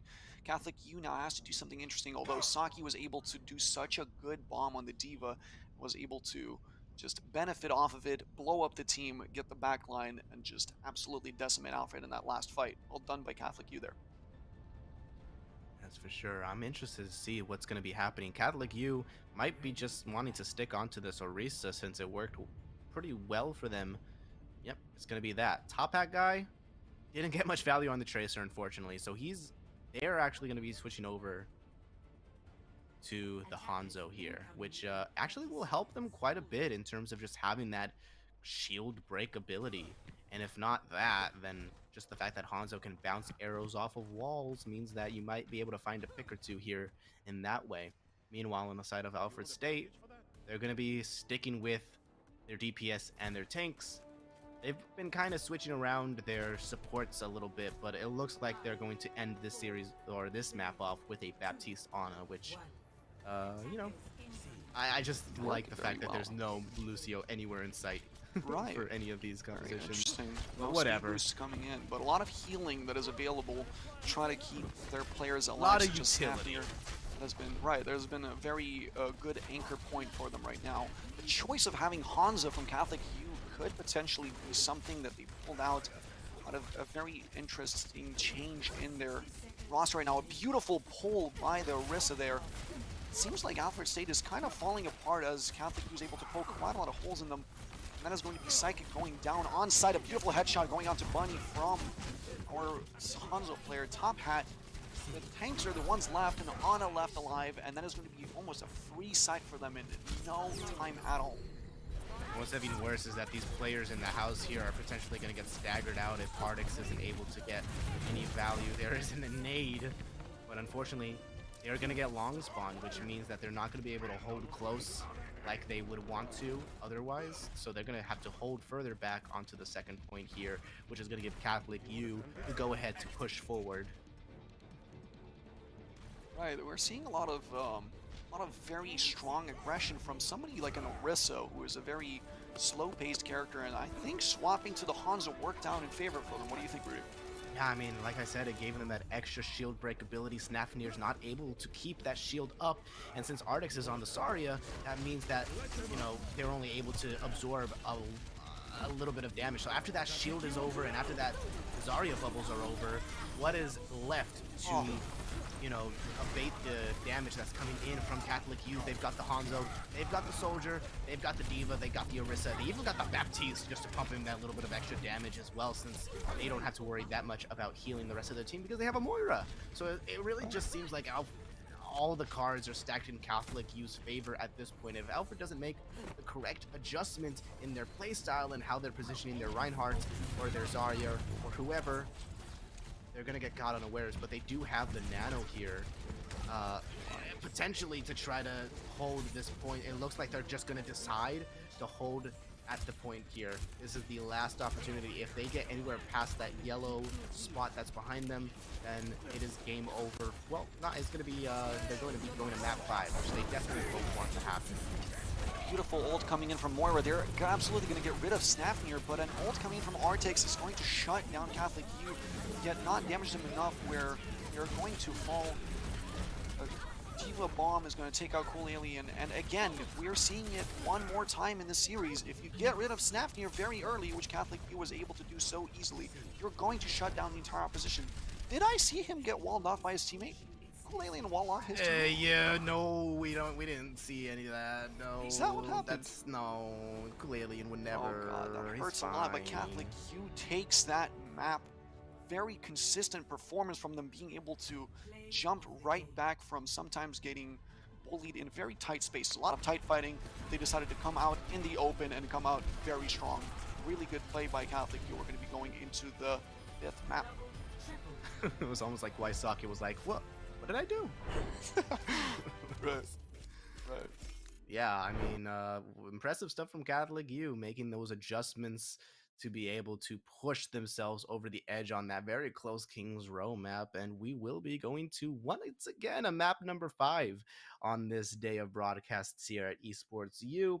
We will be right back after a short 5-minute break. We're going to be seeing which map the Alfred State wants to take this to end off the series. And yeah, I mean, grab a water because this is sure to be epic in this conclusion. So we will see you in a little bit.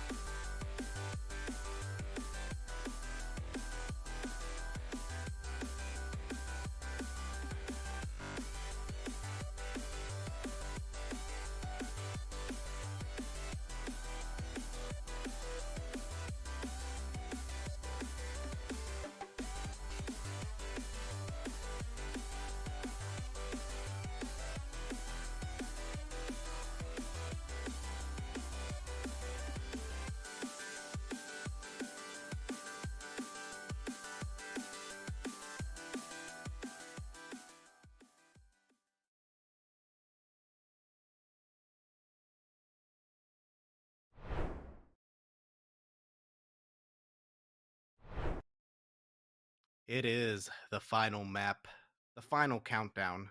I would sing the song, but, you know, Twitch policies and all that stuff, all that that Jazz don't want to get fired. But yeah, no, this is a series between Catholic University and Alfred State, and even though we've only been able to watch the last 2 maps, it is 2-2 in the series right now, and whoever wins this next and final map is going to be taking home the gold. Actually, both of these teams, I just looked at the rankings on the official ECAC. Both of these teams are currently 2-0 right now, so one of them just wants to get that extra edge to get to that 3-0 stage, while the other one, unfortunate, but they will continue to go on with their win streak. One of these teams' win streaks will end today, unfortunately. And whether it's Alfred State or Catholic University, honestly, at this point, I have no idea, because both of these teams have been playing nothing but rush, although Catholic University did pull out the Orisa on Kings Row, which was weird, but it worked out for them. And now we're going to be going to the final map, which is Oasis. And it's a control map, which means that it's a more open area. There's a lot more room for shenanigans when it comes to running like Tracer, Sombra, Pharah, even like hit scan like Widowmaker, stuff like that. Ninja, what do you think about this? I have not seen Wrecking Ball yet, which is kind of odd because the amount of aggression that's coming in from Catholic U, not being able to really hold their own on Volskaya on defense as they decided to go with too slow of a comp, but also bringing it completely back on King's Row with a comp that was built around being aggressive. They're again going to be picking Torbjorn, which they have not seen much value off of before, and Cool Alien coming in with a Pharah that they have seen much value from. So seeing those picks, we might be seeing a very one-sided fight here. While Alfred might pop off and come victorious in this fight, but Catholic U could be bringing in some secret tricks up their sleeve that they've been doing, especially on King's Row as the previous match that we saw. Yeah, Alfred State once again going for the Reinhardt. Catholic U on the Orisa once again. Top hat guy is on the Torbjorn, which doesn't get much value as the turret is just shot down instantly by Cool Alien, who has that Mercy pocket ready to go for him. And with the pick onto the Diva as well, Catholic U is caught unawares here. They don't have a lot of shielding anymore now. The defense matrix is gone, and they have to back out here with whatever dignity they have left. And is currently solidly in Alfred State's favor right now. We saw this on King's Row, however, and Catholic U managed to pull that map back. So it's just up to them to continue it once again to Oasis. Catholic U seems to be a team that is all based around making a very flashy comeback. They seem to give Alfred quite a lot of space first, but then come back very hard and absolutely explode on them. Yet this pick of Cool Alien is able to get a double kill with the barrage. It's working out so well for Alfred right now, just as we predicted. Nothing. Catholic U is able to do almost nothing as all of them are forward and having to back away. And absolutely killed in the mecha by Cool Alien. What a flawless performance on that Pharah pick right now. Yeah, they're just decimating the Catholic U trying to push in here. Unfortunately, they don't have anybody to deal with Pharah. I mean, Soldier, Mike on the Soldier can get to a safe distance and then try to flank and try to catch the Pharahs unaware, but she just has so much cover with these buildings in front of them that she's able to just move away from the Soldier's sight lines and stay alive in that way. Psychic actually going to throw out the visor here to try to catch one of them as they're coming in, but they managed to get out of the way of that, and a coalescence on the side of Catholic U is going to mean that they're pushed all the way onto point. Nafnir so incredibly low, has to be saved by the Immortality build, and his shield is just so broken as well, but he has the Shatter, waiting to use it, laying it down, catches 3, is going to be able to find the picks. He goes down, but it's not going to matter too much as Cool Alien is still in the sky, but actually gets melted down due to Mike's visor. Mike's actually going to be trying to stay alive here as well, but I think at this point Artix is fully charged up. 89 points for them, and fortunately 99%. I didn't even realize that it was that close. Artix is going to be catching out the Beaver taking right here. down, and Alfred State is going to be fighting this off almost flawlessly with Cool Alien coming in with a barrage, again picking off a bunch of kills, with Psychic getting that triple kill on the last fight that we just saw, 100-0. Not a single point coming from Catholic U.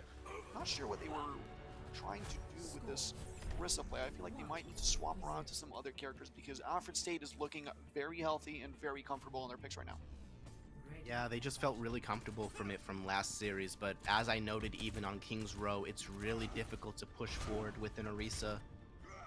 If they had won the first fight and gotten control of the points, then I would have justified keeping the Orisa, but other than that, yeah, it really did hinder them, especially when you don't have a Lucio speed boost to boost onto the point, when you don't have the appropriate hit scan to deal with the Pharah in the sky. Cool Alien was just able to rain down. But thankfully, thankfully for Catholic U, Cool Alien is going to be moving on to this May. And no longer going to be a threat from the sky, now they're going to be a threat from the ground. The Ice Queen herself, the demon of Overwatch ranked. The hated character in Overwatch. Cool Alien has had a lot of consistency with being able to wall off some Catholic Q's played. Catholic Q does not seem to be switching up their comps. They're comfortable with what they have, but might be a little too comfortable to play it a little too safe and not be able to try to fight off in new ways that they have not brought to the world yet. No hacks, nothing really coming in. Those are the questions to ask. Right, we're not seeing too much from them as Alfred State is able to just really take the site while Catholic U is trying to hold the high ground. But again, not getting too much value off of it. With all the tags and picks that they can do, as long as Alfred State keeps Snapnir alive, it seems like they might just be succeeding. A beautiful stun coming in from Top Hat right on site, picking off Soldier 76. Consistent poke onto them. They're all really into this small puppy right now. Artrix trying to make something of it. Phenomenal performance by the DPS on the Catholic part here, contesting the site, getting beautiful stuns here and there. Top Hat guy is MVP right now.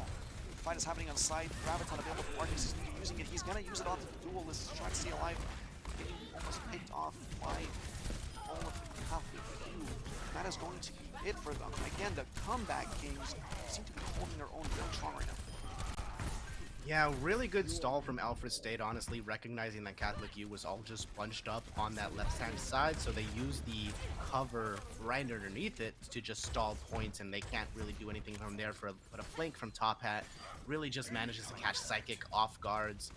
He just wasn't expecting it at all, but now Alfred State is going to make much the same play that they did then, where they're just going to go onto point and try to get into this low ground here, but unfortunately it gets melted by the supercharger coming in from Spooky Boy. Spooky Boy does go down, however, due to the fire strike from Snapnir, and it's going to be an even trade here for now. Top Hat guy taking out Ardix. That's a lot of damage now gone on the side of Alfred State, and Snapnir manages to get Top Hat guy as well, and a Shatter is going to get Mike as well, but unfortunately I don't think anybody left on Alfred State is going to be there, or sorry, is going to be on points, so they will have to regroup. Got it to like 90% as they got onto site, but Catholic U dropped straight from their high ground that they were holding so dearly onto. Cool Alien now having his ultimate. They're going to try to hide around from right side of the site. Try to do something about this because Alfred State knows that Catholic U plays in the same area all the time. Maybe they can get a very good ult out onto the high ground and try to get control of the site because it doesn't seem like Catholic U likes to jump straight out. Well, they did that time. The Orisa actually drops down. The Blizzard is going to be committed for them, but the Orisa can just fortify away. Not a care in the world for them. Snapnir, however, is going to snack on the Diva that drops down, but Catholic U still on this high ground. They still got... They're still in the perfect position to just melt. Tank's alive too. There was a flip, however, there, so there was a little bit of progress made for Alfred State in that fight, but it's going to be 75% for Catholic U right now. No ultimates to work with on either side, so honestly, it's pretty even right now, and Alfred State hasn't found the solution, but maybe this is it. Cool Alien swapping back onto that Pharah. Right, you're correct. I saw that potential that they had with being able to try to take side. Cool Alien now on the Pharah swap to try to do something in the sky. Artrix coming in to try to get some damage through. Snapnir is going to be aggressing it, but Catholic U is holding it so well with that Diva pick. Again, everybody's on their comfort characters, everybody's doing their best. And Graviton is going in from this area. Ult from Top Hat guy does not get a but does get some damage. Graviton coming in, absolutely annihilating some of the players. And Alfred State is able to pick off the kills, get the point as Catholic U reached the 99%. Yeah, just in time too. They barely managed to make that work. Cool Alien putting in a lot of work, and now they have the Barrage Visor online for Alfred State, and Cool Alien is just able to hang out here where none of the hit scans can really get to them unless they cross either of these two bridges. They just have to watch out for the flank because Top Hat guy, as we know, is really comfortable doing those flanks. Cool Alien keeping a close eye on whichever person comes out first. It is going to be spooky and in class that gets taken out. But a shatter from his tank counterpart is going to quickly turn this around. I don't think there's anybody left on the side of Catholic U that can even touch. It's going to be Airman to try to make the desperate. The legs comes in from Mike to try to save the day as well, but unfortunately, no matter how much healing that Catholic U has on their side, it isn't going to work against the damage that Alfred State's putting out with this Farah. They are going to be taking the final map in the series, and they are going to be going 3-0 in the season, in the week. Right, yeah, you're true. You're right here, especially mentioning that Farah, the quick swap from Alien was allowing, Alien was able to get so much benefit off of just hiding until he's ready to get that barrage and just online it and just dominate the opposition there. It's really good to see.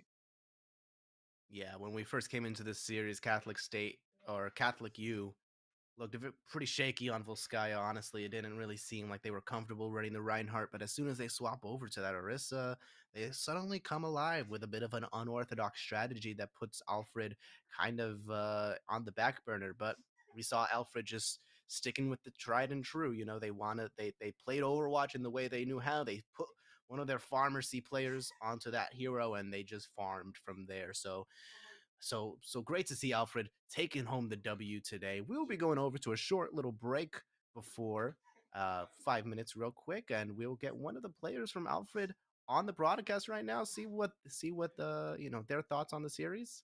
We'll see you in a little bit.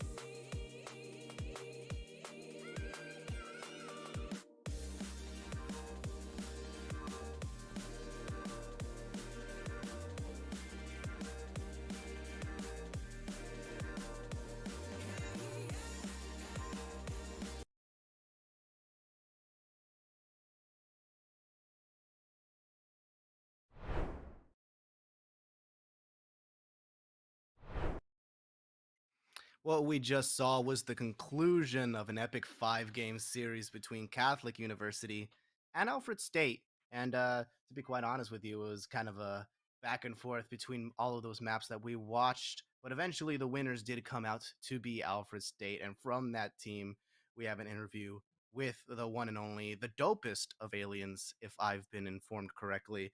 And that is going to be Cool Alien here. How you doing? Hi, I'm good. How are you guys? Doing great, doing great. Glad to see it. I mean, you had to be doing great after that pretty exciting win over Catholic University, right?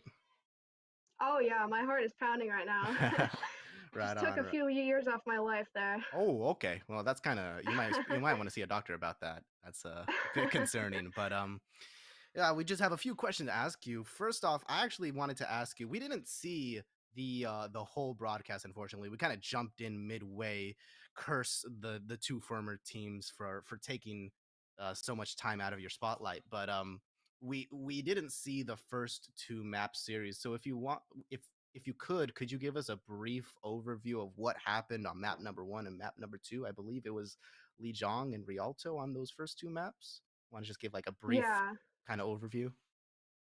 Yep. So on Lijiang, I played Farah. We had a really good teamwork going there. We had the second map of Lijiang was quite difficult, but we did pull through. And Rialto, we were kind of shocked because we're pretty good at that map, but Catholic U really put up a good fight there, and we didn't win that one. So I'm interested to know what exactly they were running on Lijiang. Was it, or sorry, for Rialto, was it that Orisa style, or were they running more the Reinhardt? yeah, they were doing the Orisa. They were kind of doing like a sort of turtle thing, if I remember right, and we were trying to dive, and we just couldn't get through them at all. Okay, yeah, that makes a lot more sense, considering their performances on the Reinhardt. Ninja, do you have a question that you I would was like curious. to I ask? was loving seeing the amount of Pharah gameplay coming from you there, and the Mercy being able to back you up. I was interested in the part where you applied a lot of pressure to Catholic U in their backline, giving them anxiety and pushing them away from the sites. But for some odd reason, splitting away from your team in payload type map was very shaky because sometimes you would get picked off by yourself, or you would not be able to support your tanks or keep them alive. What do you think about that? I think, well, that's probably a personal weakness of mine. I get a little over aggressive at times. I also think a lot of times people will figure out how to counter the Pharah, and I don't switch off it as fast as I should and stuff like that. So I think it's just like an adaptivity issue, probably. No problem at I mean, all. there's always room to improve, right? Yeah, there's always things to swap out, but we saw some really good barrages, and it was a very solid performance from Farah. Yeah, and one last question I wanted to ask actually was regarding one of your teammates, Artix, I believe their name is. Yes. They spent the entire series playing Zarya, and we were just kind of joking around that they're just a Zarya one trick. Is that more of a comfort thing, or is that just something that you think is better than running the Diva or anything like that? No, he's far from a one trick. He used to play support for us. I think Zarya is just, we haven't had a lot of practice with him on tank yet, so we wanted to keep it simple. And he was going pretty hard on the Zarya, basically being like a third DPS. So Yeah, for sure. I mean, that was one of the things I noticed, is that he was pretty much the main damage. He also went for some crazy grabs. I noticed a few of those times where, especially when he was in that back line on King's Row, that was hilarious. And yeah, I mean, it was a fun series all around. I think you guys adapted really well to Catholic U's play style, especially on that last map where you basically just one-tricked the Pharah and just decimated them on those last 2 points. Ninja, any other points that you would like to bring up?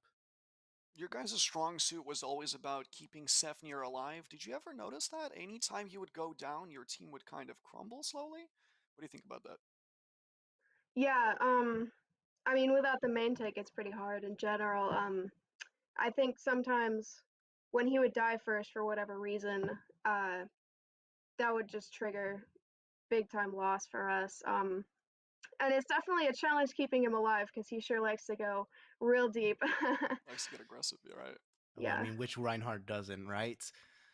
Well, I think that's going to be all the questions that we wanted to ask you. Is there anything you would like to say at the end of this broadcast? Any shout outs that you want to give? The floor is yours. I would just like to say shout out to my teammates. They did really well tonight. I was really impressed, and they all had their own carry moments, which was pretty awesome. And it was a really good match in general. I mean, the other team, it was really fun to play them. All right. Well, thank you for jumping on this short little interview with us here on Esports U. We appreciate it a lot. It was a lot of fun to watch your match, and I hope your guys' win streak continues throughout this group. Thank you. Thanks for casting. All right. And as for us here on the casting booth, we are going to be signing off. The two of us are going to be signing off tonight. The night does not end, however. We do have a short little game. Rocket League is going to be coming up after this. It's going to be Southern Connecticut versus Post University.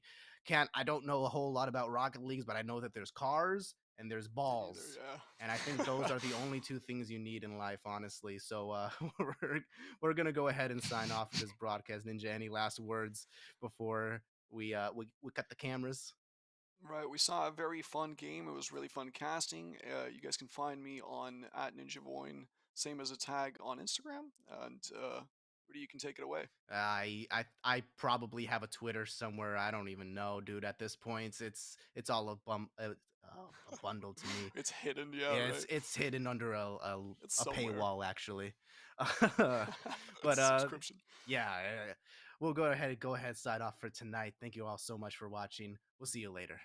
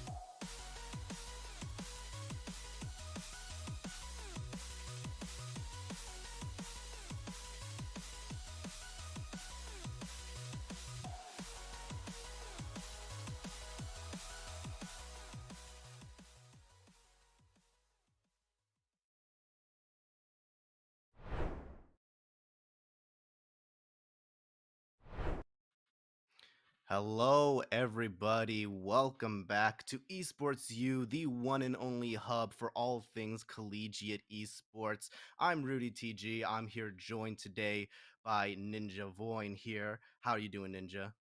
I'm doing great. Hi, great to be here. Awesome sauce. That's just what I want to hear because right now we have an exciting game for you guys. We have the one and only James Madison University going up against the representatives from Georgia State University. These two teams with their Overwatch teams are about to get on the server right now and just play some good old 6v6, hopefully before that new Overwatch 2 update comes and just removes one of these players from these teams. It's going to be very tragic to see one of them go. But right now, it's going to be 6v6 on the classic Overwatch 1. And for those of you who want to know the rules, it is going to be the standard best of 5 format. First team to get 3 wins is going to be the winner of this match. If there is a tiebreaker at the end of the series, then it will go to a final deciding tiebreaker map. Right now, it is going to be James Madison University who picks the first map, and they have picked Lijiang Tower to start off. Ninja, how much do you know about Lijiang Tower?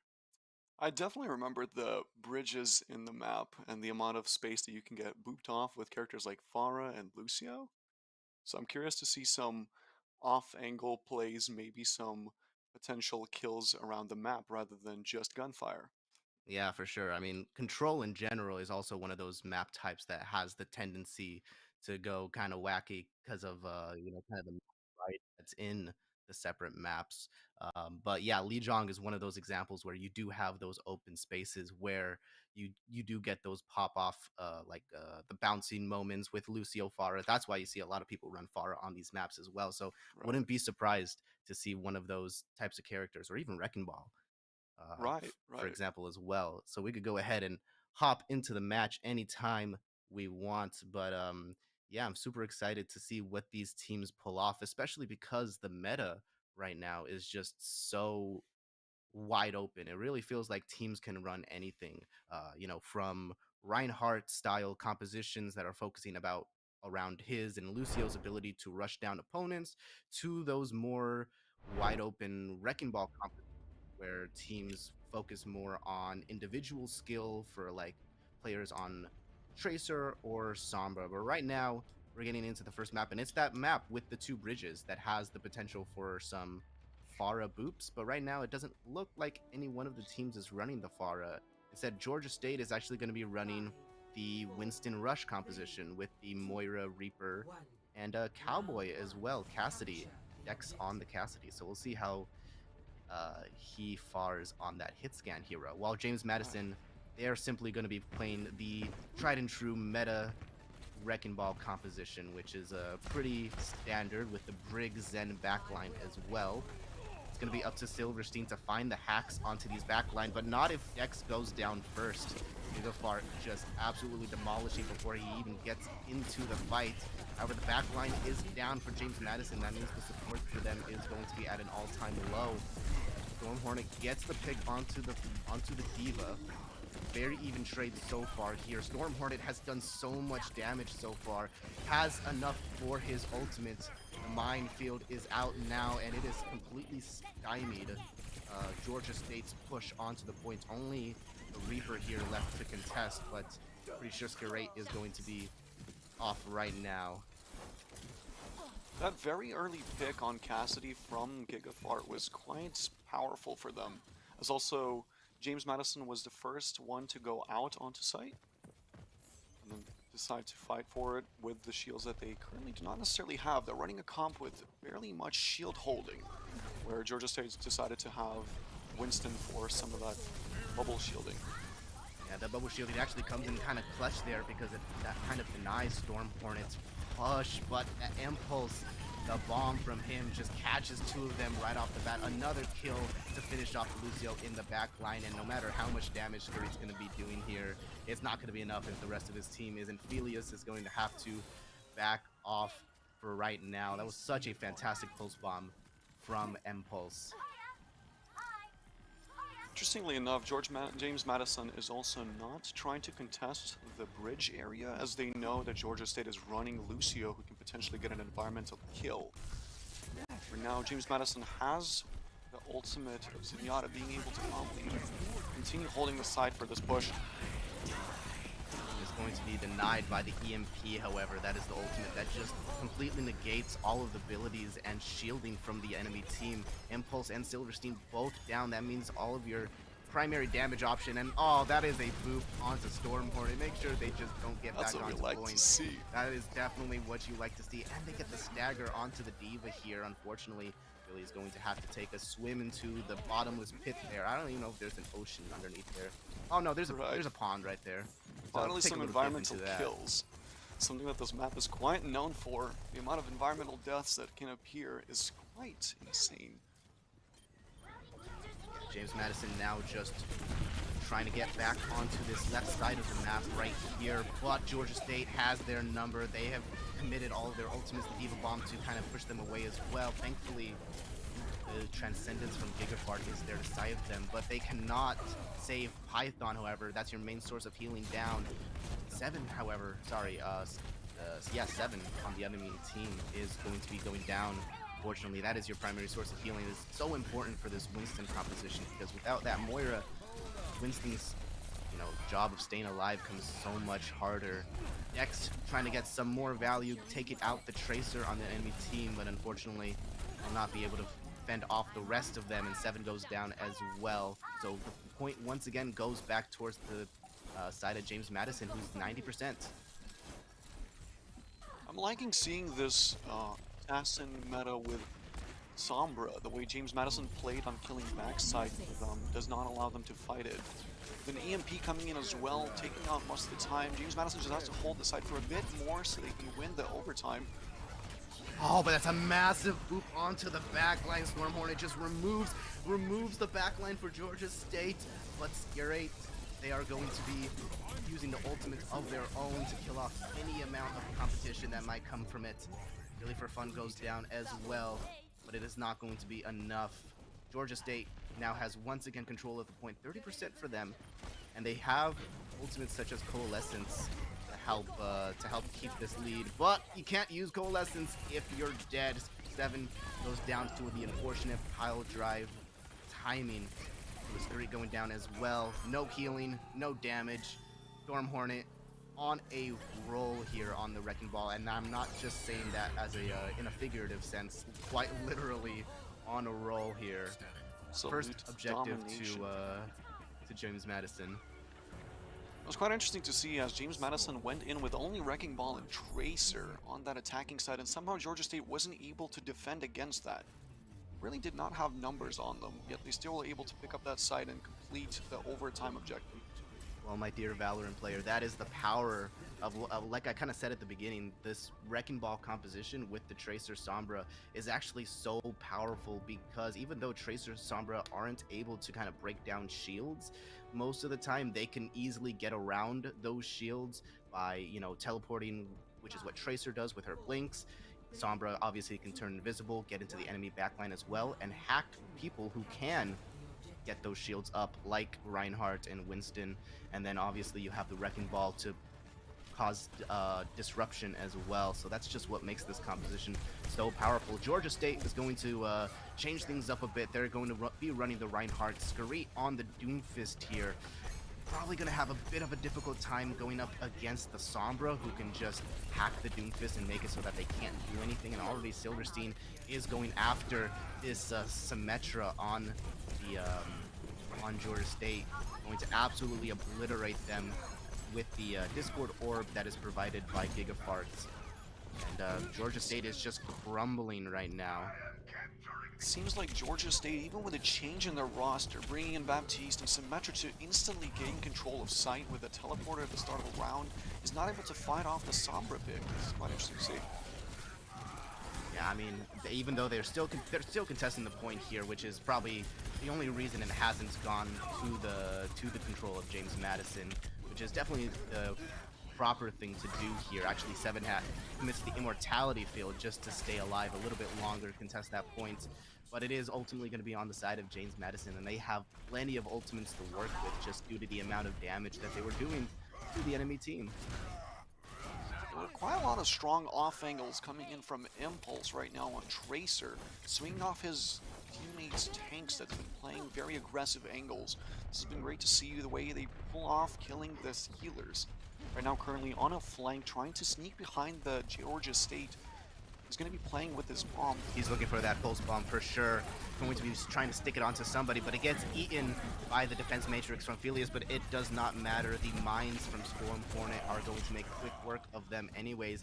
That's just what happens when you have such good team coordination. Even though the pulse bomb doesn't work, it is going to be the other ultimates from James Madison to finish them off. And Georgia State, they're barely coming on to, their support ultimates right now. Seven hasn't even gotten all the way to his window, which is, usually the ultimate that charges the fast from your primary healer. Impulse is still able to hold their backline consistently. Reinhardt ult coming in for them to try to grab the sites. Sombra tries to ult to deny it. Georgia State coming in with overshields to try to take it, and they're kind of overpowering James Madison right now on site. The Wrecking Ball staying as one of the people alive. Gigafart has his Transcendence, but he's not going to be using it as there were no more tanks fully alive on the map right now. Yeah, it would be kind of a waste unless he manages to find some amazing pick with his primary fire. Unfortunately, not able to find it. Georgia State actually did a pretty decent job of going into that fight with the Shatter and the Beat combo to keep them alive. And actually, Skarit actually makes the switch over to Sombra himself, so they will be working with that EMP as well. But a massive bomb from Billy for fun. He is definitely having fun right now with the amount of value he is getting on that Diva hero. Storm Hornet goes down, but I'm not sure it'll be enough. Not sure I like that EMP from Street. Seeing as how they were kind of at a disadvantage numbers-wise. To an extent, this was a very panic-based ult as they're trying to hold on to the site, not allowing James Madison to get any more points, yet James Madison is going to end up taking the site. With the amount of ultimates they had for the commit, they were able to securely grab the site, hold it up until they completely trinkled everything from Georgia State, including the Sombra ult that they will not have, as they now swapped Skrie to Tracer.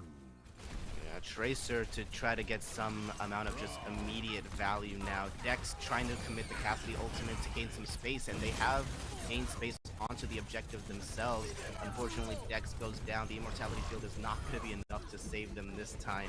And just combined with once again, the pulse bomb and the minefield from James Madison, just throw in an EMP and a Transcendence in there as well. And James Madison has had an astoundingly dominant map #1 here on Lijiang. Very strong performance from Silverstein on that Sombra, of course. I think this is the double boop onto the backline.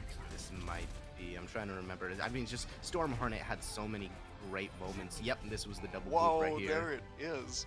The environmental kills that we were just talking about at the start of this match. Coming in clutch, they're coming in useful. It's great to see. Yeah, I mean, Storm Hornet, even on that first fight of the map, I remember they gained so much value. They were able to build that minefield ultimate so quickly and was even able to use it in the first fight, which is not something you're able to do so easily with a Wrecking Ball. Usually it's like one of the supports that gets their ultimates first, but the fact that Storm Hornet was able to build it so quickly just tells me that he has the mechanics of Wrecking Ball down. He knows how to use that power driver and that and that grapple really effectively to deal maximum damage. So he's definitely going to be a problem, they're definitely going to be a problem for this Georgia State University team, as now it is going to be their map pick next. So next map type is going to be the escort map type. So it is going to be the one with the carts that you have to drive all the way down a certain path, and then to reach the objective end. And then once both teams have done that, the team that made it further will win. Other than that, if both teams made it to the end, then they'll run it again, but with whatever amount of time that they had so far. And we'll get to that in a little bit. Liking the amount of harass that JMU decided to bring in with being able to run in with Wrecking Ball and instantly get out and get some heals. The amount of potential to swing right in, get enough time for himself to be able to swing right out has been very strong, and Sombra being able to also apply that pressure on backside, especially on the healers, since Georgia State was running Reinhardt, and being able to take down those shields is quite powerful for them, as Reinhardt is a very anchor type character. Yeah, for sure. I mean, one of the things that makes the Wrecking Ball composition so powerful too is that you don't have a ton of healing in that composition. Your backline is a Zenyatta and a Brig, and even though Brig has a decent amount of healing on her side, she can't heal all of your health in the same way that a Mercy or a Moira or an Ana Right. can.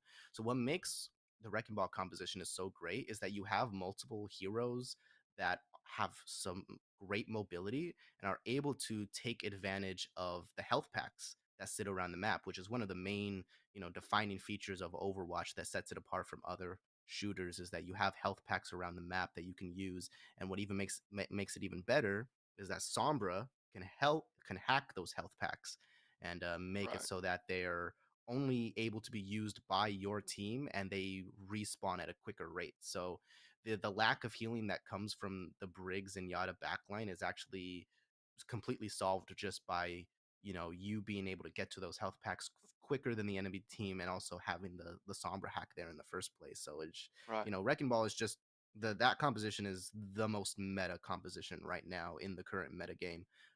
It's pretty hard to beat. Sorry, it's pretty hard to Right. beat. Yeah, I don't know what the heck that was.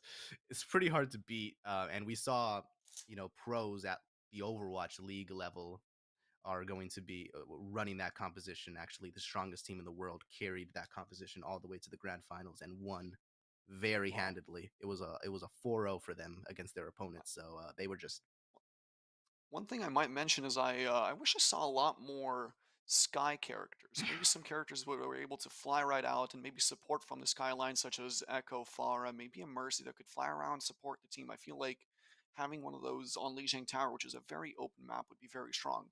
And since we're going to be moving on to Route 66, this next match, we're going to be going in with another map that has quite big skyboxes and allow us for a lot of playstyle and harassment from an area that they have to look up and try to fight rather than something on the ground. To see maybe a potentially more of Farah, I genuinely would be interested in seeing that, or Echo, as she can potentially shut down a lot of potential from an enemy team. Yes, for sure. Yeah, Route 66 does have that big skybox for sure. And it, like you said, the sky characters like Farah Echo, they definitely would be able to feast on the backline of Briggs and Yada more easily. Kind of maybe force James Madison University to run a hit scan instead of the Tracer Sombra that they showed they were very Right. capable with in that first map. Route 66 is also a map where you tend to see a lot more hit scans rather than the Wrecking Ball with the Tracer Sombra, so definitely could be seeing that as well. We'll actually see it's going to be James Madison here on the defense first, and they're not going to be running the Wrecking Ball. Instead, they're going to be running actually that hit scan. They're going to be running double shield with Orisa Sigma here. Silverstein is going to be on the Ashe, and Torbjorn for Impulse here. So double hit scan for James Madison and Georgia State. They're the ones that picked this map, since loser picks the next map in rotation. And they're Right. going to be running a double bubble offensive composition right off the bat. Great's going to be on the Tracer, and they're going to be running Ana Brig backline. So their main game plan is honestly going to be to keep Super Shady alive on this Winston, have 7 heal him up, gain that ultimate, her nano ability, and that's going to allow them to be able to push onto this defensive setup that James Madison has here going into it. They're just kind of sat up on top of this gas station right now. So Super Shady is going to make the jump in, use the shield, get a little bit of damage, and then pop out because he doesn't want to be burnt down by the massive amount of damage that's going to be coming from Silverstein on this off angle right here. Almost actually manages to catch Monkey, but you can see Seven's already halfway to his ultimate, or to their ultimates. But Super Shady, almost goes down there, has to run away, but an unfortunate pick onto Felius means that they're going to be 2 people down now that Skarit is out of the equation. They do need to back up at this point. Right, the amount of high ground that James Madison was holding on to as Georgia State tried to push it very early with only having Super Shade on the payload. Slowly trying to push it out.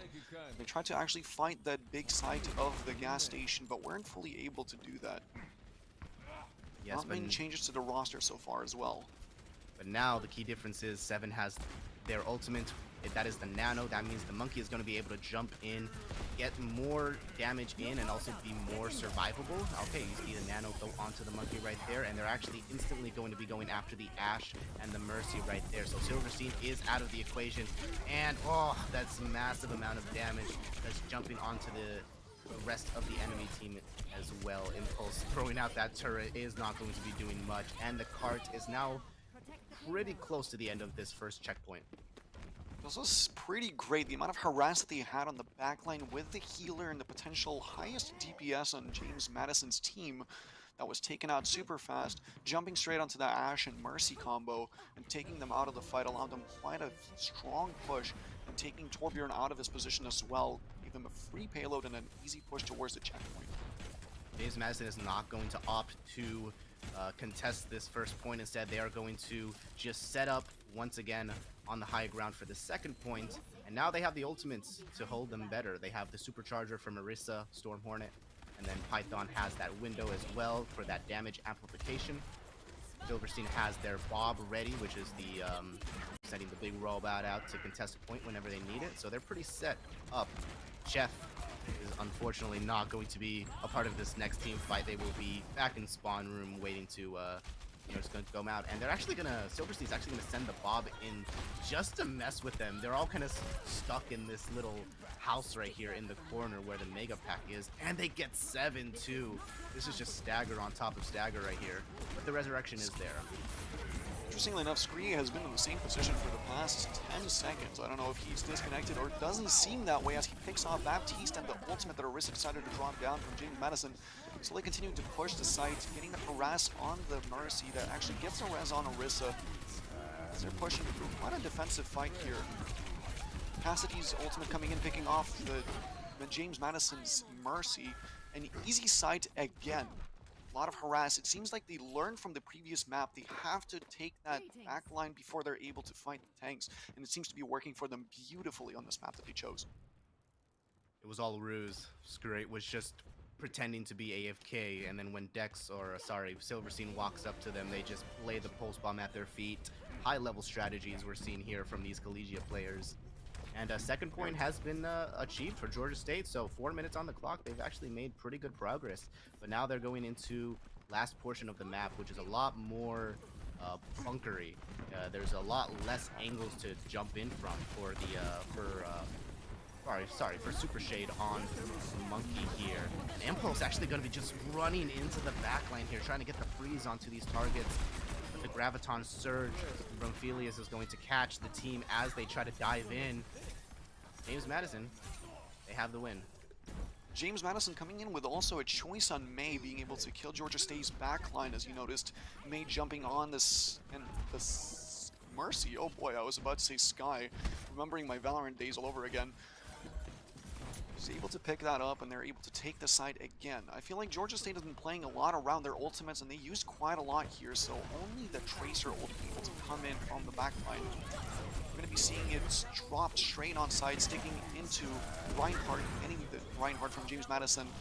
They're trying to hold off from what they have now, but again, that explosive playstyle allows Georgia State to be able to take over the site completely. Beautiful payload takeover, really good control of the map as well, as they're not allowing James Madison to come out of spawn.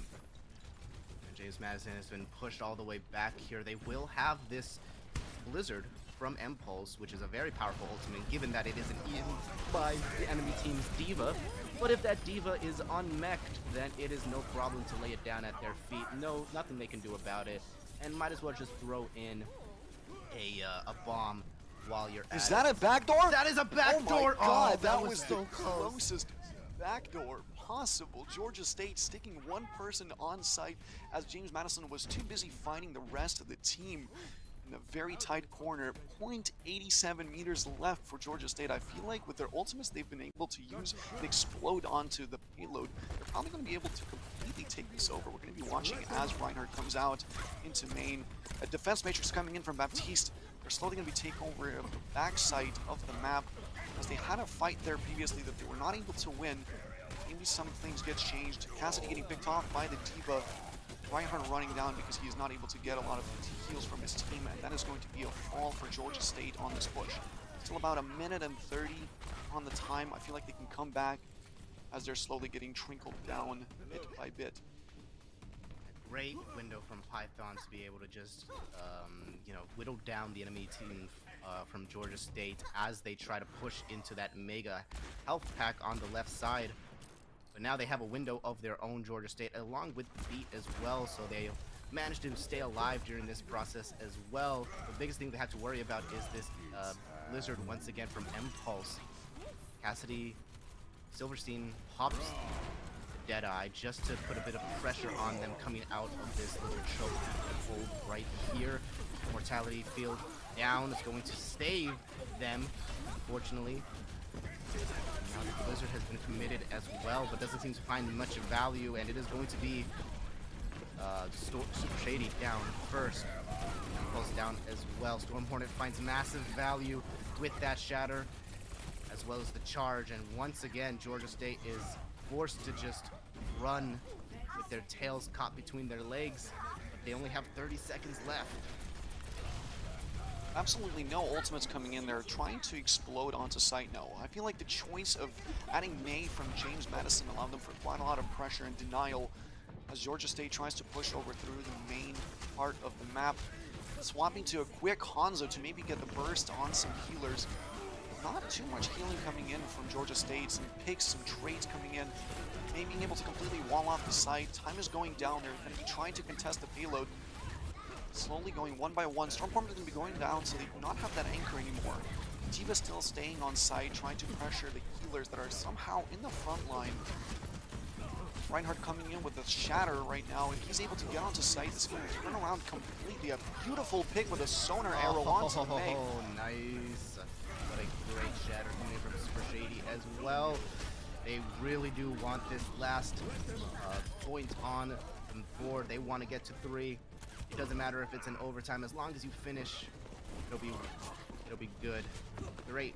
Swapping onto this Hanzo might have been just the boost that they were looking for, but still, enemy team is just trickling still onto the point in desperation. Unfortunately, nothing able to happen there. Georgia State is going to finish with 3 points. Absolutely beautiful seeing from Georgia State being able to pull out that Hanzo and get so much benefit off of being able to one-shot some of the characters that James Madison was trying to put out. They had quite a lot of squishies they were able to shut down the site, but as soon as they're out of the map, there's a lot of potential for Georgia State to be able to push that payload. Very good swap of characters. I feel like they really pulled off some in-the-moment choices, being able to take those characters and change the game the way it was, because they were not able to take that payload even closer to those 0.87 meters that they somehow were able to backdoor at that one start of the fight. That was crazy. I love that. That was very interesting, a very, very near sight to see. But sometimes that's all you need, honestly. Sometimes you just need to have that one hero swap, somebody swapping onto a hero that they feel would be appropriate, a hero that they're more comfortable with, and it's great. Definitely made it happen. Georgia State. James Madison also now decided to swap to Sombra, as we saw in the previous map. What do you think about that? Yeah, James Madison, I mean, on their attack, so they're going to be running the Winston Rush with the Sombra. Silverstein, obviously, we saw had a great impact on that Sombra when they were playing the Wrecking Ball composition. So hopefully he'll be able to get, or they'll be able to get the same amount of value on this much more aggressive Wrecking Ball, much more aggressive Winston Rush composition. They really want to basically sort of the same game plan, except be a whole team dives instead of just the Winston, and they all need to commit on to like a single target. And it's going to be a bit more difficult since Georgia State is actually running the Brig, who has the ability to group away any people that come after her. But that actually looks like Impulse is going for a backline assassination. We'll just find Dex right off the bat. Gigafart goes down, unfortunately, however, but that's not going to be much of a hindrance for James Madison. Still going strong here, gets a bit of the backline as well, and that was a perfect first dive, if I say so myself. Impulse coming in with a beautiful teleport into backside to take away Cassidy from Georgia State and instantly swap to Seven, who is currently playing Baptiste, who's a very anchory type of healer as well, who's able to provide a lot of healing. Very good explode on backside again. I feel like we're seeing this very strong focus on killing off the healers that are currently not getting protected from both sides of the circle, as much as we'd like to see. Aphelios that's actually going to contest point right here, but the Thorn Hornet has the ultimate to knock away, just cause some chaos. Doesn't matter if they get killed off there. The picks have been made on the side of Georgia State Georgia State. Billy, however, on this Diva, has a bit of plans on his own, is going to deny, actually I thought they were going to deny the Deadeye. Unfortunately, they just missed the timing on that defense matrix, and now Georgia State once again in control here. Oh, but Impulse comes in beautiful with ultimate the Death from Blossom. Including the hack from Sombra to get Orisa out of the way. A phenomenal, was that a 5-piece?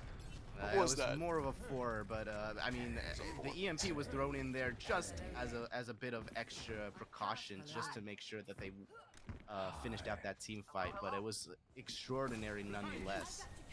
And Georgia State is going to be coming back in with a couple of ultimates as well. James Madison has a few, mostly the Coalescence, to try to push back. Or to push forward a bit more. It is going to be a bit more powerful, a bit hard, however, especially coming into this Molten Core, but it doesn't matter if you get melted down instantly as soon as you use it.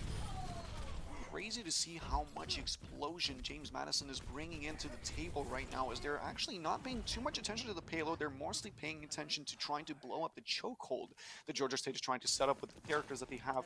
Quite a defensive roster. They're now swapping in some characters such as Reinhardt to have a bit more control over what they can defend. He took away that Torbjorn pick, which honestly I did not see too much value from, as all the turrets got blown up or completely ignored by James Madison. Graviton, so the Flux is going to come in right away from Aphelios. It does catch a few members, but unfortunately the rest of his team is just getting eaten up by just the utter aggression coming in from James Madison. They have their targets, they are going to find them, and they are going to take them down, send them back to the spawn point. And barely any ultimates used besides the beat as well, so they're sitting on a Death Blossom and an EMP once again, which if they use them like they used the first time is going to find massive value. We've seen Impulse play quite a lot on the flank play, or at least being a very ratty type of character on Tracer the previous map, and now seeing him on Reaper being able to get that fight. Sombra coming in with an amazing hack, and Reaper coming in with some kills, trying to actually damage people, not being able to grab any kills with his Death Blossom, but getting some kills on the enemy Reaper that they also now have. Beautiful team kills coming in back to back to be able to hold the control of the payload they currently have. The Sombra and Reaper combo, I am loving seeing this sightline and that backside explosion that currently Georgia State is being able to provide. Not Georgia State, James Madison is being able to provide. Yeah, 4 minutes on the clock here for James Madison to make this final push onto the final point of the map. Bit of a over-enthusiastic shatter coming in from Shady, trying to find some amount of value, but they're just continually getting burnt down. Shady goes down to the massive damage coming in from Reaper. Silverstein is going to find one of the backline as well. This window is not going to help them at all. D-Neck onto Helios as well. Only a couple more meters to go onto this last point, and with 3 minutes, I don't think anybody's going to be able to contest this last point. I think this is it. Reinhardt is going to make the Valiant charge, and the Immortality Field is being committed as well. And this B actually could find some amount of value if they manage to use it correctly. Scurrade actually is going to find Winston. Thorn Hornet is out of the equation for now, but a Death Blossom on the side of Impulse, however, is going to deny any sort of advantage that they might have had from it. And also a few kills from the Moira player, Python. Gotta get a little bit of love for those Moira mains out there. Right. James Madison. I used to play quite a lot of Moira back in my day when I used to play Same, Overwatch. my I dude. used to love absolutely tossing those orbs, seeing them do the damage was great. The amount of Death Blossoms that just appeared was quite absurd. That was 2 Death Blossoms in a row from both teams coming in with that Reaper choice. I feel like Georgia State picked the Reaper off of the need to try to almost copy the way James Madison is being able to blow up the tanks that they have. But it seems like James Madison was able to continuously hold their own on a very strong basis.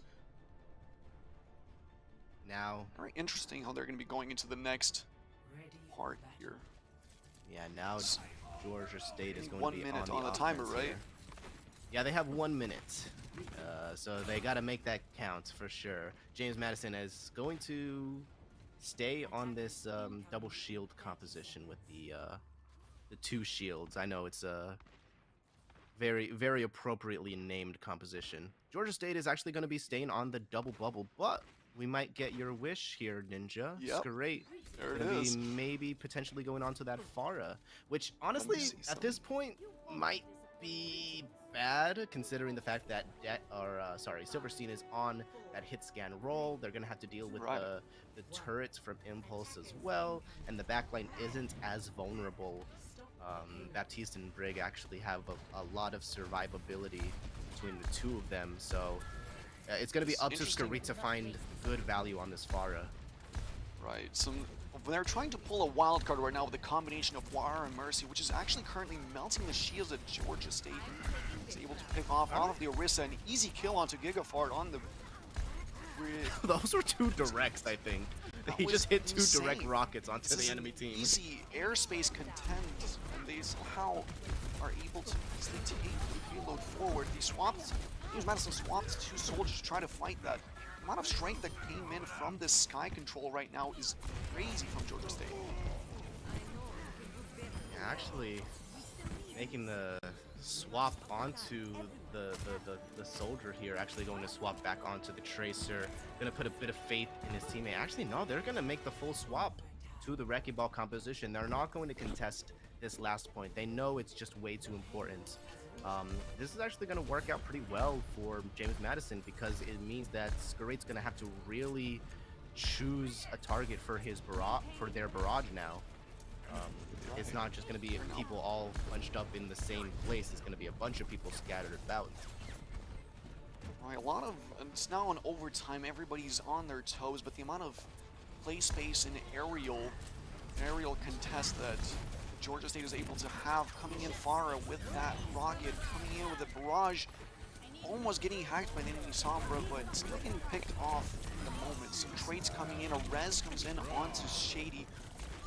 Cassidy trying to hit his ult on somebody, not able to, and they're all off of the payload. Not a single person was trying to contest that, and that is going to be it for Georgia State. 42 meters up. They were not able to hold their feet on the site.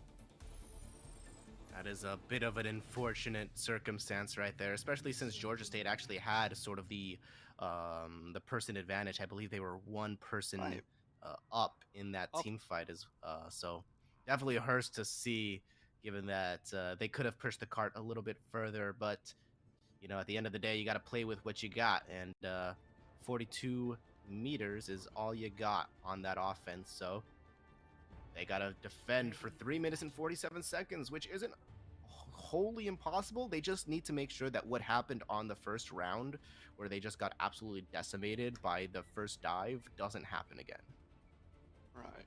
we're going to be seeing Georgia State come back in with that aerial contesting fight with the Farah that they actually enjoyed so much on the attack. I feel like James Madison gave up the site and were able to swap their loadout for the next big checkpoint, and they were able to stop Georgia.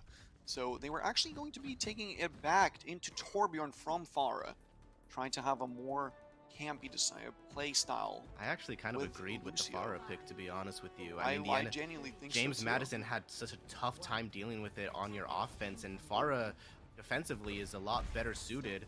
But it looks like they're going to be going for a close hold here on their defense here, which is a bit of a risky move. But when you have time to burn, you know, it makes sense. James Madison actually gonna go ahead and go all the way back into their spawn, probably discussing how they want to deal with this close hold. It looks like they're going to be staying on the composition that they currently have. Storm Hornet just gets absolutely decimated. Where's the support for him, Python? There's none here, apparently. Gigafart actually is going to be taking down Super Shady as well, so there is going to be a few trading here. It's actually going to favor James Madison since they are closer to their spawn. Storm Hornet has already come back into the fight, but now if you're Georgia State, you need to commit onto this cart. You can't run away at all, unfortunately, so just die on point and go again with the full six-man team. Their team, Georgia State, tried to get that aggression. They were able to get about 50 seconds off of James Madison, but I feel like James Madison instantly saw the amount of pressure that Georgia State is trying to apply and swapped back to that Reaper that worked so well for them in the first push of this map. What's crazy too is that James Madison now has a very forward hold. They have the health pack underneath the gas station hacked up for them, so Georgia State isn't going to be able to use it. Silverstein is right behind the enemy lines as well, so even though the window gets dropped, it's not going to be able to save Super Shady as they just get melted by the amount of damage. And just an EMP just to finish off the rest of them and pretty much guarantee that they will get this first point. They're only halfway through. Georgia State doesn't really have that much to work with. They burned the window, which is like the most powerful ultimate that they have currently access to, and yeah, but they are actually going to make the decision to contest, which might end badly given the amount of ultimates that James Madison has. Oh my gosh, the Sky Deadeye, however. Nobody expects the Sky Deadeye as you're being bounced around by the Winston. Actually manages to find the Lucio, and Impulse goes down as well. A bomb from Billy is going to even up the score, however, the main healer down 7. Not going to be able to save that Reinhardt. Storm Hornet goes down, however, that's really both main tanks, and Billy is demeched right now, just as a puny little bunny gun to try to do some amount of damage, build back up to that, back up to that mech. It's Georgia State that has the numbers. Never mind, I lied. Georgia State does not have the numbers anymore. Impulse has heard me apparently and just decided to take matters into their own hands. And, that was honestly not that bad because you burned a substantial amount of time from James Madison. But that fight turned around so quickly. I just realized that a few of their members actually got long spawned, which means that they spawned all the way at the end of the map, which means that they're gonna take a lot longer getting back to, you know, where they need to be on this second point. A lot of a lot of strong aggression onto trying to hold the side rather than try to hold a single choke point from Georgia State as they slowly jump straight onto a payload again, trying to absolutely focus the Reaper that's been killing them so often. Reinhardt absolutely decimating him. As they get this pick, a shatter coming in on the Tifa, getting her right out of the mech. Storm Hornet going to be coming in, trying to deny any of the play space, picked off completely by the Cassidy. Silverstein still with that. Sombra coming in. Time is trickling down. They're about to go to 10 overtime. seconds. And the amount of kills Dex is able to pick up for Georgia State is point. quite strong. Not a single person is on point. Overtime flying in.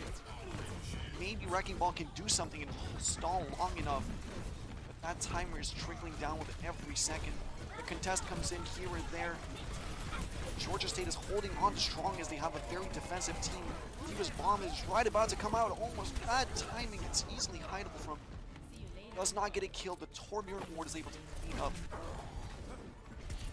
Yeah, Georgia State with the very aggressive defensive hold has actually stymied James Madison massive time lead. They will be taking the second points in this series. And Ninja, I think we have a game on our hands. At first, I I'm wasn't so sure very after that first excited. map, but at Georgia State, they've shown their fangs. They can bite. Nichols' performance on this map was quite great as we saw that amazing, what was that? That's 4-piece, that's a 5-piece. To be correct, that is a 5-piece. Beautiful performance by him, playing sometimes like a rat, but being able to also pick off the backline. I've been seeing quite a lot of Reaper on that map too, which was great to see. And the aerial combat that came in from Georgia State, if I'm correct. Yeah, Georgia State was the one that was running the Farah, which we debated probably might have been the correct call for them, especially since James Madison was tending to run more of that Winston-based composition without any of like the true hit scans like Cassidy or Ash or anybody like that. So it probably would have been good for them. But I mean, Georgia State, they made it. They made it work with a very aggressive defensive holds that in hindsight, they were pretty risky, but they managed to burn off enough time and put enough pressure on the offense of James Madison, who, were running that not the wrecking ball composition, sorry, the monkey composition. That monkey composition, right. And yeah, I mean, it just worked out for them. Got to give a lot of props to Super Shady, who I saw was just swinging their hammer left and right, trying to find some amount of killing potential damage on that Reinhardt and trusting in their team to be able to keep them alive through the the hacks and the aggression from the Diva and the Winston on the enemy side. So give a lot of props to Super Shady and their healer as well. The amount of aggression that they had on Reinhardt also means that they will not really have a shield to try to back up the rest of the team. So meanwhile, we were able to see an explosion on the part of the play that the Reaper had onto someone else, but that did not end up happening as Reinhardt decided to swing that hammer and absolutely swipe the entire competition across the board. If you noticed, they also played defense completely differently. They decided to have more holds on the payload itself and jump straight onto it rather to try to create a choke point the way support me here a second. Just the way that JMU had James Madison, right? The way that James Madison decided to play defense. I don't know, man. I just work set here. up chokeholds. I just say what's on my mind, my dude. Yeah. But yeah, you're right. I definitely do agree with that. I mean, just the adjustment that was made from the first half to that second half is really what you got to see for these players and these teams. They got to make those adjustments on that first offense. They just got absolutely obliterated by the aggression from James Madison. So they decided to take the aggression into their own hands, and it definitely paid off for them. Right now, we're just waiting on the next map choice for the next series, for the next map. It is going to be an assault map, and I just got word that it is going to be everybody's favorite map in the entire game, Temple of Anubis. And that's actually going to be James Madison's pick, since it is loser's pick. So they will be taking us to Anubis. We'll see who attacks and who defends first. Ninja, as somebody who doesn't play that much Overwatch anymore, right? What is your opinion on Temple of Anubis? Because you've definitely played it. Seems like James Madison seems to be grabbing all the maps that they can that rely all around trying to hold a single point. They're a very defensive team, as we saw them hold choke points on maps that Georgia picked, where Georgia University decided to pick a very push-based offense map where they were able to actually succeed. So it seems like payload is not really the strong suit of James Madison, and so they will end up having to go into this with a fight for the probably Reinhardt play and more control of the health packs with Sombra so far as we've seen them. All right, yeah. And we'll have a couple more things to say about Temple of Anubis actually after we take this short little break. Feel free to get a snack, do whatever. We'll be back in 5. See you then.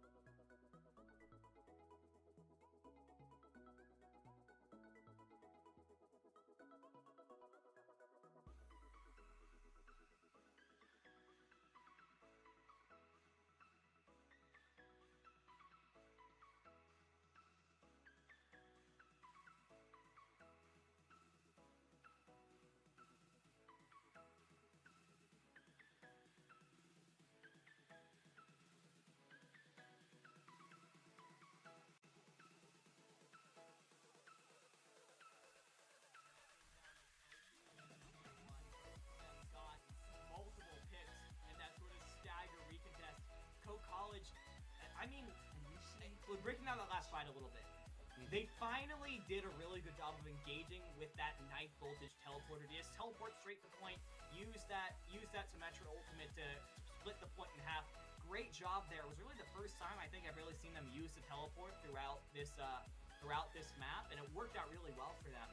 But they were just sitting on the point, taking damage from all these long-range sources from all over the point, so many angles.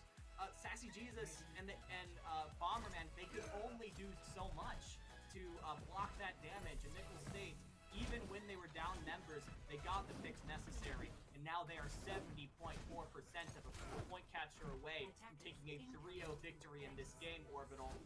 This is, and with role swaps too, and a sub in Katsumi, and we didn't mention that at the start of this game, that Katsumi is a sub for this game, map 3, has really shown Nichols State as maybe just being a cut above.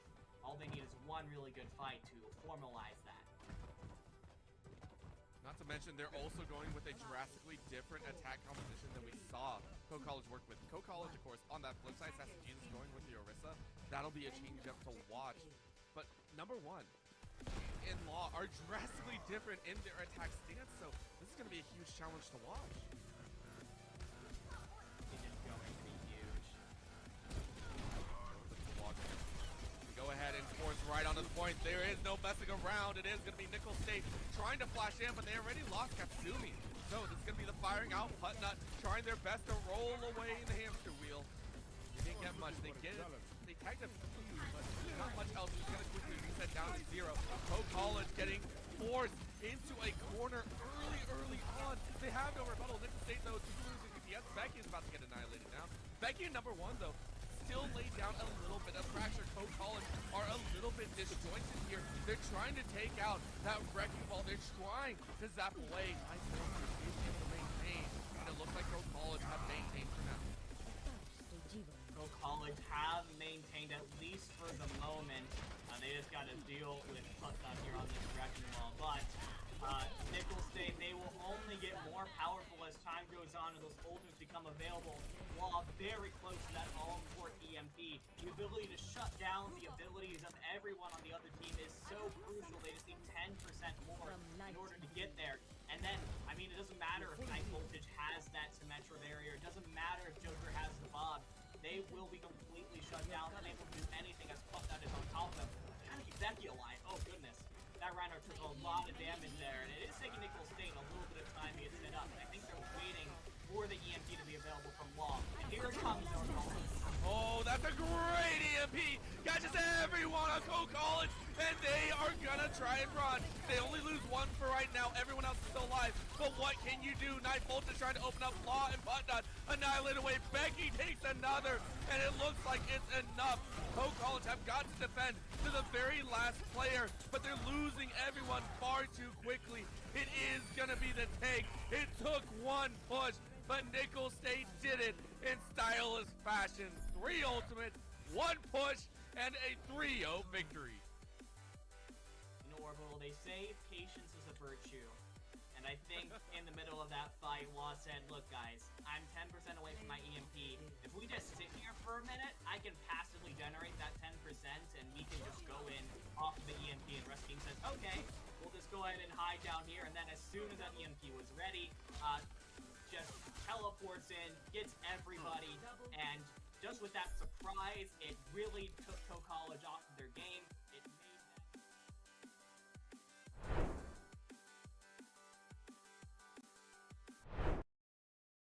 that. And we are back here. We have a match with James Madison University and Georgia State University. I'm Rudy. This is Ninja. And right now, currently, we are on the 3rd map. It is 1-1 in this series. Currently, we are going to be going to an assault map. And that assault map is going to be the Temple of Anubis, which, Ninja, you actually said makes sense for James Madison because they tend to be much more choke points focused rather than on 66. We kind of saw them struggle with a bit more of an open area. Do you want to elaborate on that a bit further? Right. I've been seeing a lot of defensive playstyle in their team comps and a lot of benefiting off of killing the backside. But I feel like on the offense that they decided to have and trying to almost teleport out. They had some plays where the Reaper was able to get into the back line, absolutely decimated and absolutely break down George's hold. And so George decided to pick up on that and try to play a lot more aggressive, even on defense, as we saw on Route 66, as they pushed up off of the absolute start of that payload fight where James Madison was supposed to push, right? And so going into a map that is all based around trying to hold a point, I feel like James Madison's about to see quite a lot of strength, maybe again without Sombra. What do you think? Yeah, Sombra definitely is definitely going to be a thing here on this map. Health packs are going to be key, especially on the second point whenever we get to it. And it does look like Georgia State is going to be the one that is defending first. So James is going to offense. Georgia State is going to be going with a pretty standard double shield composition with the Pharmacy. Dex actually on the Soldier 76, which is going to provide a consistent little bit amount of damage just to pepper in there along with the Pharah damage as well. James Madison, they're going with the tried and true. Just the standard dive of Moira Rush with the Reaper Sombra. And, the Sombra is definitely going to allow them access into the enemy backline. Storm Hornet just immediately dives in there, almost the entire team backing him up. However, Impulse is in there in the weeds with him. I almost didn't even get a chance to catch my breath there. But unfortunately, he goes down due to the Pharmacy in the sky. But a few picks from Billy and Impulse is going to even things up real well. And there's going to be no more support left for Georgia State as they're forced to just come back into this point. Python is going to be going down. That is your main source of healing on the side of James Madison, and they're going to be forced to retreat here. A very touch and go there for a couple seconds. Oh, actually, maybe not actually. Jumping onto site, right? Picking up that Sigma kill. Lonely by himself, 1v1ing tank diff, EZL, and Ratio. Absolutely bullying Georgia State into the backside of the control point they're currently trying to fight for. James Madison able to pick up the fight and absolutely dominate the field as we see right now with the Reaper, who's able to try to get that high ground and instantly jump back down. Maybe try to fight the Pharmacy, trying to aim in the air. And Dex coming in with a three-piece here, fully denying, while James Madison was able to try to grab 1/3 of the site. It's really interesting the way that they're playing this actually is because they actually have all these players at different angles, at different elevations as well. Dex is playing away from the tanks, Great is playing up in the sky, and the Baptiste and the two tanks are just kind of holding the points on their own. There's a lot of different people to dive here. James Madison actually has to choose who they want to go after, and it looks like they're going to go after the tanks right now as they EMP right on top of them, but they're able to get out due to the support that they have. Seven, unfortunately, is going to take that L ratio for themselves. The resurrection is there, but that's a lot of abilities burnt on the side of Georgia State, and once again, a massive bomb from Billy for Fun is going to close this fight out. It seems like Silverstein didn't even want to swap off of the Sombra pick as he had that ultimate to try to fight against the Pharmacy. James Madison does not want to try to find another way to try to fight it. He just decided to hack it, jump straight in, and a beautiful explosion from Billy coming in and wiping out the competition. The fight starts happening on the second point. Reaper coming with a three-piece with his Death Blossom. The only tanks are left on site, and James Madison and picking them off one by one. They easily get point. Another team kill again, 2 times in a row. It's interesting to see as we're going to be going into slowly capturing the point. A tiny contest happening, 90% of the point captured. He's going to be grabbing this Mega just to pop off a little bit. But the fight back is trying to come through. However, picks are not being able to be found on the side of Georgia State. However, no matter how much they want to contest this final point, it seems like destiny at this point that James Madison will take it. It's just this lone Lucio riding on the pillars. 3 minutes 35, which is a massive time bank on Temple of Anubis especially. Also, imagine being like, the Reaper was the one to start off that fight. Imagine being a Reaper and seeing a Pharah in the sky and looking down at your 2 shotguns and thinking to yourself, yeah, I'm gonna go ahead and kill that Pharah in the sky right now. Be right back. And then he just gets a 3K. That was very interesting to see as Georgia State decided to play that Pharah, and it seemed to work for a bit, trying to hold that site on the first point, and they were not able to continue doing that hold because the second point's a lot more tight and a lot more angled closed, and James Madison was able to absolutely abuse that with that Reaper pick, being able to dish out a lot of damage on the tanks that were one of the last ones on site, interestingly enough, and they were not able to completely allow Georgia State to retake site with the tanks, and it just started crumbling honestly from that point on. Again, we're seeing a lot of pressure on the backline from James Madison. They picked this map, they seem very strong at it, and we'll see how they go on defense. So we're also seeing Georgia State pick up someone like Echo. How do you like Echo? I mean, considering that James Madison isn't running any sort of hit scan or anybody that's able to really take care of them, I really like it a lot, especially since Georgia... No, sorry, they're the ones on offense. What am I doing? Yeah, Georgia, yeah, they swapped the names. Yeah, those names a little... That took me off for a small second, right? So you get Yeah, no, too? you're good, you're good. No, yeah, James Madison is on defense. Yeah, no, so they're going to be on defense here. Georgia State is actually going to have a massive opportunity with this Echo Mercy combo to do a lot of damage, and it being really uncontested as well. One of the great things about Echo is that Diva being so good against her because of that beam ability that she has, and you can see already Philly has just been melted on this defensive push. Impulse is going to find the pick onto 7 here, but the resurrection is there. And now Dex just peppering in shots. James Madison forced to retreat due to them not having a Diva anymore. And, you know, now Point, they're going to be actually going into that little room right next to Point as well, just to kind of bunker down there, wait for Billy to come back. But Storm Hornet just in an unfortunate dive that doesn't leave him many opportunities to get support from his teammates. But James Madison is finding out the picks from this. And Georgia State back to spawn. Like a lot of aggression that they saw from Georgia State on the previous map, where they decided to fight for the site itself rather than choke points, is coming in from James Madison now. They decided to take a page out of Georgia State's book, and they decided to get that aggression coming in with the Reaper constantly staying on high ground to drop straight right back down. No changes made to the comps yet. Echo has her ultimate. What is it called again, Rudy? Can you remind me of that? I'm sorry, which ultimate? The Echo ultimate, where she's able to transform into another character. Duplicate. Duplicate. Yeah, like the character from Reaper Impulse on a beautiful flank again as he flies straight down from the sky. He's trying to cosplay Farah as playing Reaper. Fight turns out to happen.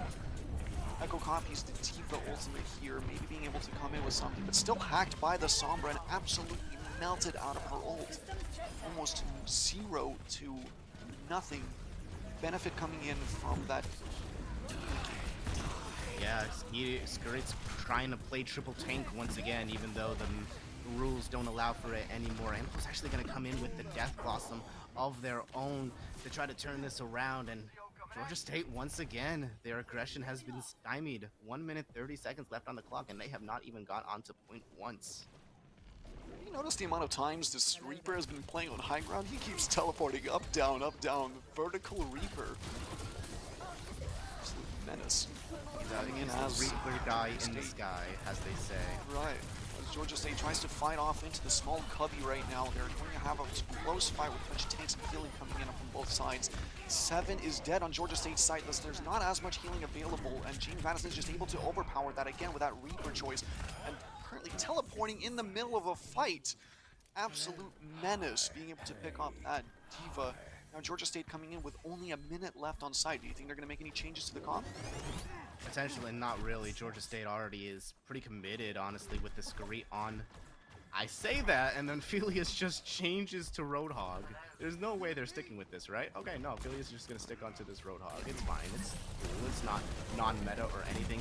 They just want to make sure that the aggression from James Madison is stymied in a little bit, but you can't do that unless you hit your hooks, and unfortunately, no hook was hit in that exchange there. 7 and Philius just go down right off the bat. Super Shady isn't able to find anything from their primal, and now you just got 20 seconds left. You do have double DPS ultimate, so hopefully Skirit's duplicate is able to be used in better this time around. Potentially they could dupe somebody else like the Reaper, and it looks like actually they're going to go for the Winston, probably try to build that primal up so that they can test the point a bit longer. right. A very strong fight here onto side as we go into overtime. Georgia State is trying to make anything and everything happen. Seven has his Nano Swarm. Maybe he's able to pop it onto somebody and get some value out of it. A beautiful hook by... I mean, seeing Felius being able to pick off the healer. Python goes down and they have free sight. Just barely in the nick of time able to take away that point from James Madison. Georgia State was able to push in. So I guess the swap to Roadhog probably worked in their favor. I mean, yeah, it worked somewhat in their favor. I just love the fact that off tanks, that's sort of just their hero to pick in desperation. Like, oh my gosh, this diva isn't working. Time to pick the Roadhog. Hopefully I'll find a hook and get somebody. But the massive EMP from Silverstein is going to put Georgia right back in their place. Unfortunately, it's just the Roadhog left here, just kind of running. Hopefully they make it back to spawn. They will. But crying for some healing. I mean, one of the things again, you sacrifice for this Roadhog is just no defense matrix for your diva, no amount of survivability. You really just got to depend on that hook to find value for you. Definitely. Seems like there's a lot of harass coming in from Silverstein on James Madison. Again, Impulse is going to be having this Death Pulse that he's going to appear from the sky. You've been seeing this strat a couple of times, so it does not work out as well as it previously used to. Dex having a fight with a monkey and Roadhog backing him up. Easy kill for James Madison. Georgia State gets absolutely stunned in their tracks.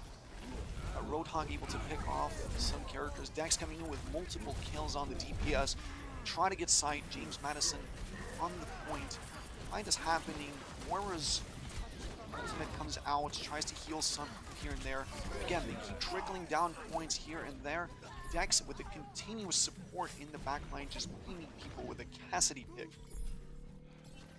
Props? Okay, well, there's a bit more contest here. The double DPS is going to come out. The Doomfist is quickly taken care of, actually. Scurried actually goes down, so that's a bit of damage gone from the side of Georgia State. Anubis is one of those maps that is notorious for having defenders come back from really big offensive pushes, given the proximity of the spawn the spawn. And Super Shady going down as well. Georgia State, they have to go back. They need to finish here on Anubis for any chance of winning this map, and right now they're just being brought back all the way to their spawn. Seven goes down as well. That's your main source of healing. So now you need to push without any healing, and that's just going to be so rough for you, unfortunately. That was a back cap. We just got back cap. Wow. Wow, I am telling you, I was lost. I did not even notice that. I was so busy watching the fight. You were lost in the sauce. Just like the players for James Madison there, trying to hold back that site. They were not able to notice the back cap. That was crazy notice for you. I wonder who that even was. Was that? I think it was. They had a Sombra, I think. I am absolutely stumped. I honestly don't even know. I think maybe it was one of the supports that stayed behind. Hero in the shadows, hiding, coming in, grabbing that point for Georgia State. It was just Batman. Back cap for 2-2. It was, yeah, it was fluid. It was kind of crazy. I don't even know who it was. I feel like it was Scary 8 coming in on the DPS pick. Somebody like Sombra or Tracer, as far as I saw on site. Georgia State is going to be picking up Dex with that soldier pick. Reinhardt coming in for the first time on this map, interestingly enough, as well. Reinhardt on the offense here means that Georgia State does not want to be dealing with the Winston mirror matchup. They want to have a bit more bunker in their step as they're probably going to try to go in through that left-hand side to go up through the stairs and then meet them on that little raised platform right there in the middle. But it's going to be really difficult given, just James Madison's proficiency with this Winston composition here. Right. And it's also a very defensive comp, and they only have a minute on the clock, if you notice. Yeah. They're really just hoping for the bait here, that they can bait them into diving them and then potentially get a pick or two. I mean, that's why they're running the Cassidy Reaper, is to try to stun anybody who jumps in after them and then quickly melt them down. But unfortunately, you can't do that.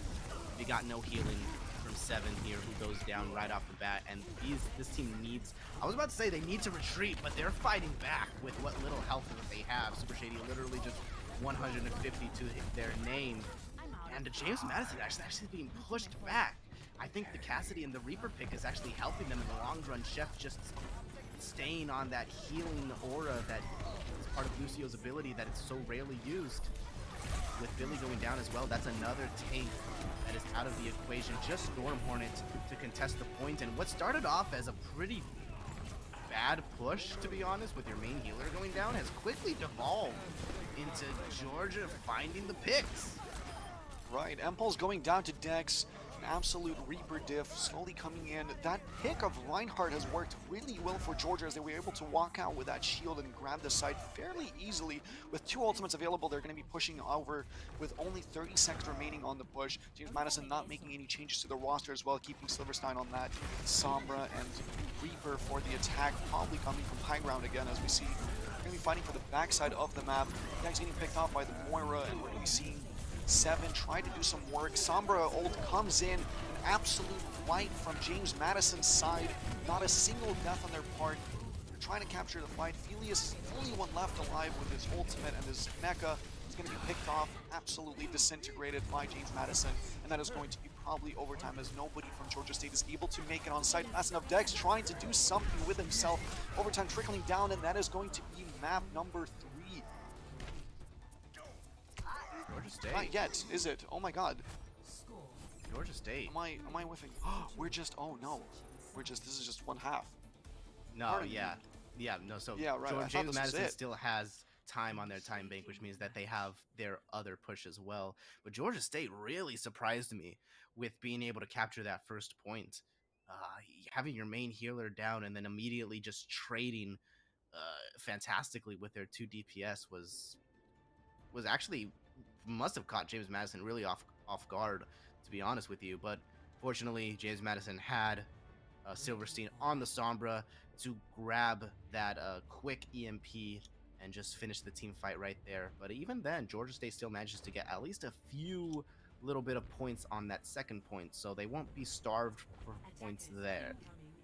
James Madison. Right, we almost saw Junkrat. Did you notice that? Yeah, they're in the spawn right now. So I decision into possible Junkrat. I was very excited for it, but it seems like Impulse is going to continue playing that very vertical high ground Reaper that's going to be flying from the sky. So far from what we've seen on the first part of that fight, I feel like Georgia State got trickled down by that perfect Silverstein ultimate that he brought from Sombra, absolutely decimating their shields and completely shutting down the entire push and the cubby of the point. James Madison is opting to go once again for the Sombra, the Wrecking Ball Tracer Sombra. This time they're running the Moira Lucio, so it's going to be a bit more dive focused. All members on deck for the singular dive onto a singular target, which might be a bit difficult considering they're still going up against the Cassidy Reaper. Georgia State is actually going to make the appropriate change and just run all the way to the back of the points, make it the options for James Madison to dive on them a bit limited, as they're just kind of stuck in this staircase and this little room right here. There's not really a fight happening right now. It's just poking each other, and for some reason Georgia State decided to give up the side as they decide to recontest it back up when they are ready. Impulse coming in again from that high ground, trying to play like a rat, getting some picks and damage off, at least on two people, trickling those tracer pistols through. Contest fight is still happening. Georgia State trying to keep that point in sight, and they're able to succeed to an extent as Chief is picked off by Gigafart. A Lucio diff is what we see. James Madison getting some kills. This is a complete trade-to-trade fight, and it seems like their push have not worked too much so far. Yeah, I saw the strategy there from Georgia State. You know, they went all the way back to the point, kind of hid in that little house, and then as soon as James Madison, at least a couple of their players were on point, then they would speed boost and try to sort of semi-dive them, rush them, and try to get a few picks that way. But unfortunately, James Madison was patient enough to kind of hold back, and they managed to win the team fight out that way. James Madison now went on to the second point. All they need is one tick, and they have the ultimates to do it. They have the coalescence that goes to the shields. They have the EMP that melts the shields. They have the pulse bomb that just straight up kills people. They're going to be laying it all on the line here. They need to find a few picks, but Felius actually catches somebody with the hook combo. So Gigafart is out of this right now. James Madison doesn't manage to find enough of the picks. This might be a big contest, but unfortunately, they managed to James Madison clean it up. seems to have a very hard aggression, and again, seeing that potential strength coming from the Sombra ultimate was quite crazy and very explosive, and they allowed them to instantly turn the fight around because Georgia State is quite defensive and they like to fight for the site itself. Really coming with that beautiful 3-piece to get the site from Georgia State. And now we're at match point for James Madison University. Started off pretty strong on that first map, and now Georgia State has one map pick. The map pick to potentially end it all, and one of these teams is going to be going home with an extra win under their belt for this group season. And it's Georgia State's pick now, and they have hybrid to pick is going to be the next map type. And yeah, it's going to be interesting to see. Since they were performing really well on being able to push that payload on the Route 66 that we noticed, but also James Madison was able to provide that consistent Sombra on-site play. So this is the time where both teams have some strong suit on the map that they're able to try to fight for and try to benefit off of. I'm just trying to think of all the potential hybrid maps we have available for us right now, and I'm a Valorant player. I don't even know the maps. There's one in particular that stands out to me, and I know you will know this map because it is the definitive Overwatch map. I think we might be going to. I'll even put it down right now. I will mark my words. We are going to. I'm calling Eichenwald. Isn't that? So that's a map, bit of an open like air map. Right, since some we've seen actually a bit of aerial fighting with Farah picks. I was thinking we might see more of a King's Row coming out here. King's Row's a classic. It's a classic, but it also lends a lot to Reinhardt compositions, more brawly compositions. Reinhardt is almost like a must pick on that map. So if Georgia State maybe wants to go a bit more towards that sort of, towards that sort of mirror matchup, James Madison, they could still run Monkey Ball Winston on those maps, but it's a lot harder than in comparison to other maps. But Eichenwald is also another map that is more open. It's going to lead to a lot more Wrecking Ball compositions, which Georgia State might not want James Madison to go towards. So Eichenwald may not be the pick for them, even though there is going to be a brawl aspect to that map. And what did I say? Our producer has just informed us. This one. It is King's Row. It is the Scrims Row, as they say it, because in every single scrim, you have to go to King's Row at least once, or you're bad. Wow. Or you're just blacklisted from like a very community. A very prominent map for the pick that Georgia University decided to make.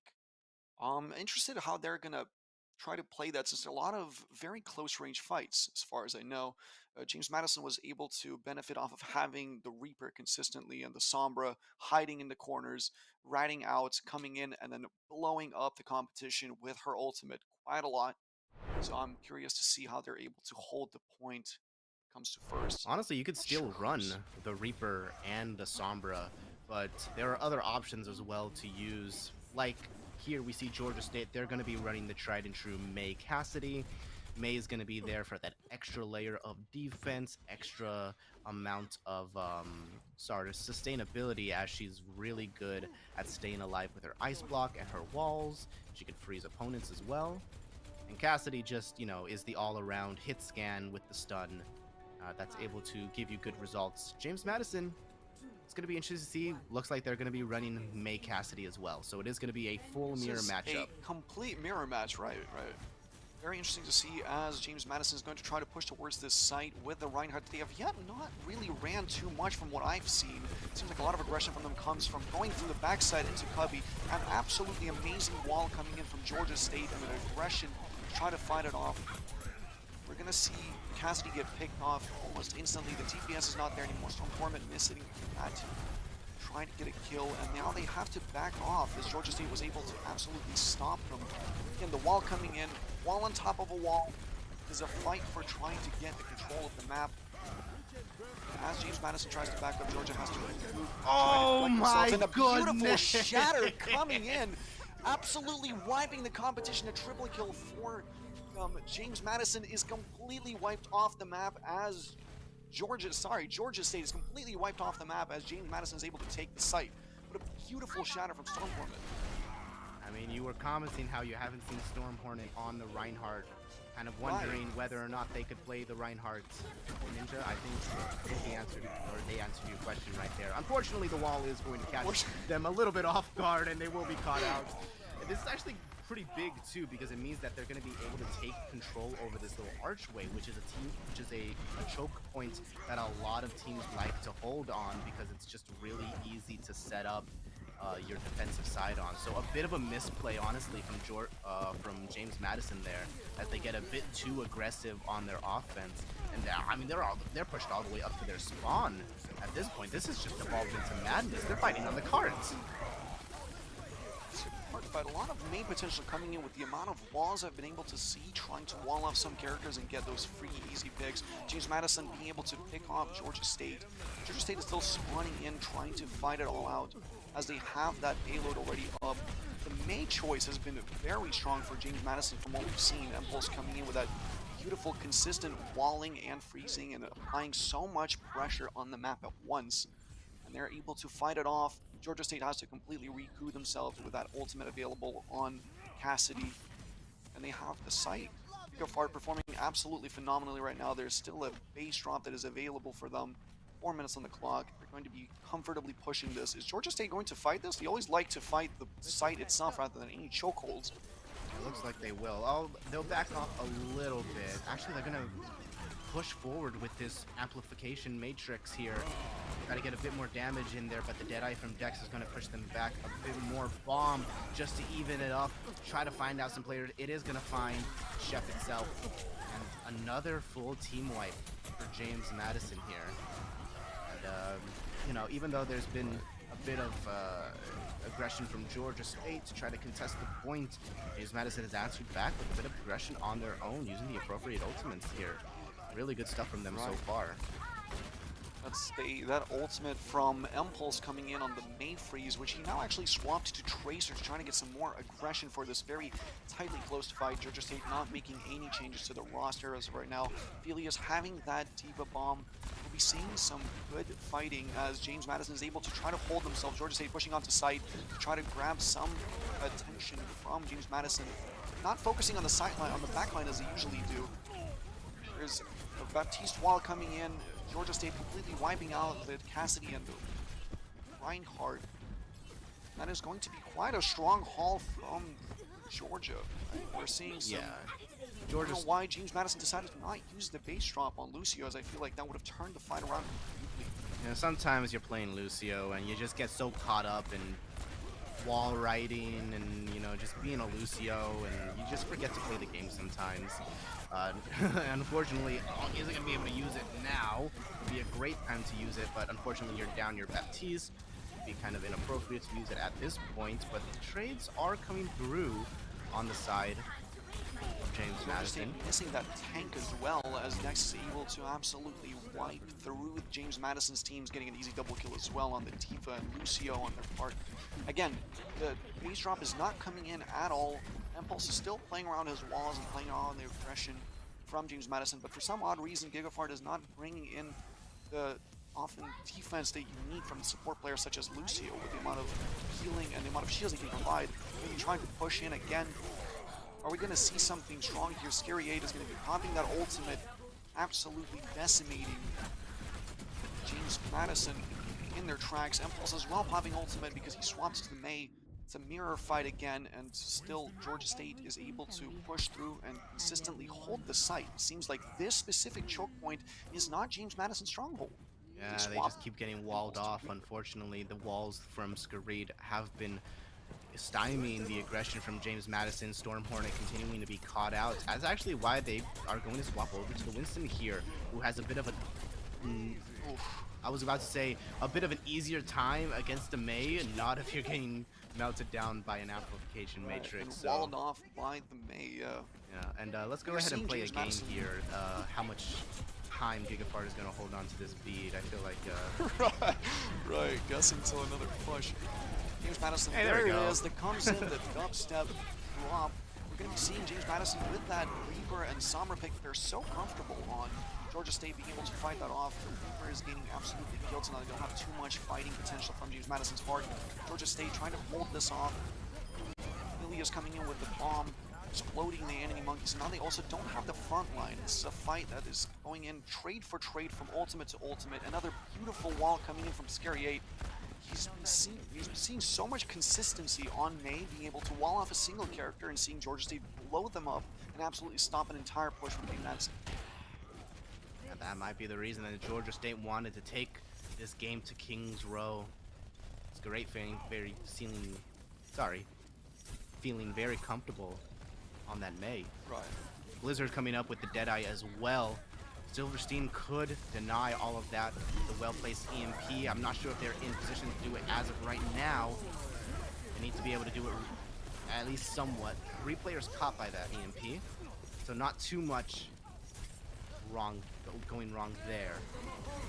Fortunately, James Madison being held back just a little bit. The aggression from Super Shady going into their backline unfortunately gets hacked up, isn't able to find any value, and the coalescence from Python, that seals the deal.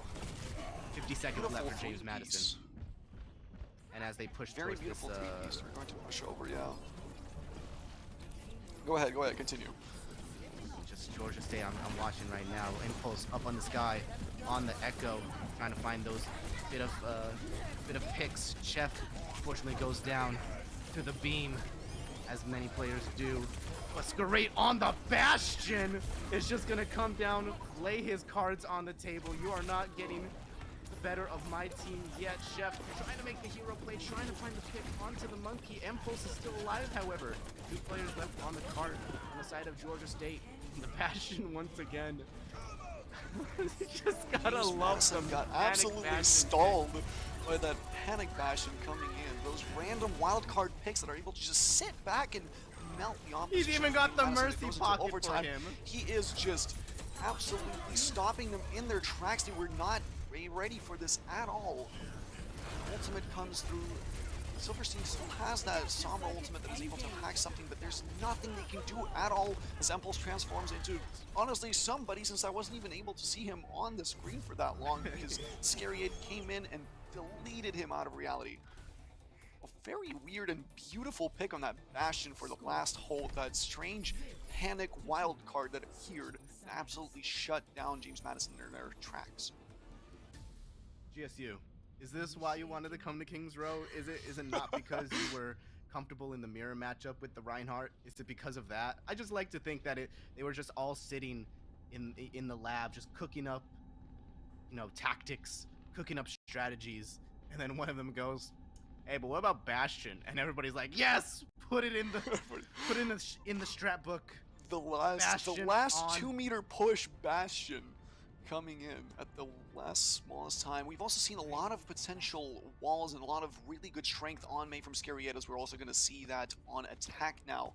Again, James Madison has also been swapping Impulse onto May as well. Gigafart still staying on that Lucio pick, which I honestly would personally swap onto something else, as we saw him hold on to that base drop for quite a long time, don't you think? I mean, yeah, I kind of get that, though. I feel him as a Lucio player myself. There are times where, you have a specific way that you want to use the beat, and to them, Gigafart was probably trying to want to save the beat for when they were trying to get aggressive after, the wall was broken down, but unfortunately, their front line was just caught off so much by Scurate's really good wall positioning, and then they would get killed off by an amplification matrix or Dex on the Cassidy, and it just continued to trickle where they never got the opportunity to use it. But here we go once again. Mirror matchup, yep.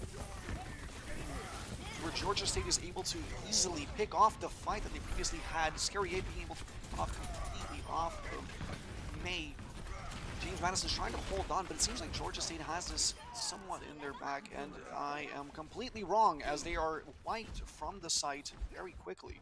It seems like this mirror matchup on site goes down always to the defenders, as we saw Georgia State absolutely decimate the defense. Get decimated on defense, so we'll see. Hopefully James Madison is able to try to copy the way they pushed on the first time we saw this. Yeah, and I mean, Impulse has so much progress made towards that Blizzard. Once again, another wall trying to separate them, but the wall in return, in retaliation, gets used up. Window from Python is going to be laid down. Unfortunately, it's not going to be able to save Storm Hornet on this Reinhardt. And Georgia State is going to have to be pushed back into their own spawn, but they have enough members to where they can hold this checkpoint, this archway, and I don't think any of their teammates have gotten long spawn, so they will have a full rush onto this little archway point. And Dex going down, that's a go sign, honestly, for James Madison. Shine from very beautiful shot from Silverstein coming in with that headshot on the Cassidy. A phenomenal shatter coming in from Storm Hornet. Fight happening straight on site. James Madison had to back up, but they came right back with the amount of aggression that they have in this mirror matchup right now. It seems like the attackers had a lot of strength on grabbing that choke point. For some odd reason, James Madison has a very strong control over knowing how to play the payload fight. Looks like James Madison wants to get a little bit cheeky. They want to do the exact same thing that Georgia State did to them on their offense, where they just go into their spawn and committing the ultimates. That is the correct move to do here. Getting down a few members, but as long as it wastes time for Georgia State, it's worth it. Elias is going to get back into this mech, and they will survive. And it looks like James Madison now is going to fall back a little bit to try to regroup with their rest of their team. Python, don't die, please. We need Python you. almost getting bullied by Scary 8 from Georgia State. James Madison seems to be trying to fly as much time as they can, although there's still 4 minutes on the map. James Madison is able to hold on to this, while Georgia State has all of their ultimates available to push this payload fairly easily. The aggression coming in, again, the aggressive wall, all the ults coming straight out, the dubstep coming in. James Madison is all very low and not enough healing coming in. Felius with a beautiful double kill with his Diva ult. 7 picking off the Baptiste, easily diffed. And again, now May versus May fight. Who can win? Chef! And that is They were having a May battle. What the heck, my Georgia. dude? You gotta respect the duel. Right. Nah, it doesn't And matter absolute anyways. Kill stealing comes in, but they're able to easily take the side Georgia State with a beautiful push with all the in that entire fight. Interesting enough. Georgia State, they did use all their James Madison has a few to work with. Pick apart once again on the beat. Hopefully they will use it. Thankfully they did. Massive shatter once again from Storm Hornet. It seems like these two Reinhardts are just trading in shatters with each other, trying to establish themselves as the dominant maining. Both trying to vie for that top. And Felius is just gonna do a little dance before he gets staggered out a little bit. Full control for James Madison. James Madison has been very confident in the aggression that they're able to provide. So the choke points they've been trying to hold against the ults that Georgia State has been bringing into the fight has not been their strong suit. So they decide to just instantly push over to what seems to be the last ever moments on the payload, as the payload is now going backwards. 2 minutes and 30 seconds remaining. We're going to be watching Georgia State try to do another push with only the Baptiste ult present. A beautiful wall by Impulse, where he was able to take off Super Shady. A phenomenal ult right there coming in. Their Diva also has an ult, and the walls coming in and out, able to pick off the tanks. James Madison completely pushing Georgia State into their spawn, and then backing up to try to play the payload as they always like to do. This is one of the cool things about the Streets phase of Kings Row and why so many people like it, is just the back and forth you have between the Reinhardt mirror match, in that it's just so potentially volatile. I mean, Storm Hornet shatters the air there, unfortunately gets caught out by the May wall, but Skarik goes down anyhow. Silverstein tries to turn things around with the Deadeye as well. Unfortunately, will be taken down by Dex. No Deadeye for you, Silverstein, but the rest of his team will make do with what they got out of that team fight. Just another decisive team fight using the ultimates and the abilities. Once again, the May duel. I mean, really interesting. May duels are coming in very strong, right? Unfortunately, Python just once again interrupts the May duel, my dude. Let them battle it out like men, like warriors. I'm sorry, maybe some of these guys aren't men. My apologies, but you know, like the warriors that they are. Right. Professional gamers. We're seeing quite a lot of walling off specific characters, and it seems to be stopping Georgia State in their tracks for quite a bit of time. Yet they have quite a lot of ults, and we've seen that amazing push with a beautiful shatter coming in, grabbing about 3 characters. A freeze coming in from Scary 8. A fight comes out. Dex with a consistent damage all around the fight. Shady's able to push over and try to damage a lot with that Reinhardt pick. Beautiful heals on his part. Oh my god, this is great. This is phenomenal to see. Anytime Georgia State has their ultimates, they seem to take the site so easily and so consistently. Yes, very much so. Georgia State now has this second chokehold, or is this second point in their grasp. 1 minute 52, and they have a clear win objective here, and that is to complete the final, complete the third point here on Kings Row. They will even the series up. If they can't, that's unfortunate for them. They'll be out, at least for today. Now they're just coming in. James Madison has the abilities. They're going to throw down Amplification Matrix on the side of Georgia State, and actually Dex is going to find the Deadeye onto Python. That's a massive, as well as the Cassidy Beam out as well. Scurry unfortunately goes down to the Shatter, but it is going to be Georgia State now, only a few meters away from the sweet victory. Are we going to see another Bastion? I don't think so. He's too slow to try to contest a point right here. Immortality Field thrown down on the side of Python, but it gets melted down pretty quickly. Billy for fun, he needs to find a massive bomb here like he has all series long, and it does find two. But Georgia State, they are staying alive, oh so sweet. 2-2 in this series. This is a great match as we see quite a lot of potential from both of the teams. Python coming in with that beautiful three-piece, if you remember what this play was, on this complete start of the game with an absolutely explosive fight that we saw from James Madison. The wall coming in, easily spraying some players down, a quadruple kill right there. Beautiful performance. Very fair fight so far all around, if you noticed. Yeah, I mean, it's great to watch. Georgia State has been making good use of their losers picks. And unfortunately, they will no longer have that losers picks going into our last map, which is going to be a control map, which, you know, control maps are more than often very dominated by more divey compositions. So, you know, more Winston and more Wrecking Ball.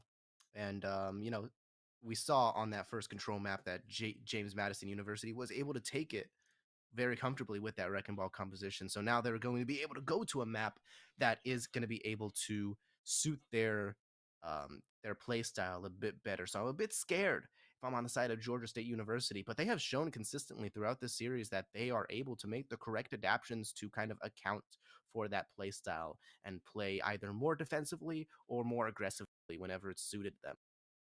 Right, I'm hoping to see quite a lot of Sombra coming in from James Madison again, as we've seen them do before. Maybe again a Reaper that can come in from high ground or from low ground, depending on what the map is and how they want to play it. If it's an open map, potentially again another fight. It seemed to work times from both when they tried it.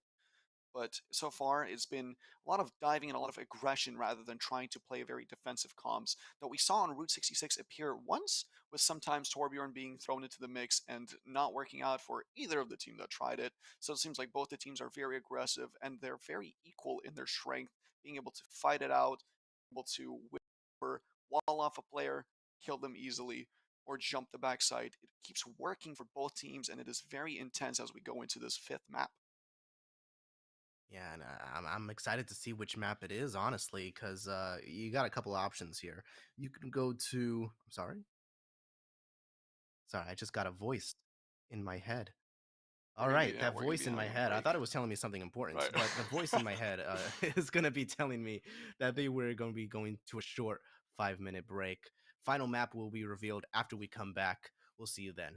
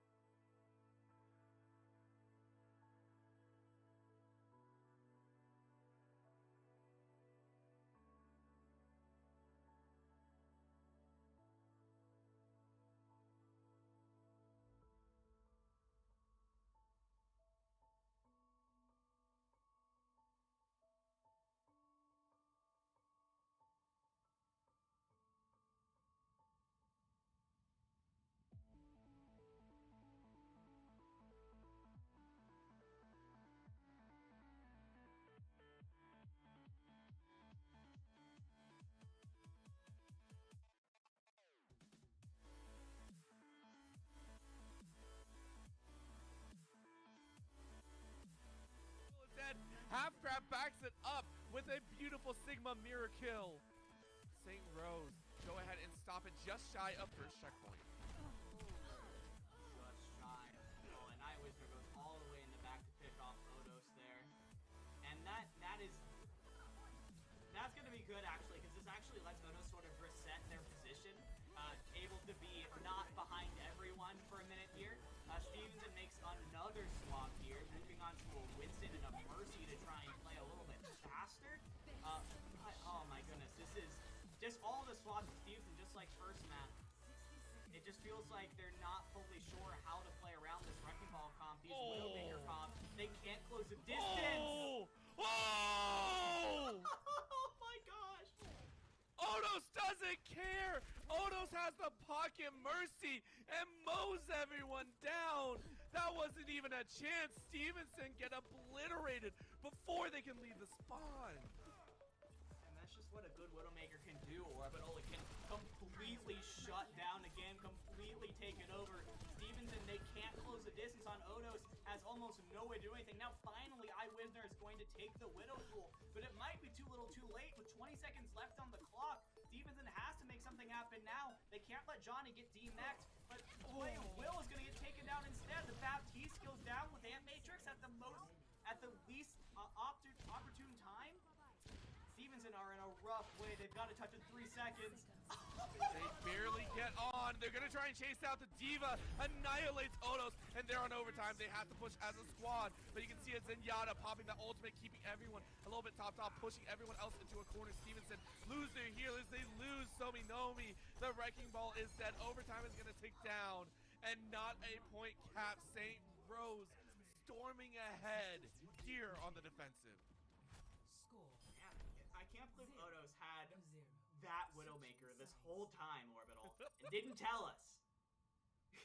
That was apparently there might have been an agreement for Ryan v. Ryan. Moopy is a little bit sad about that one, but I mean, that's just how it goes sometimes. If there's a Widowmaker that's just feeling it, they can just completely take over the game. Odos had full advantage of high grounds, full sight plans on everyone from Stevenson. Stevenson had no real ability to close the distance on Odos and disrupt their rhythm.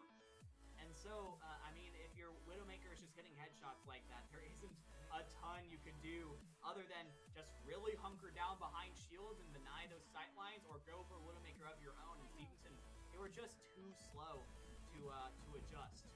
That being said, Wisner is going to be on the Ash from the start now, so a bit of a sniper duel. Still advantage Odos, but a bit of a sniper duel from both sides now. Will make things a little easier for them, force Odos to play a little more measured. I don't think Odos cares. You can see it. The Widowmaker right back out, and Cynic is still going for it. Going for it again. Now on the defensive, and of course, Ash coming out of here. Wisner is going to pick that one up, like you said. The Orisa is going to follow through, and it's going to be a little mix-up. We're going to see if they can play it off. Wisner takes one or two, but on that payload is where it's all at. St. Rose going ahead and slowly pushing up. Odo says, hello! Sniper fight is mine.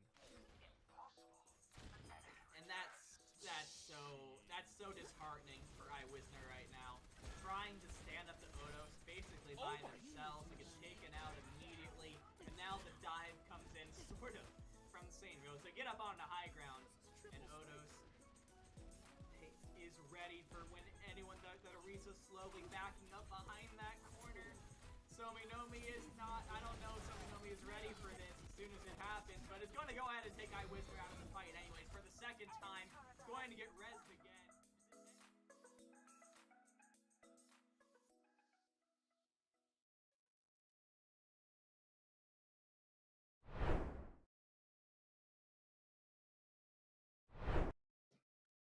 James Madison University versus Georgia State University. Who would have thought that this was a match that would go the distance? We are currently 2-2 in this series. Whoever wins this next map is going to be declared the winner here. And we are going to Ilios, which is a control map, obviously. And any thoughts on that Ilios pick, Ninja Void? This is a pick that was made from James Madison. James Madison had a lot of strength on the first map with being able to pick up some environmental kills and being able to boop some people off the map and straight up out of the fight. And I'm honestly super excited to see that again Oh on yeah, I Ilios as we have that forgot. one big area where you can potentially even bring in a Roadhog that we saw once in this entire series. Bring in a Roadhog, hook somebody, get them straight out of a fight, probably a diva that can boop people. A lot of potential for that big middle fight and probably being able to overpower Georgia from James Madison. But Georgia has also been pulling out some wild cards with being able to play some potential sky and aerial offense, where they're able to also take the strong fight of the big skybox that the Ilios is going to offer. Yeah, Georgia was also the one that did pull out the Roadhog, as you mentioned. So when we Oh, get to that's that right. portion, we could potentially see some Roadhog shenanigans coming out from there. I think it was Felius who's looking very comfortable on that Roadhog for sure. Actually managed to get them a point on Temple of Anubis when otherwise they wouldn't have. James Madison, though, like your point about James Madison, however, being the team that runs more of those types of compositions. I mean, just think back to the first fight of the series where we saw Storm Hornet just absolutely decimate the backline by just booping him off the edge on Lijiang Tower. And he was able to build a minefield in like 30 seconds. So, Yeah. Storm Hornet alongside his DPS duo is going to be looking to find a bit more value on these Ilios maps that have, those pits where you could potentially fall off. So, very excited to see what they're going to be going for here.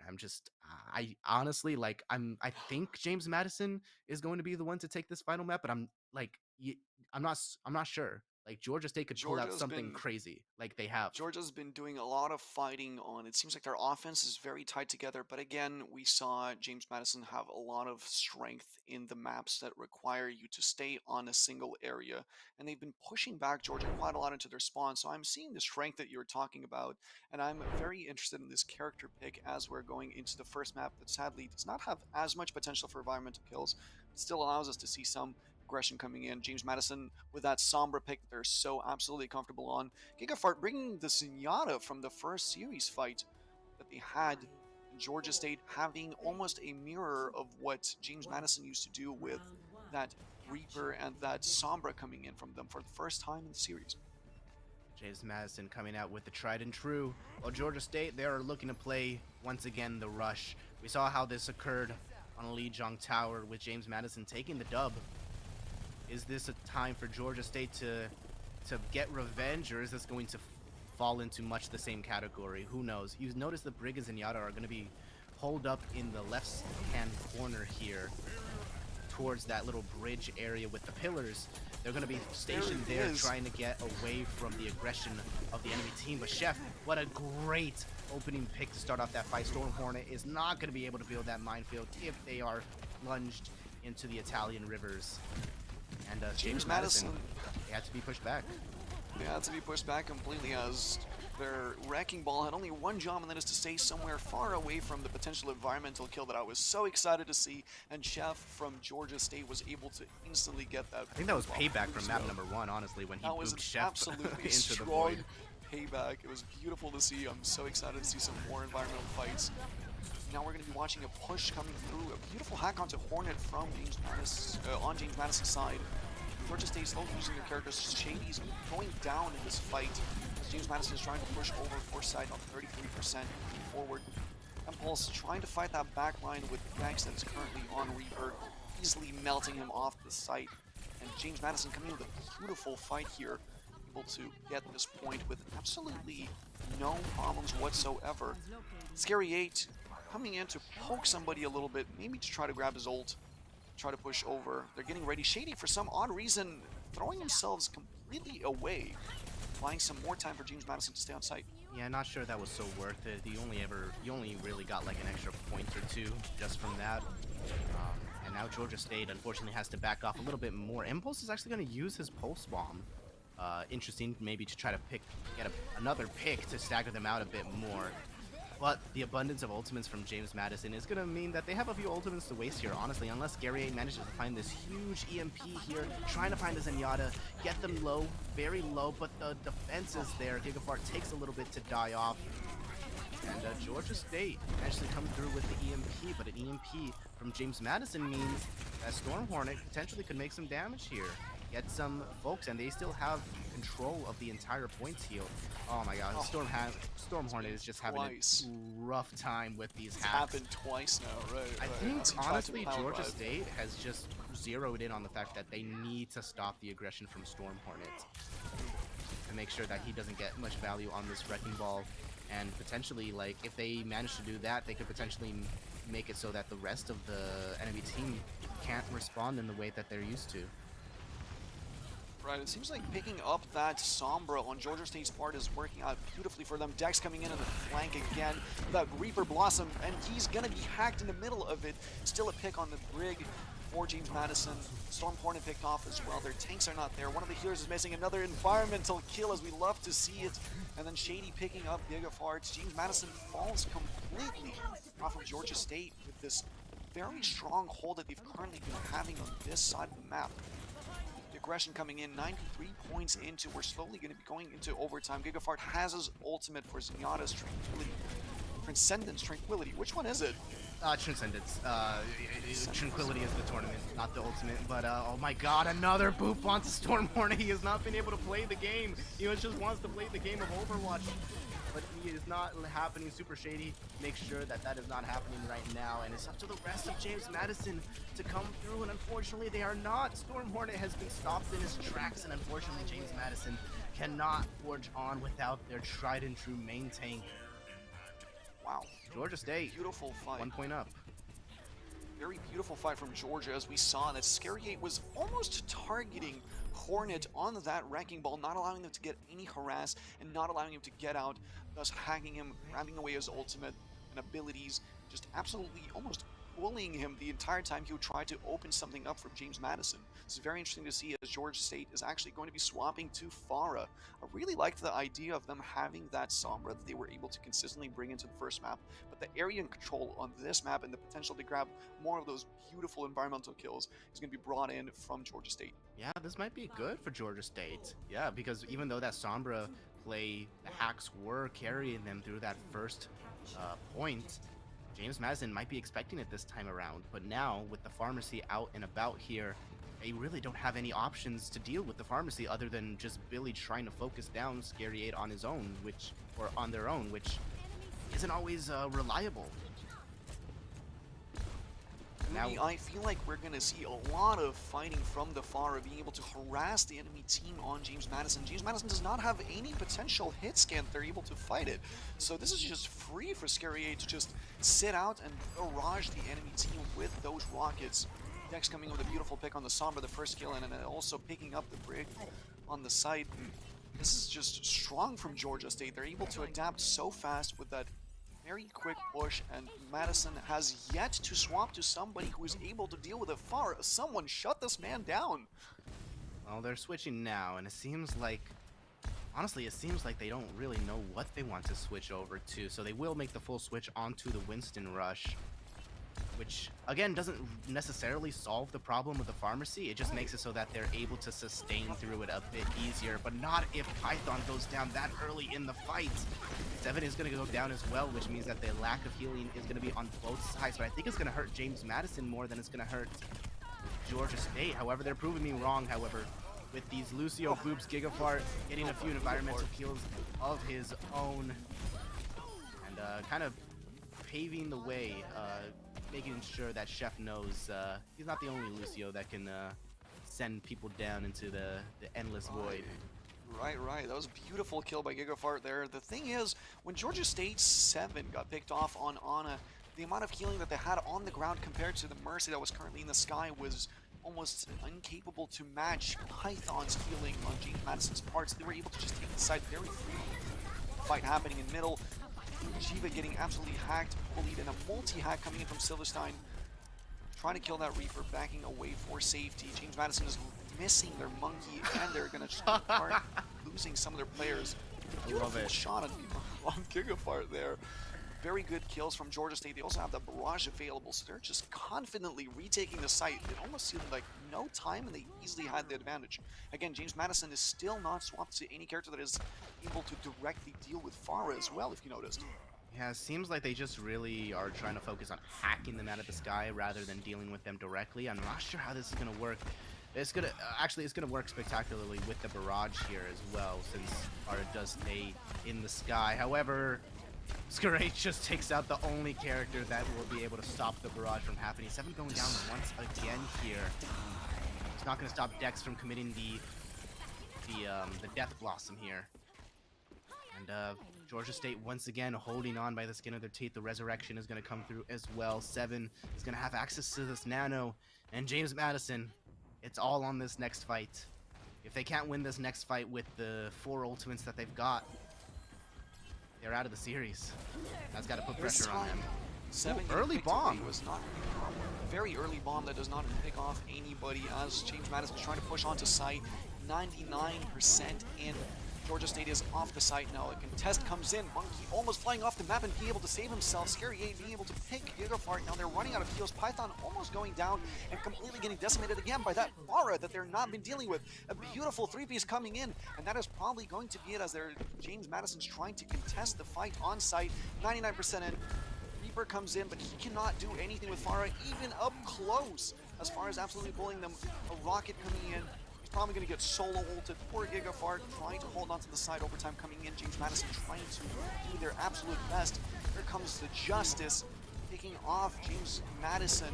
Beautiful performance by Georgia State. Overtime consistently trickling down. We might be seeing the boss right there. And that is going to be it for the series. Georgia State University. GG's all around, honestly. What a great, fantastic series. To start off with, Gigafart, he will be the MVP of this map in particular. I think he did a fantastic job stymieing the aggression. And Chef, the battle between him and Chef in this last round was spectacular to see. Unfortunately, it just was not enough. Georgia State, they make the appropriate adjustments on this last round, and what once was a composition that they were struggling with on Lee Jong ultimately becomes James Madison's downfall, as now it is going to be Georgia State University that goes up 2-1 in the overall rankings for this week. And I mean, props to them for coming back in this series. Well, I say coming back. In reality, it was more of a very back and forth series where, you know, losers picks, but Georgia State just manages to get this last losers picks against them in their favor, and, you know, shout out to them. Right. We saw a lot of really good picks from Serie 8 where Georgia State was able to bring in that Farah that I was wanting to see for that sky control and that aerial combat. And for some odd reason, James Madison was not able to do a single thing about it. For an entire site hold and multiple times where they were able to retake their team and try to push all over again, even trying to pick off someone like 7, who was very important for Georgia to try to hold them together on the ground, as the Mercy probably stayed on Farah quite a lot. Even with that, they were not able to harass the Farah, and Georgia was just able to get a very free 2-0 on them. Yeah, I mean, it was interesting. I would love to be able to ask them about it because they probably had some sort of game plan. They saw the Farah and they decided to make the switch over to the 6-man rush. Unfortunately, just whatever their game plan was, I mean, they tried to do the hacks, they tried to do the Diva Bomb at the very end to try to catch them off guard, but those just seemed like very surface level kind of desperate almost, right? Yeah, kind of desperate, because they didn't want to change their composition. They didn't want to sacrifice having the Reaper and the Sombra there to try to contest with the Monkey, but unfortunately the Reaper can't do anything against the Farah, no matter how many times they tried. But yeah, I mean, Georgia as well brought in Sombra that we have not seen from them until that final map. We're going to be going to break as well, from what I know. Woody, do you want to take us away? Yeah, let's go ahead and go to a short little break. When we come back from the break, we'll have a little interview for you guys. So look forward to that. We'll be seeing you then, though.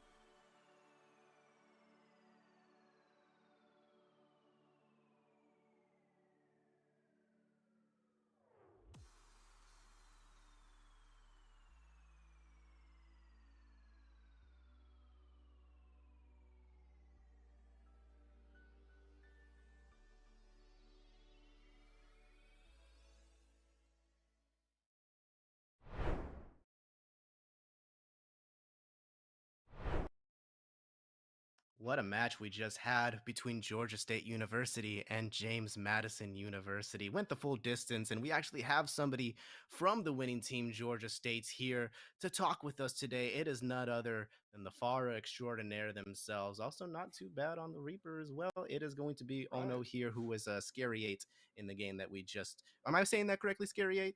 It's like Scare 8.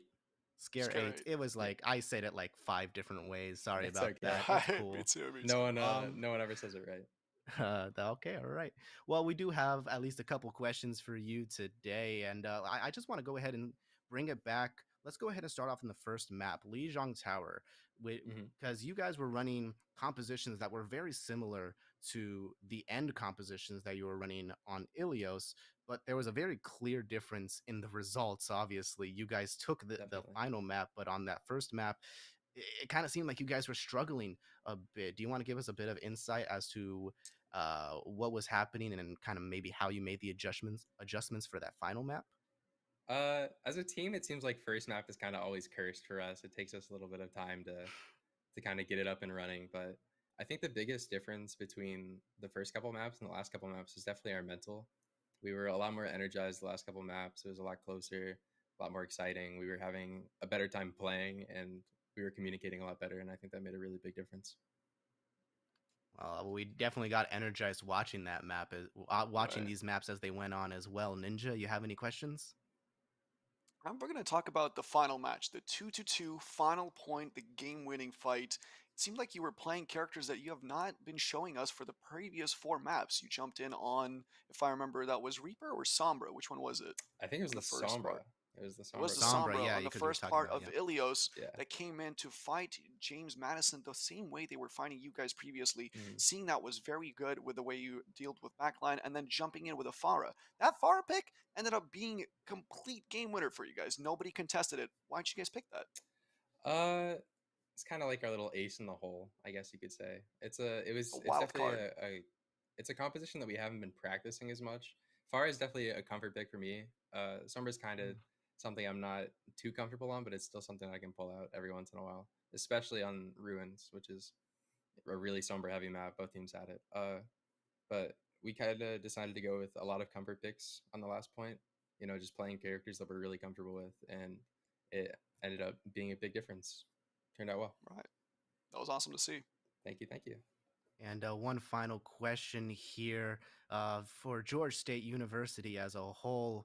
Where do you guys expect to go from here? How far do you expect to go? And what are your hopes coming into this ECAC season? I think as a team, our main goal is just improvement as a team, playing better together.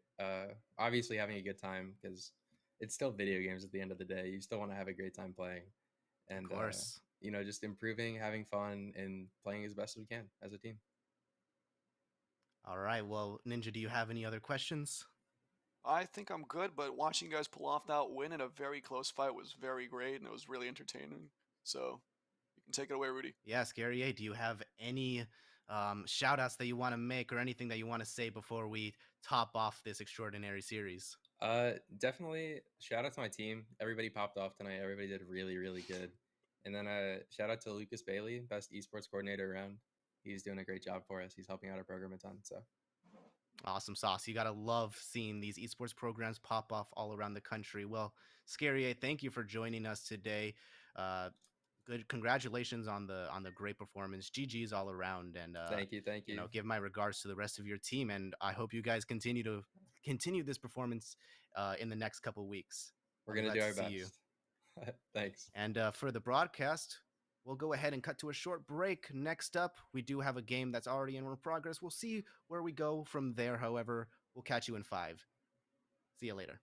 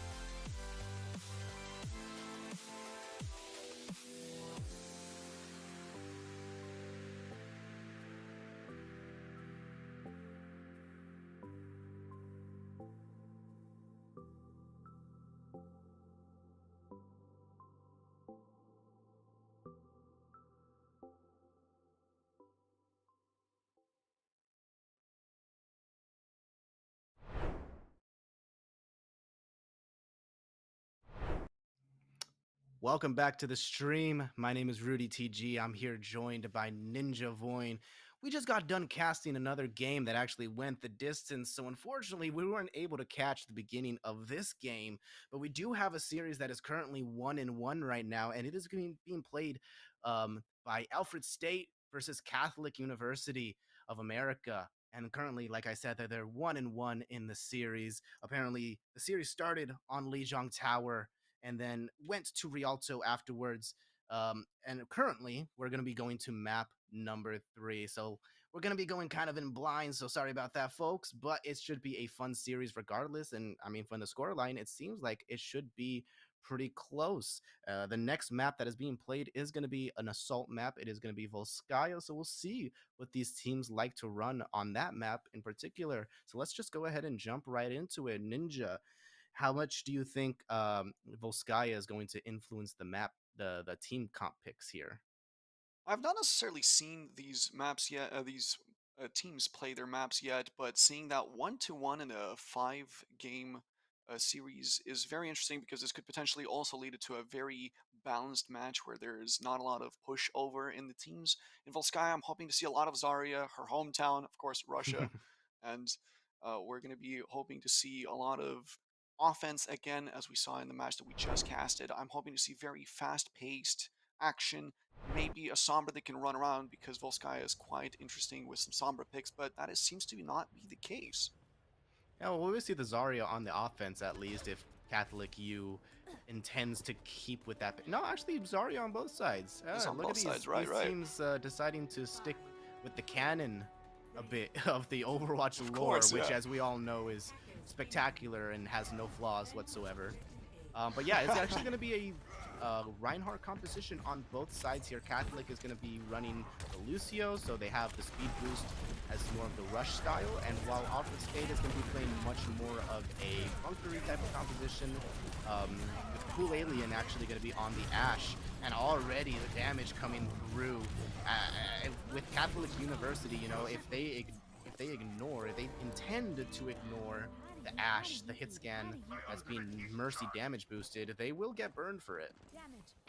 Catholic U came in with such a speedy offense, trying to grab that Reinhardt, and Alfred State shut them down so fast that it was almost astonishing to see. The team kill was super speedy, instant kills, especially from, again, that Zarya that was very supercharged on the defense. And again, Catholic U is going to be pushing in with the amount of aggression they had in the previous round, but this time, hopefully, a little more collected together, getting a pick on that Reinhardt, of course, and Snapnir.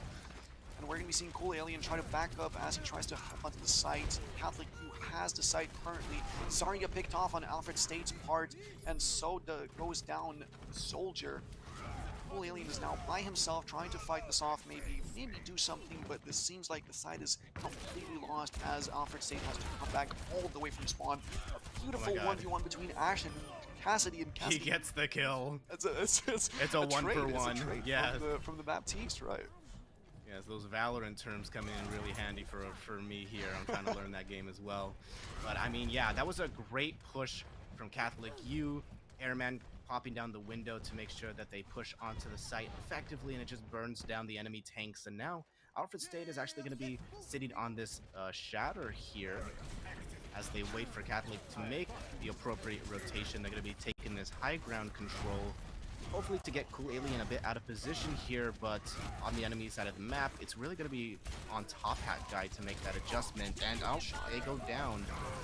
Bob is going to be committed here for the side of Alpha State, and that's just going to make things a bit harder to push through when you have a big giant robot just stuck in your way, and that's a pretty clean team fight for Alfred State. Alfred State has this powerhouse of, if they keep Snafnir alive on that Reinhardt, they will absolutely shut down the push from Catholic. You saw this already twice, as we just saw it right now. While they're also going to be a little bit pushed up, as Catholic U likes to play fairly aggressive. But as long as Snafnir stays alive with the amount of healing that they have from Baptiste and Mercy, they're going to be able to shut down a push fairly easily, with including things such as Bob and the available Graviton that they currently have. The window coming in from Psychic is going to be able to catch out a few of these members. The backline totally decimated. Oh my gosh, almost gets pinned into the wall there, but fortunately their grenades are going to make sure that Reinhardt will not survive that encounter. And once again, Catholic has been pushed back a bit here. Great ultimate rotation, honestly, on the side of Alfred to make sure that they have ultimates to work with for the next team fight. Doesn't even matter if the shield gets burned down here. Early Graviton here. Actually going to get saved a little bit by the bubble from Artrix, and a Graviton in response. Yeah, that you're not getting away from that. Nobody dies, however. In class barely manages to get that beat off. But it's not going to be enough to save my M106, however you say that name. Right. Enemy Code soldier. name. It's a name. I'm not gonna say whether it's cool or not, but but it doesn't matter either way. Top Hat is gonna get a few kills, but ultimately the push from Catholic didn't really get much value, unfortunately. Codename Psychic is going to be swapping off. He tried to swap for a second there to Reaper, and Alfred State's Artix on that Zarya was able to completely decimate Catholic U's M1C06. Oh boy. His I'm gonna ultimate, say Mike. right? Right. Sure, why not? Yeah, right. Mike's ultimate. Catholic U again coming in with an impressive push onto site, and as long as Alfred State University is able to keep Snapmare alive, they're just going to succeed, as we're currently seeing Catholic progress their way through. Cool Alien with that Tracer pick being able to tickle the backline, almost getting picked off. Oh, he's in the middle of the entire fight, backing up, getting that health pack. Reinhardt's going to be going down on Catholic U's part. Snapmare is still alive on Alfred States, and they're succeeding left and right. Just somebody needs to melt that Reinhardt away, otherwise they're just going to keep succeeding. Yeah, I'm not sure they are. They're trying to get a feel for how they want to push this second choke point. So they've gone to the right, they've gone up top, they've tried to go to the left now. So all of those options have been kind of by Alfred State's just consistent damage, actually. And they have the superior healing as well here. They've got the Moira Baptiste combo online, which is going to give them a massive boost in terms of just healing in general. And Top Hat Guy goes down once again, which means that this push might be over with before it's even started. Grab coming in from Alfred Straight, very pretty. Catholic U also has their own grab, and a beautiful nade coming in from Tracer by Cool Alien. Alfred State is able to consistently keep Snapmare alive, as I sound like a broken record, but as long as he lives, Alfred State is able to back him up with heals, damage, and poking, and this is just super good to see. While Catholic U is not able to fully offend the site, while also 1 minute remaining, a grab available for Spooky Boy. They're going to be trying to commit to this. You got to give at least some props to Catholic U. They are not phased whatsoever. Normally some other team would probably make an adjustment maybe, but Catholic U, they're sticking to their guns. They're sticking to what they practice with and what they know, and that is going to be this composition with the Soldier and the Cassidy. Unfortunately, Psychic on that Visor is just going to melt down them once again. And with 35 seconds left, Catholic U... Okay, nobody saw that. Unfortunate. Cut away, cut away, cut away, cut away. Nobody clip it, please. Nobody clip it, please. He doesn't need the embarrassment on his career. The stain of jumping off the match. But Catholic U, if they have any opportunity, now is going to be the time, because they have that full list of ultimates, and Cool Alien is still in the spawn. But Airman gets shot down once again by Psychic. He has just been a menace on this high ground. This is very interesting to see, as right now Catholic U is able to take off some of the players off of Alfred State. Some Reinhardt's going down, Snapmare still alive, and he goes down as well, and this is quite a strong push by Catholic, but still not enough to make it work, as Alfred State is able to come back super quickly, even after losing some of their healers. Some last point desperation coming in from Moira and Soldier on Catholic part. Feels like not too much aggression was working out as it worked out for the first sight. If you remember, they took it very easily.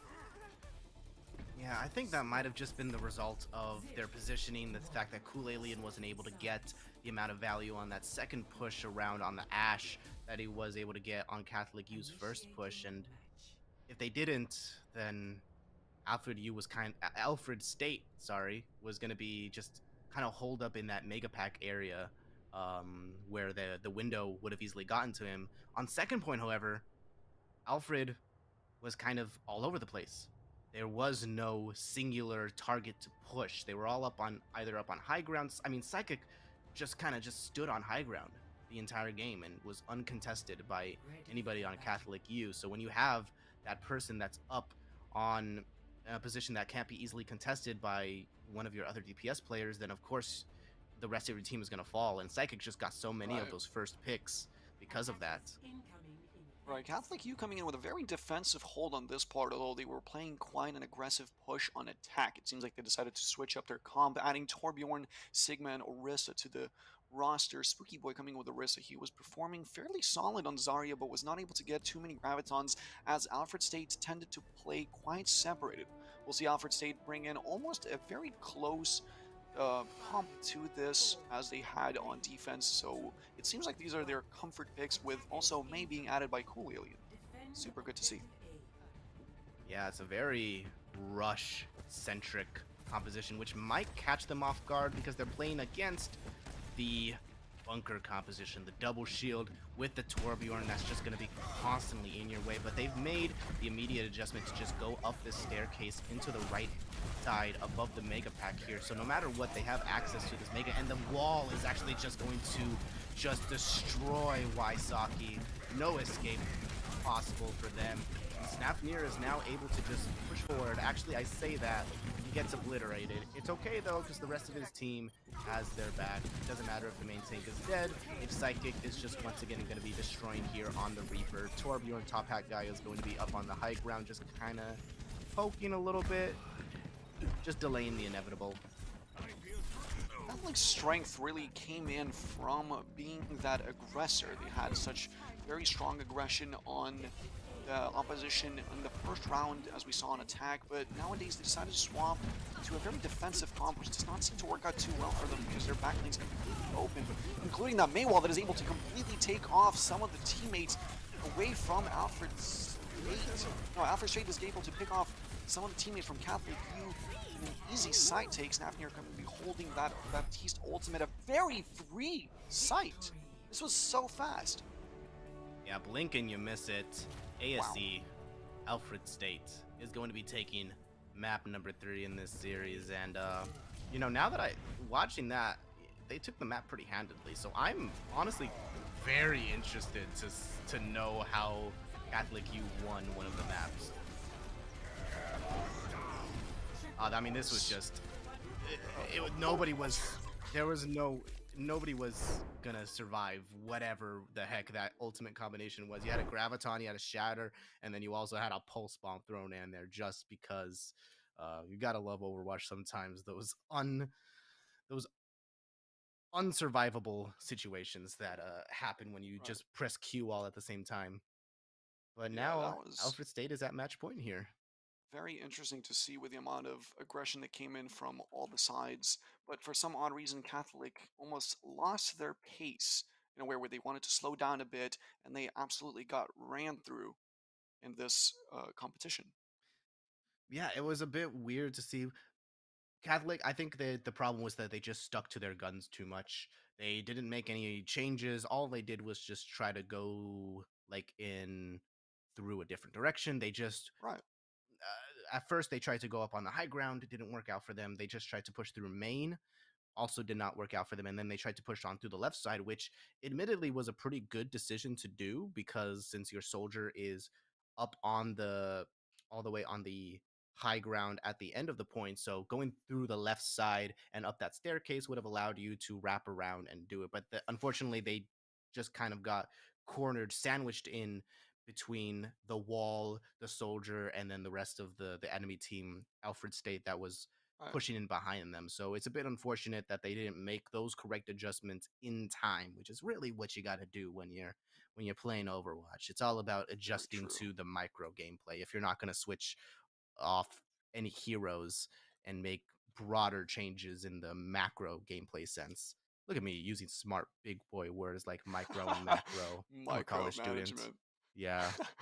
Very, very intelligent, smart gamer casting. Big brain, 5 head energy Super coming out right here. Head.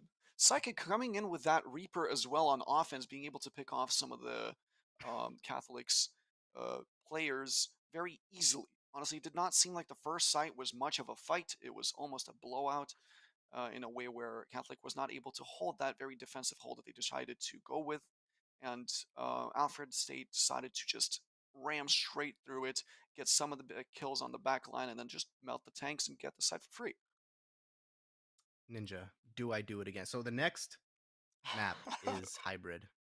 I made a prediction last series, and I honestly was very proud of the prediction because I was like thinking like in the Matrix. I was like, Georgia State, they're they want to play in this certain type of way, so maybe going to Kings Row is going to allow them to get the victory, and they did pick Kings Row, and they did get the victory. So do I make that prediction again, or are we going to see another hybrid map? I mean, you could. I want to double down on Eichenwald. I love the map. I love the aesthetic. I would honestly want to see Farah again.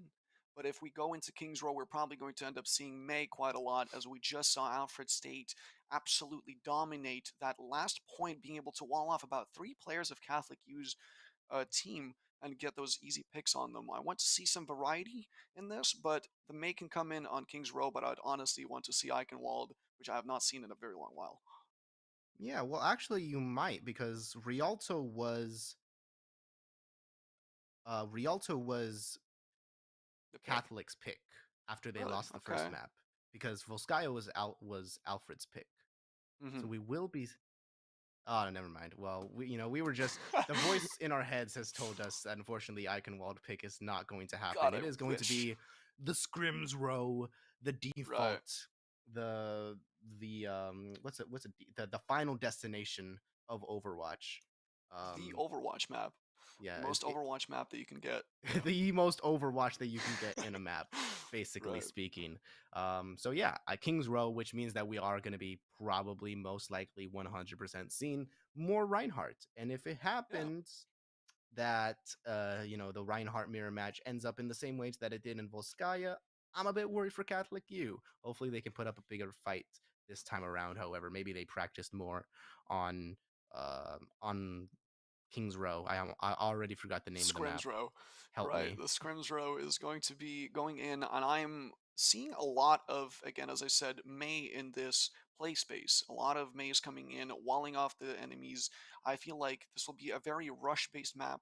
I'm curious how Catholic U is going to try to play their defense or their attack, and how they're going to try to hold their areas, because it seems like their aggression so far is their strong suit, while also we see Alfred with the consistent aggression and being able to pick off specific targets on Catholic U. We see a Widowmaker pick, which is very exciting, to be honest. Yeah, Widowmaker usually picked by the attackers on this first point, because you have that big window at the top there that you can snipe through, maybe get a few people. Actually, Alfred's Alfred's baiting them, honestly. They know the Widowmaker's up there. They're just kind of waving hello. Alfred's actually also running Cool Alien on the Farah. So it is going to be a bit like if they stayed on the Widowmaker, it would make a bit more sense. But Catholic is just going to go for the default, the May Reaper, actually, in this case, though. They will not have as much to deal with that Farah in the sky, who's already gotten 53% through their ultimates and has killed off Airman. Unfortunately, won't be getting much airtime right now. Waisaki going for how do you say, a somewhat okay charge. Didn't get any value though. Cool Alien is going to just clean up the rest of them, and Barrage already ready on her side. Beautiful performance on Cool Alien's side here with the Farah. It seems like Catholic U was able to get a lot of ground very quickly, but we're not able to fully push through to try to get that final fight to get onto the site. It seems like they had a very good plan with consistency, and they now swapped to 2 characters that are hitscan to try to fight that pharmacy we see in the sky.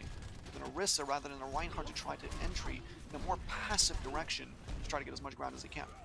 So now they're making the macro changes, bringing it all around. These casters, they know what they're talking about for sure. But unfortunately, the damage is just a bit too much. They really do got to watch out for this Barrage. Top Hat almost gets that kill onto the Zarya, who's honestly a pretty low health tank in her own regards. And actually, she's pretty low right now, but unfortunately, it's going to be in class that is being found out by Psychic and the Farah as well. And once again, Catholic U is running to their spawn. They didn't need to commit the Barrage either, which I think is pretty impressive, but if your hit scans aren't hitting their shots against the Pharah, there's nothing really much you can do there. Right, this is definitely a very hard fight for Catholic U, especially if they want to push now, as Alfred State has about 5 ultimates out of the 6 players on their team. They have a very strong hold that they're able to contest, and Pharah has yet to be pulled off of her throne that she's thriving on so much. A very questionable graviton coming in from Artex. Some consistency coming in, Cool Alien ulting out in the open. This is just a big hubby fight. I'm very curious with what's happening. A very close range fight with characters that are mostly thriving in very far lanes. Catholic U gets some of these characters taken away. They have to back out. And I guess somehow it worked. Yeah, I mean, the graviton was questionable, but it did manage to catch Top Hat, who was caught in by it, and he was the sole receiver of the entirety of that barrage. The Deadeye is actually going to be coming out from Top Hat, but unfortunately just wasn't able to get their eyes onto the target, which was that Pharmacy combo. Unfortunately, but 2 members of Alpha State going down right away. And Pharah going down as well has to be used the resurrection, but both of your tanks are down, and you got nobody to contest the point, so it finally looks like Catholic U will get a bit of this first point. I'd love to see it. I'd love to see it. That was a very good push on their part. They were able to find the cracks in the team that Alfred State had. They had this very consistent statue created in the way they decided to play the site, and Catholic U was able to take a hammer and like hammer it right into their cracks of their team and just break them all down completely, being able to get that checkpoint and slowly fighting for the payload now. Snafnir has the beautiful shatter, and Cool Alien is not able to get much off of that blade barrage, although he picks off Baptiste on Catholic U's part. Oh no. Diva Bomb comes in, Reinhardt gets absolutely pulled off of it. Beautiful ult by Catholic U. They're still able to maintain that site even if Cool Alien keeps being on fire. Is this the second time he died by himself on it? Yes, you are. This is the second time I that's noticed the exact same thing. Right. Yeah, great bomb by Wysocki, noticing that Snafnir's shield was just very low and they wouldn't be able to shield their team from the resultant bomb. So good decision making on their part. And now they have almost full control of the entirety of this streets phase. This cart is very close to completing it. Alfred will obviously have the opportunity to rush in here, but without a Lucio, they have the double healer right here. The nano is actually going to be committed here. That is such a great nano because it allows him to get enough for that shatter, get that tanked. But Mike on the enemy team has the visor, and in much the same way that Psychic was on that 3rd map, it will be demolishing the rest of the team as they push up. Honestly, great work from Catholic. Beautiful work from them. To abate the aggression that was coming out from Alfred, honestly. For sure, they were able to do a lot of potential very failed pushes at the start of the map, and then for some odd reason and for some very good reason for them, they were able to dominate this payload fight that they have currently. Especially now with the Top Hat having his ultimate almost getting picked off by the Alfred State. Alfred State is going to be trying to play a little more aggressive, trying to grab some sight on that payload. May walling off the Orisa, but Spooky Boy is not going to be going down on Catholic U's part. An ult coming in from Moira just to poke them. Artix has that ult, he can potentially pop it, but that's not going to be happening because Alfred State is very confident in the amount of kills that they have on Catholic U with the freezes and with all the potential the Coolian is bringing in. Kills are coming in, no ults needed, phenomenal hold. They're still pushing them all the way into their spawn. Psychic with a beautiful fire on the Soldier 76. Yeah, it's a bit weird that Catholic U is running the Orisa on the offense here. It gives them a little more shield break opportunity, but unfortunately the damage that it gives them as well is just not enough. Honestly, the shield is just so negligible on the side of Catholic U that it's really up to Wysocki to be taking the majority of the damage in with their defense matrix. Look at this setup right here. Oh! That was a pretty cool idea, however. Had the remake kill just to top it off. Beautiful shatter there by Snafnir as well. Alfred State is going to try to fight it, and Catholic U seems to be winning with fights, but Psychic falls off the map because of Catholic U's Diva. Saki is going to be getting a beautiful double kill on the Zarya and the Soldier. That was very impressive. It's all because he was the one who aced the Blizzard at the beginning there as well, and he was the one that got that boop, so Waizaki carrying their team to victory, potentially. Mike, with his visor, once again, is just blowing it up, and that was in combination with the Supercharger as well, so no matter how much you want to nano your Rhine, Catholic EU is going to be finishing with a minute on their time bank. So I think we're starting to see how they won that second map. Right, I'm loving seeing them absolutely turn around after somewhat fumbling the bag in Volskaya. They are able to bring that aggression. It seems like the payload playstyle is their go. They like to slowly, aggressively push, and it worked through for the point for them too, with that Orisa take, and very good picks all around for Catholic U here. Alfred State is going to be hurting a bit, and it seems like they were not swapping off the Reinhardt quite a lot. We have not seen much of Diva coming from them either, so all the abilities that are coming in from Catholic U have been actually landing. Yeah, running that Zarya does come with that risk. Diva definitely is the better hero in terms of sucking in damage. Arctics on the Zarya. The Zarya is obviously much more focused on dealing damage by absorbing it, but you can only absorb so much damage that the rest of it has to get eaten by your team, and it has to get eaten by the healers and dealt with in that way. Catholic U, they're sticking with the Orisa here, which is obviously going to be a lot better on defense. I don't think you need a genius to figure that out. Mike going to continue to stay on the Soldier that got them so much value. If they can continue to combo with the Supercharger, definitely worth keeping it. And Alfred, they're going to be with the Pharah. At least for right now. At least for this first initial push onto the enemy. They see the Orisa. Right.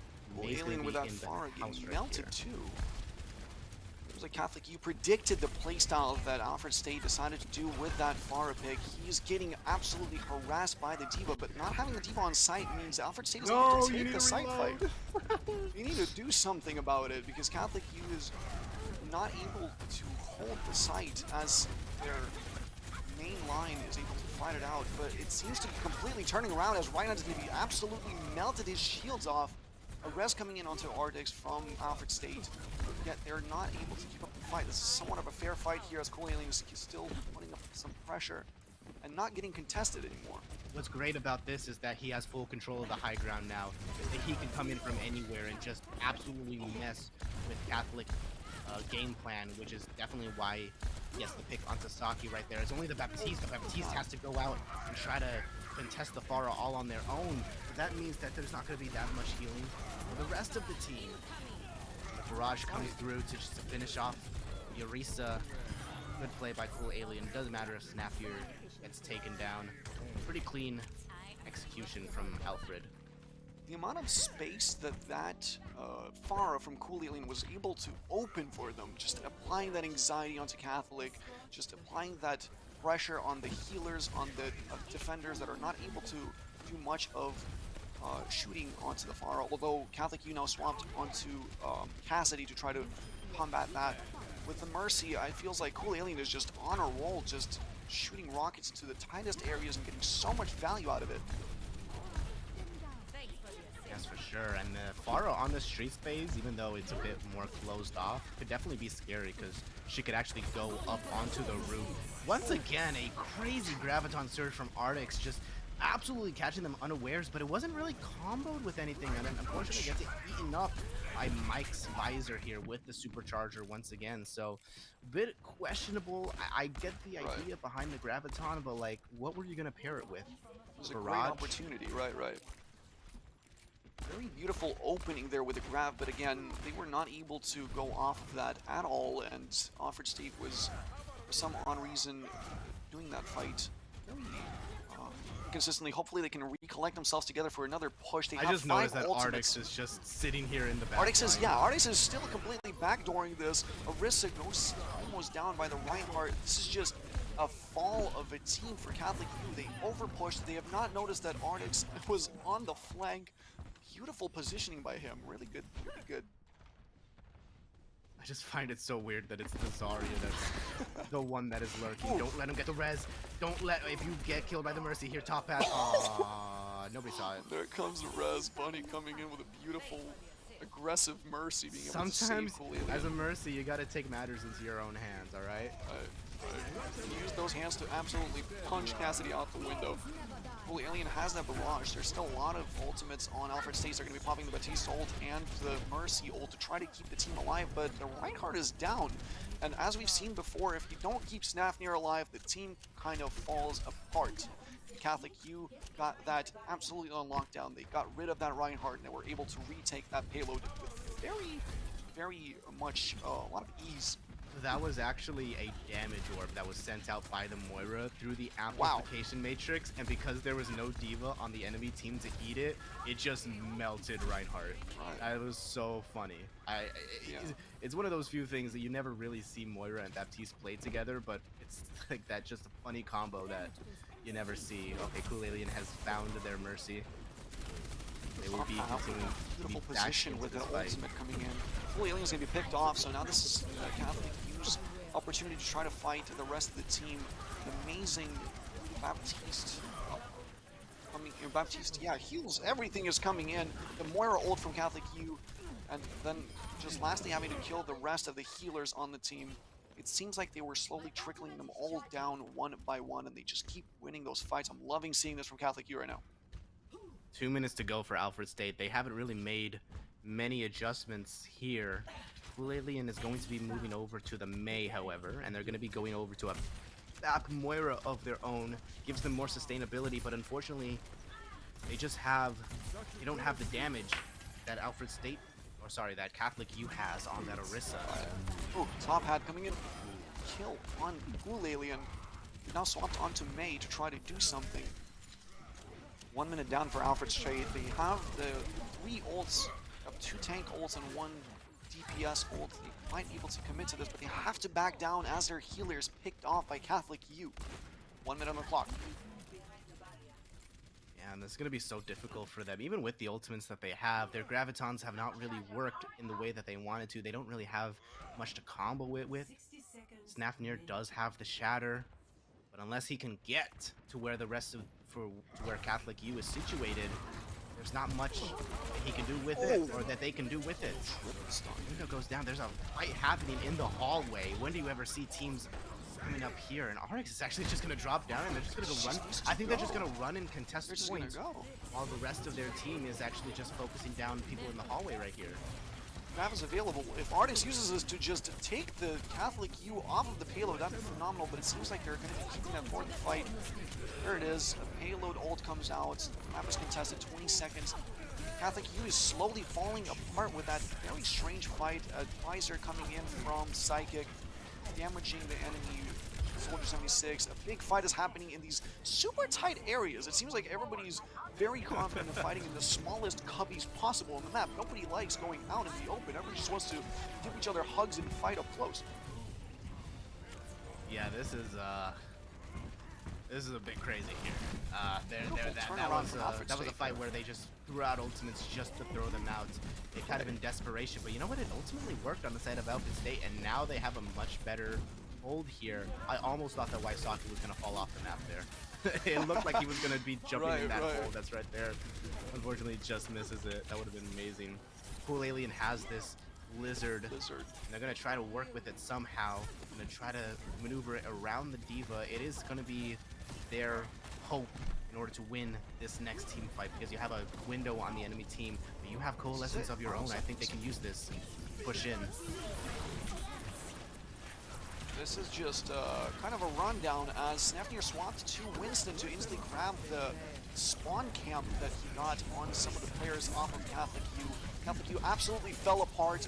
Beautiful kills by Alfred State, and the fight on the payload, and that's going to be it for this map. Right now for this round. Sorry, not map. Very good comeback from Alfred as they started choking a bit in that street area, and then they were able to completely pick it up as Catholic U got too busy fighting in a very tight area.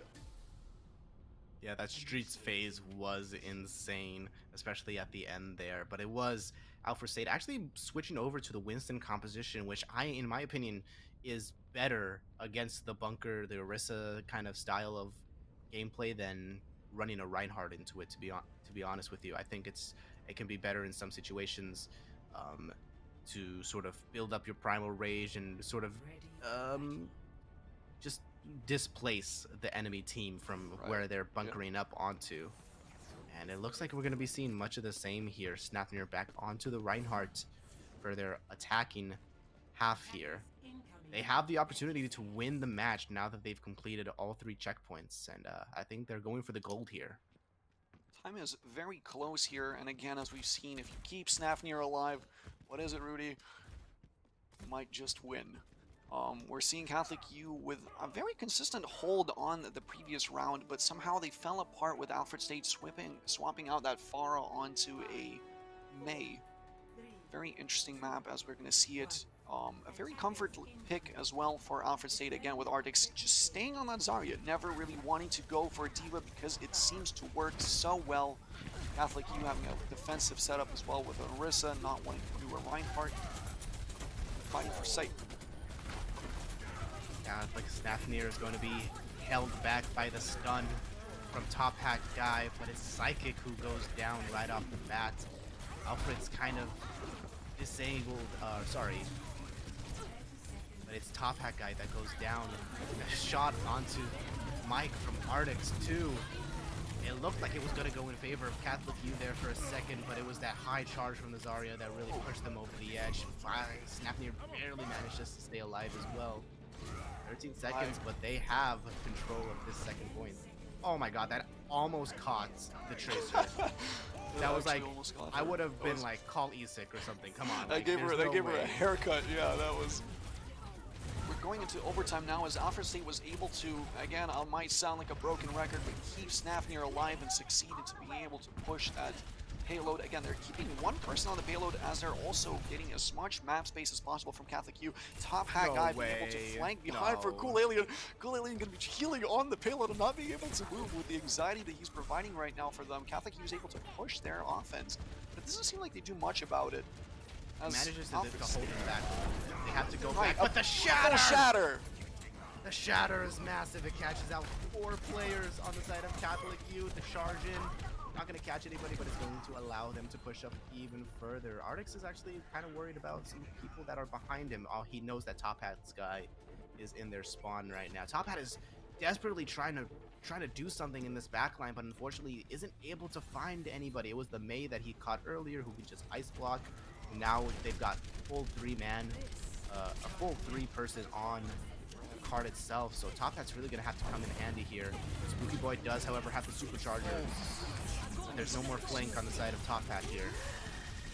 I mean, Top Hat Guy trying to stay so far back in the backline, allowed Alfred Strait to just fight the front line because they're missing their DPS player.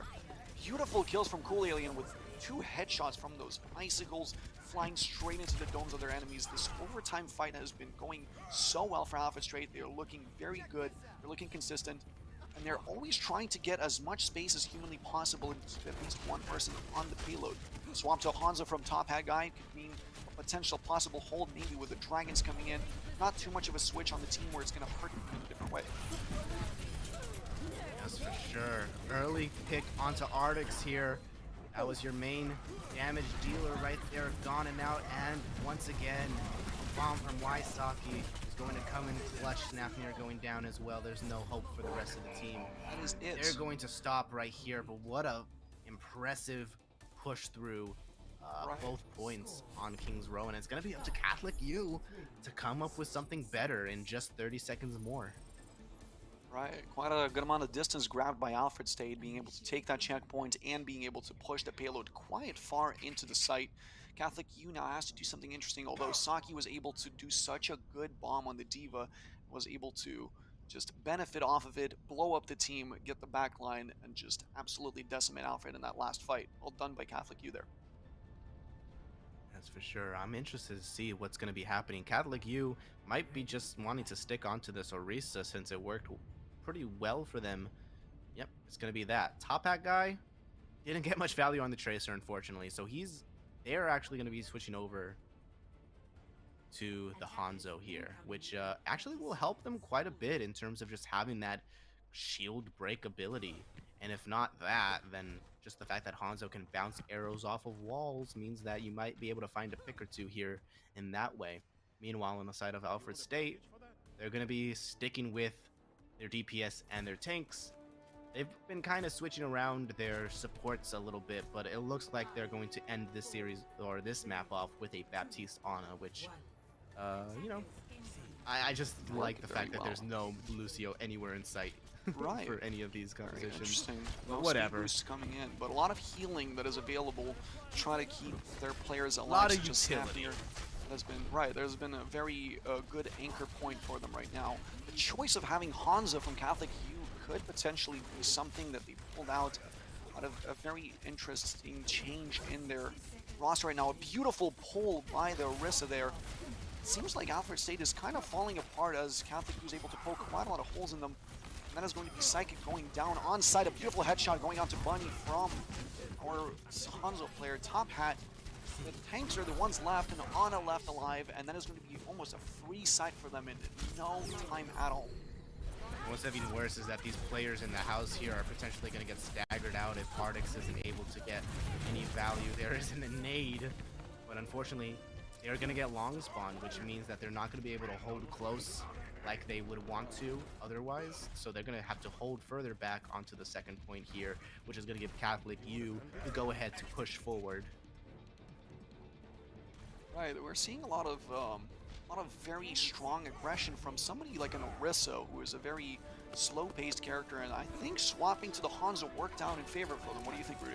Yeah, I mean, like I said, it gave them that extra shield break ability. Snapnir's not able to keep that shield up, and since Ardix is on the Zarya, that means that, you know, they're only able to absorb a little bit of damage. So after that shield is over and after that Zarya bubbles are over, what is left to, you know, abate the damage that's coming in from Catholic U? They've got the Hanzo, they've got the Soldier, they've got the Diva, they got the Orisa, they even got the Baptiste just to pump in that little bit of extra damage as well, since they don't have to worry that much about healing the rest of their team because they have a Moira. So it really just seems like all the cards are stacked in Catholic U's favor at this point. If Alfred doesn't make the correct adjustment in their playstyle and how they're positioning their Reinhardt or their Zarya or whoever, they're going to get caught unawares, but they do have the Nano here, potentially to try to hold this point. It looks like they're just going to decide to hold at the point here. This is the last opportunity. If they get anywhere past that yellow spot that's behind them, then it is game over. Well, it's going to be, they're going to be going to map 5, which they definitely both want to happen. Beautiful ult coming in from Moira. They're absolutely going to get rid of Snapnir, but an ult coming in from Artix is going to shut down Catholic U, yet not damage them enough where they're going to fall. Diva Bomb is going to take out Cool Alien, and again, we're seeing it one more time in this series. If you get rid of Snapnir very early, which Catholic U was able to do so easily, you're going to shut down the entire opposition. Did I see him get walled off by his teammate? Cool Alien wall off his teammate? Yeah, no, we didn't see any of that. No, is that what happened? No, Cool Alien would never. Oh god, that hurts a lot. But Catholic U takes that map. Very consistent performance from them, being able to jump right back from sometimes getting bullied in very tight space. A lot of tight fighting. They decided to come out in the open and come out very strong. Really good play by Catholic U. We're going to be going into the 5th map. It was almost like Wysocki was like, what did I do? Right. Yeah, I mean, impressive stuff from Catholic U, making those adjustments to be able to push themselves over the edge on that very close Kings Row map. And we will be going to once again a map number 5 on this day of broadcasts here at Esports U. We will be right back after a short 5-minute break. We're going to be seeing which map the Alfred State wants to take this to end off the series. And yeah, I mean, grab a water because this is sure to be epic in this conclusion. So we will see you in a little bit.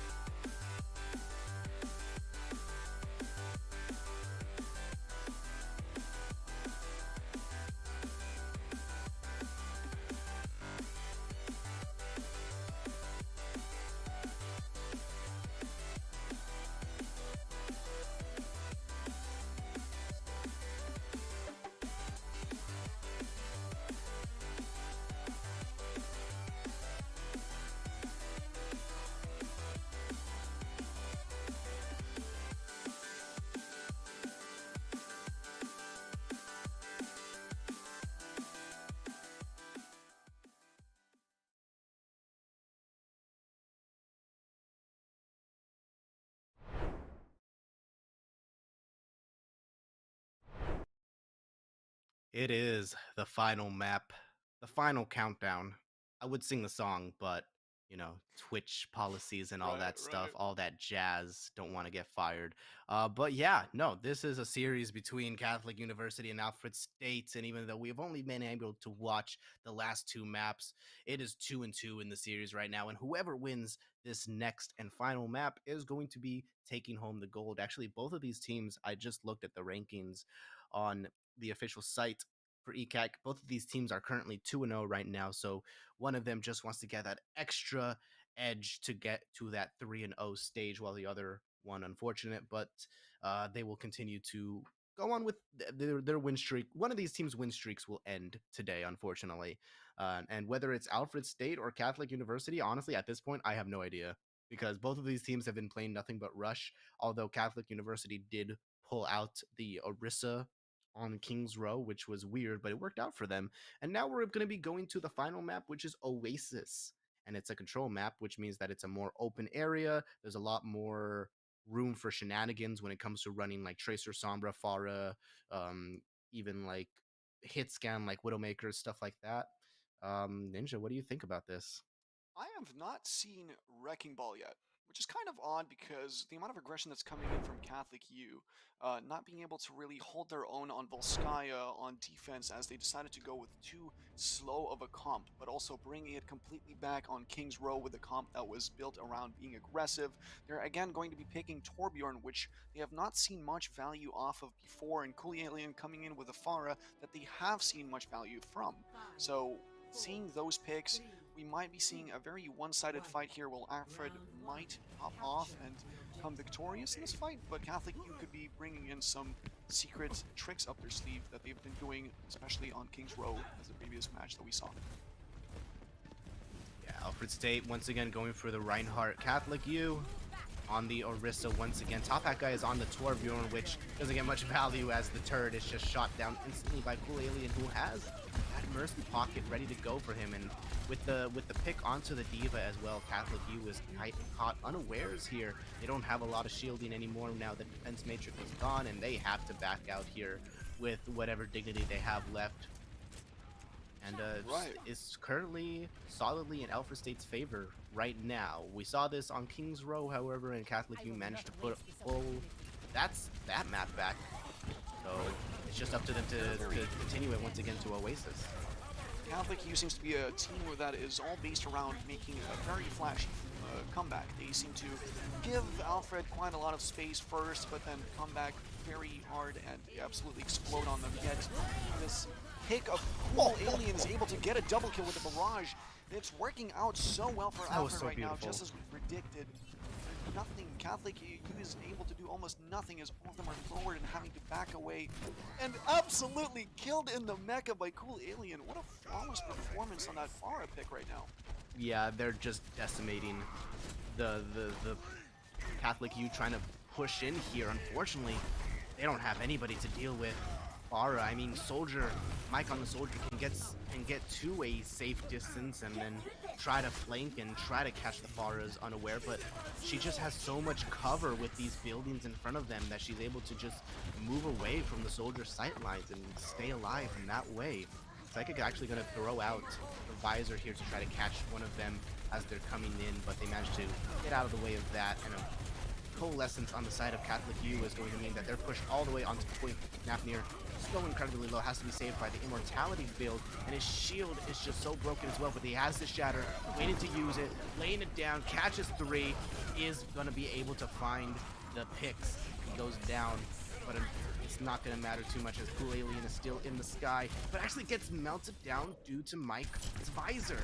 Mike's actually going to be trying to stay alive here as well, but I think at this point Artix is fully charged up. 89 points for them, and fortunately 99%. I didn't even realize that it was that close. Artix is going to be catching up the Diva right here. down, and Alfred State is going to be fighting this off almost flawlessly, with Cool Alien coming in with a barrage, again picking off a bunch of kills, with Psychic getting that triple kill on the last fight that we just saw, 100-0. Not a single point coming from Catholic U. Not sure what they were trying to do with this Orisa play. I feel like they might need to swap around to some other characters because Alfred State is looking very healthy and very comfortable in their picks right now. Yeah, they just felt really comfortable from it from last series, but as I noted even on King's Row, it's really difficult to push forward with an Orisa. If they had won the first fight and gotten control of the points, then I would have justified keeping the Orisa, but other than that, yeah, it really did hinder them, especially when you don't have a Lucio speed boost to boost onto the point, when you don't have the appropriate hit scan to deal with the Pharah in the sky. Cool Alien was just able to rain down, but thankfully, thankfully for Catholic U, Cool Alien is going to be moving on to this May, and no longer going to be a threat from the sky. Now they're going to be a threat from the ground. The Ice Queen herself, the demon of Overwatch ranked. The hated character in Overwatch. Cool Alien has had a lot of consistency with being able to wall off some of the Catholic U's play. Catholic U does not seem to be switching up their comps. They're comfortable with what they have, but might be a little too comfortable to play it a little too safe and not be able to try to fight off in new ways that they have not brought to the world yet. No hacks, nothing really coming in. Those are the questions to ask. Right, we're not seeing too much from them as Alfred State is able to just really take the side while Catholic U is trying to hold the high ground, but again, not getting too much value off of it. With all the tags and picks that they can do, as long as Alfred State keeps Snapnir alive, it seems like they might just be succeeding. A beautiful stun coming in from Top Hat right on site, picking off Soldier 76. Consistent poke onto them. They're all really into this small puppy right now. Artrix trying to make something of it. Phenomenal performance by the DPS on the Catholic part here, contesting the site, getting beautiful stuns here and there. Top Hat guy is MVP right now.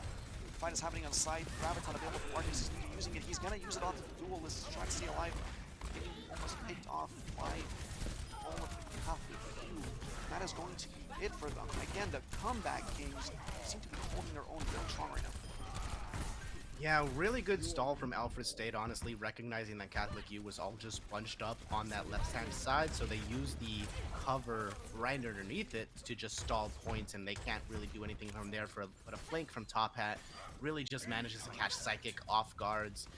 He just wasn't expecting it at all, but now Alfred State is going to make much the same play that they did then, where they're just going to go onto point and try to get into this low ground here, but unfortunately it gets melted by the supercharger coming in from Spooky Boy. Spooky Boy does go down, however, due to the fire strike from Snapnir, and it's going to be an even trade here for now. Top Hat guy taking out Artix. That's a lot of damage now gone on the side of Alfred State, and Snapnir manages to get Top Hat guy as well, and a Shatter is going to get Mike as well, but unfortunately I don't think anybody left on Alfred State is going to be there, or sorry, is going to be on points, so they will have to regroup. Got it to like 90% as they got onto site, but Catholic U dropped straight from their high ground that they were holding so dearly onto. Cool Alien now having his ultimate. They're going to try to hide around from right side of the site, try to do something about this, because Alfred State knows that Catholic U plays in the same area all the time. Maybe they can get a very good ult out onto the high ground and try to get control of the site, because it doesn't seem like Catholic U likes to jump straight out. Well, they did that time. The Orisa actually drops down. The Blizzard is going to be committed for them, but the Orisa can just fortify away.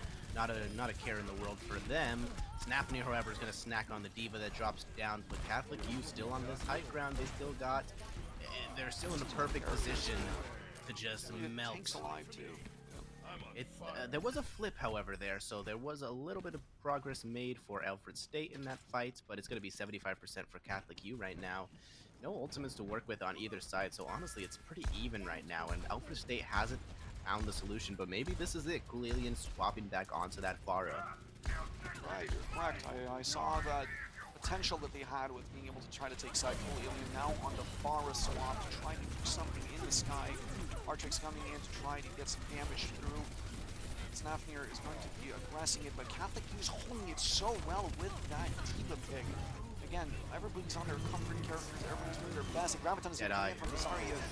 Ult from Top Hat guy does not get a foot, yet does some damage. Graviton coming in, absolutely annihilating some of the players. And Alfred State is able to pick off the kills, get the point as Catholic U reached the 99%. Yeah, just in time too. They barely managed to make that work. Cool Alien putting in a lot of work, and now they have the Barrage Visor online for Alfred State, and Cool Alien is just able to hang out here where none none of the hit scans can really get to them unless they cross either of these two bridges. They just have to watch out for the flank, because Top Hat Guy, as we know, is really comfortable doing those flanks. Lillian keeping a close eye on whichever person comes out first. It is going to be Spooky and In Class that gets taken out. But a shatter from his tank counterpart is going to quickly turn this around. I don't think there's anybody left on the side of Catholic U that can even touch. It's going to be Airman to try to make the desperate. The legs comes in from Mike to try to save the day as well, but unfortunately, no matter how much healing that Catholic U has on their side, it isn't going to work against the damage that Alfred State's putting out with this Farah. They are going to be taking the final map in the series, and they are going to be going 3-0 in the season, in the week. Right, yeah, you're true. You're right here, especially mentioning that Farah, the quick swap from Kulelian was allowing, Kulelian was able to get so much benefit off of just hiding until he's ready to get that barrage and just online it and just dominate the opposition there. It's really good to see. Yeah, when we first came into this series, Catholic U looked pretty shaky on Volskaya, honestly. It didn't really seem like they were comfortable running the Reinhardt, but as soon as they swap over to that Orisa, they suddenly come alive with a bit of an unorthodox strategy that puts Alfred kind of on the back burner. But we saw Alfred just sticking with the tried and true. You know, they played Overwatch in the way they knew how. They put one of their Pharmacy players onto that hero, and they just farmed from there. So great to see Alfred taking home the W today. We'll be going over to a short little break before 5 minutes real quick, and we'll get one of the players from Alfred on the broadcast right now, see what their thoughts on the series. We'll see you in a little bit.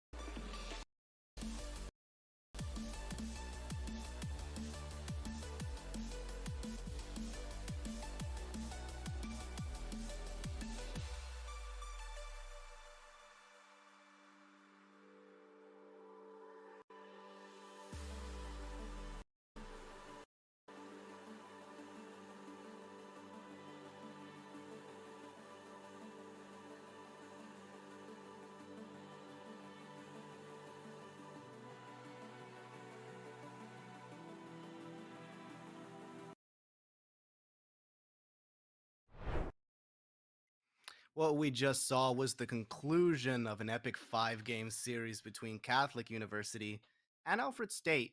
And to be quite honest with you, it was kind of a back and forth between all of those maps that we watched. But eventually the winners come out to be Alfred State. And from that team, we have an interview with the one and only, the dopest of aliens, if I've been informed correctly. And that is going to be Cool Alien here. How you doing? Hi, I'm good. How are you guys? Doing great, doing great. Glad to see it. I mean, you had to be doing great after that pretty exciting win over Catholic University, right? Oh yeah, my heart is pounding right now. Off my life there. Oh, okay. Well, that's kind of you might want to see a doctor about that. That's a bit concerning, but yeah, we just have a few questions to ask you. First off, I actually wanted to ask you. We didn't see the whole broadcast, unfortunately. We kind of jumped in midway. Curse the two former teams for taking so much time out of your spotlight, but we didn't see the first two map series. So if you want, if you could you give us a brief overview of what happened on map number 1 and map number 2? I believe it was Lijiang and Rialto on those first two maps. Want to just give like a brief kind of overview? Yep. So on Lijiang, I played Farah. We had a really good teamwork going there. We had the second map of Lijiang was quite difficult, but we did pull through. And Rialto, we were kind of shocked because we're pretty good at that map, but Catholic, you really put up a good fight there, and we didn't win that one. So I'm interested to know what exactly they were running on Lijiang. Was it, or sorry, for Rialto, was it that Orisa style, or were they running more the Reinhardt? yeah, they were doing the Orisa. They were kind of doing like a sort of turtle thing, if I remember right, and we were trying to dive, and we just couldn't get through them at all. Okay, yeah, that makes a lot more sense, considering their performances on the Reinhardt.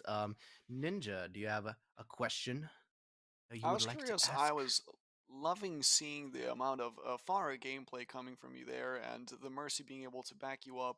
I was interested in the part where you applied a lot of pressure to Catholic U in their backline, giving them anxiety and pushing them away from the sites. But for some odd reason, splitting away from your team in payload type map was very shaky, because sometimes you would get picked off by yourself, or you would not be able to support your tanks or keep them alive. What do you think about that?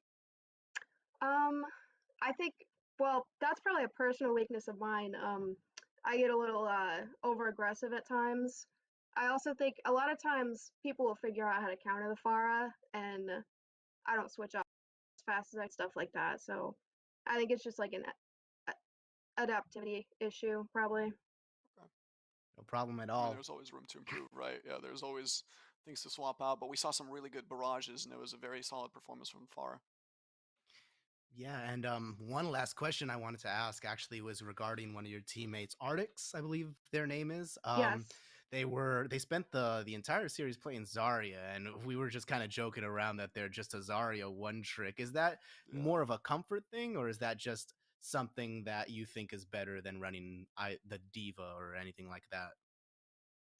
No, he's far from a one trick. He used to play support for us. I think Zarya is just, we haven't had a lot of practice with him on tank yet, so we wanted to keep it simple, and he was going pretty hard on the Zarya, basically being like a third DPS. So Yeah, for sure. I mean, that was one of the things I noticed, is that he was pretty much the main damage. He also went for some crazy grabs. I noticed a few of those times where, especially when he was in that back line on King's Row, that was hilarious.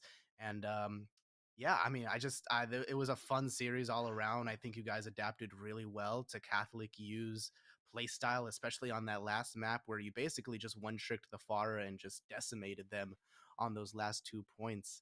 Ninja, any other points that you would like to bring up? Your guys' strong suit was always about keeping Sefnir alive. Did you ever notice that? Anytime he would go down, your team would kind of crumble slowly? What do you think about that? yeah, I mean, without the main take, it's pretty hard in general. I think sometimes when he would die first for whatever reason, that would just trigger big time loss for us. And it's definitely a challenge keeping him alive, because he sure likes to go real deep. Likes to get aggressive, you're right. Well, I mean, which Reinhardt doesn't, right? Well, I think that's going to be all the questions that we wanted to ask you. Is there anything you would like to say at the end of this broadcast? Any shout outs that you want to give? The floor is yours. I would just like to say shout out to my teammates. They did really well tonight. I was really impressed, and they all had their own carry moments, which was pretty awesome. And it was a really good match in general. I mean, the other team, it was really fun to play them. All right. Well, thank you for jumping on this short little interview with us here on Esports U. We appreciate it a lot. It was a lot of fun to watch your match, and I hope your guys' win streak continues throughout this group. Thank you. Thanks for casting. All right.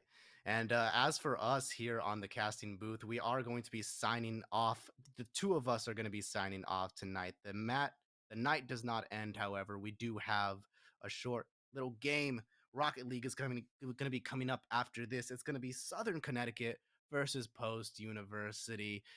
I don't know a whole lot about Rocket Leagues, but I know that there's cars and there's balls. Yeah. And I think those are the only two things you need in life, honestly. So we're going to go ahead and sign off this broadcast. Ninja, any last words before we cut the cameras?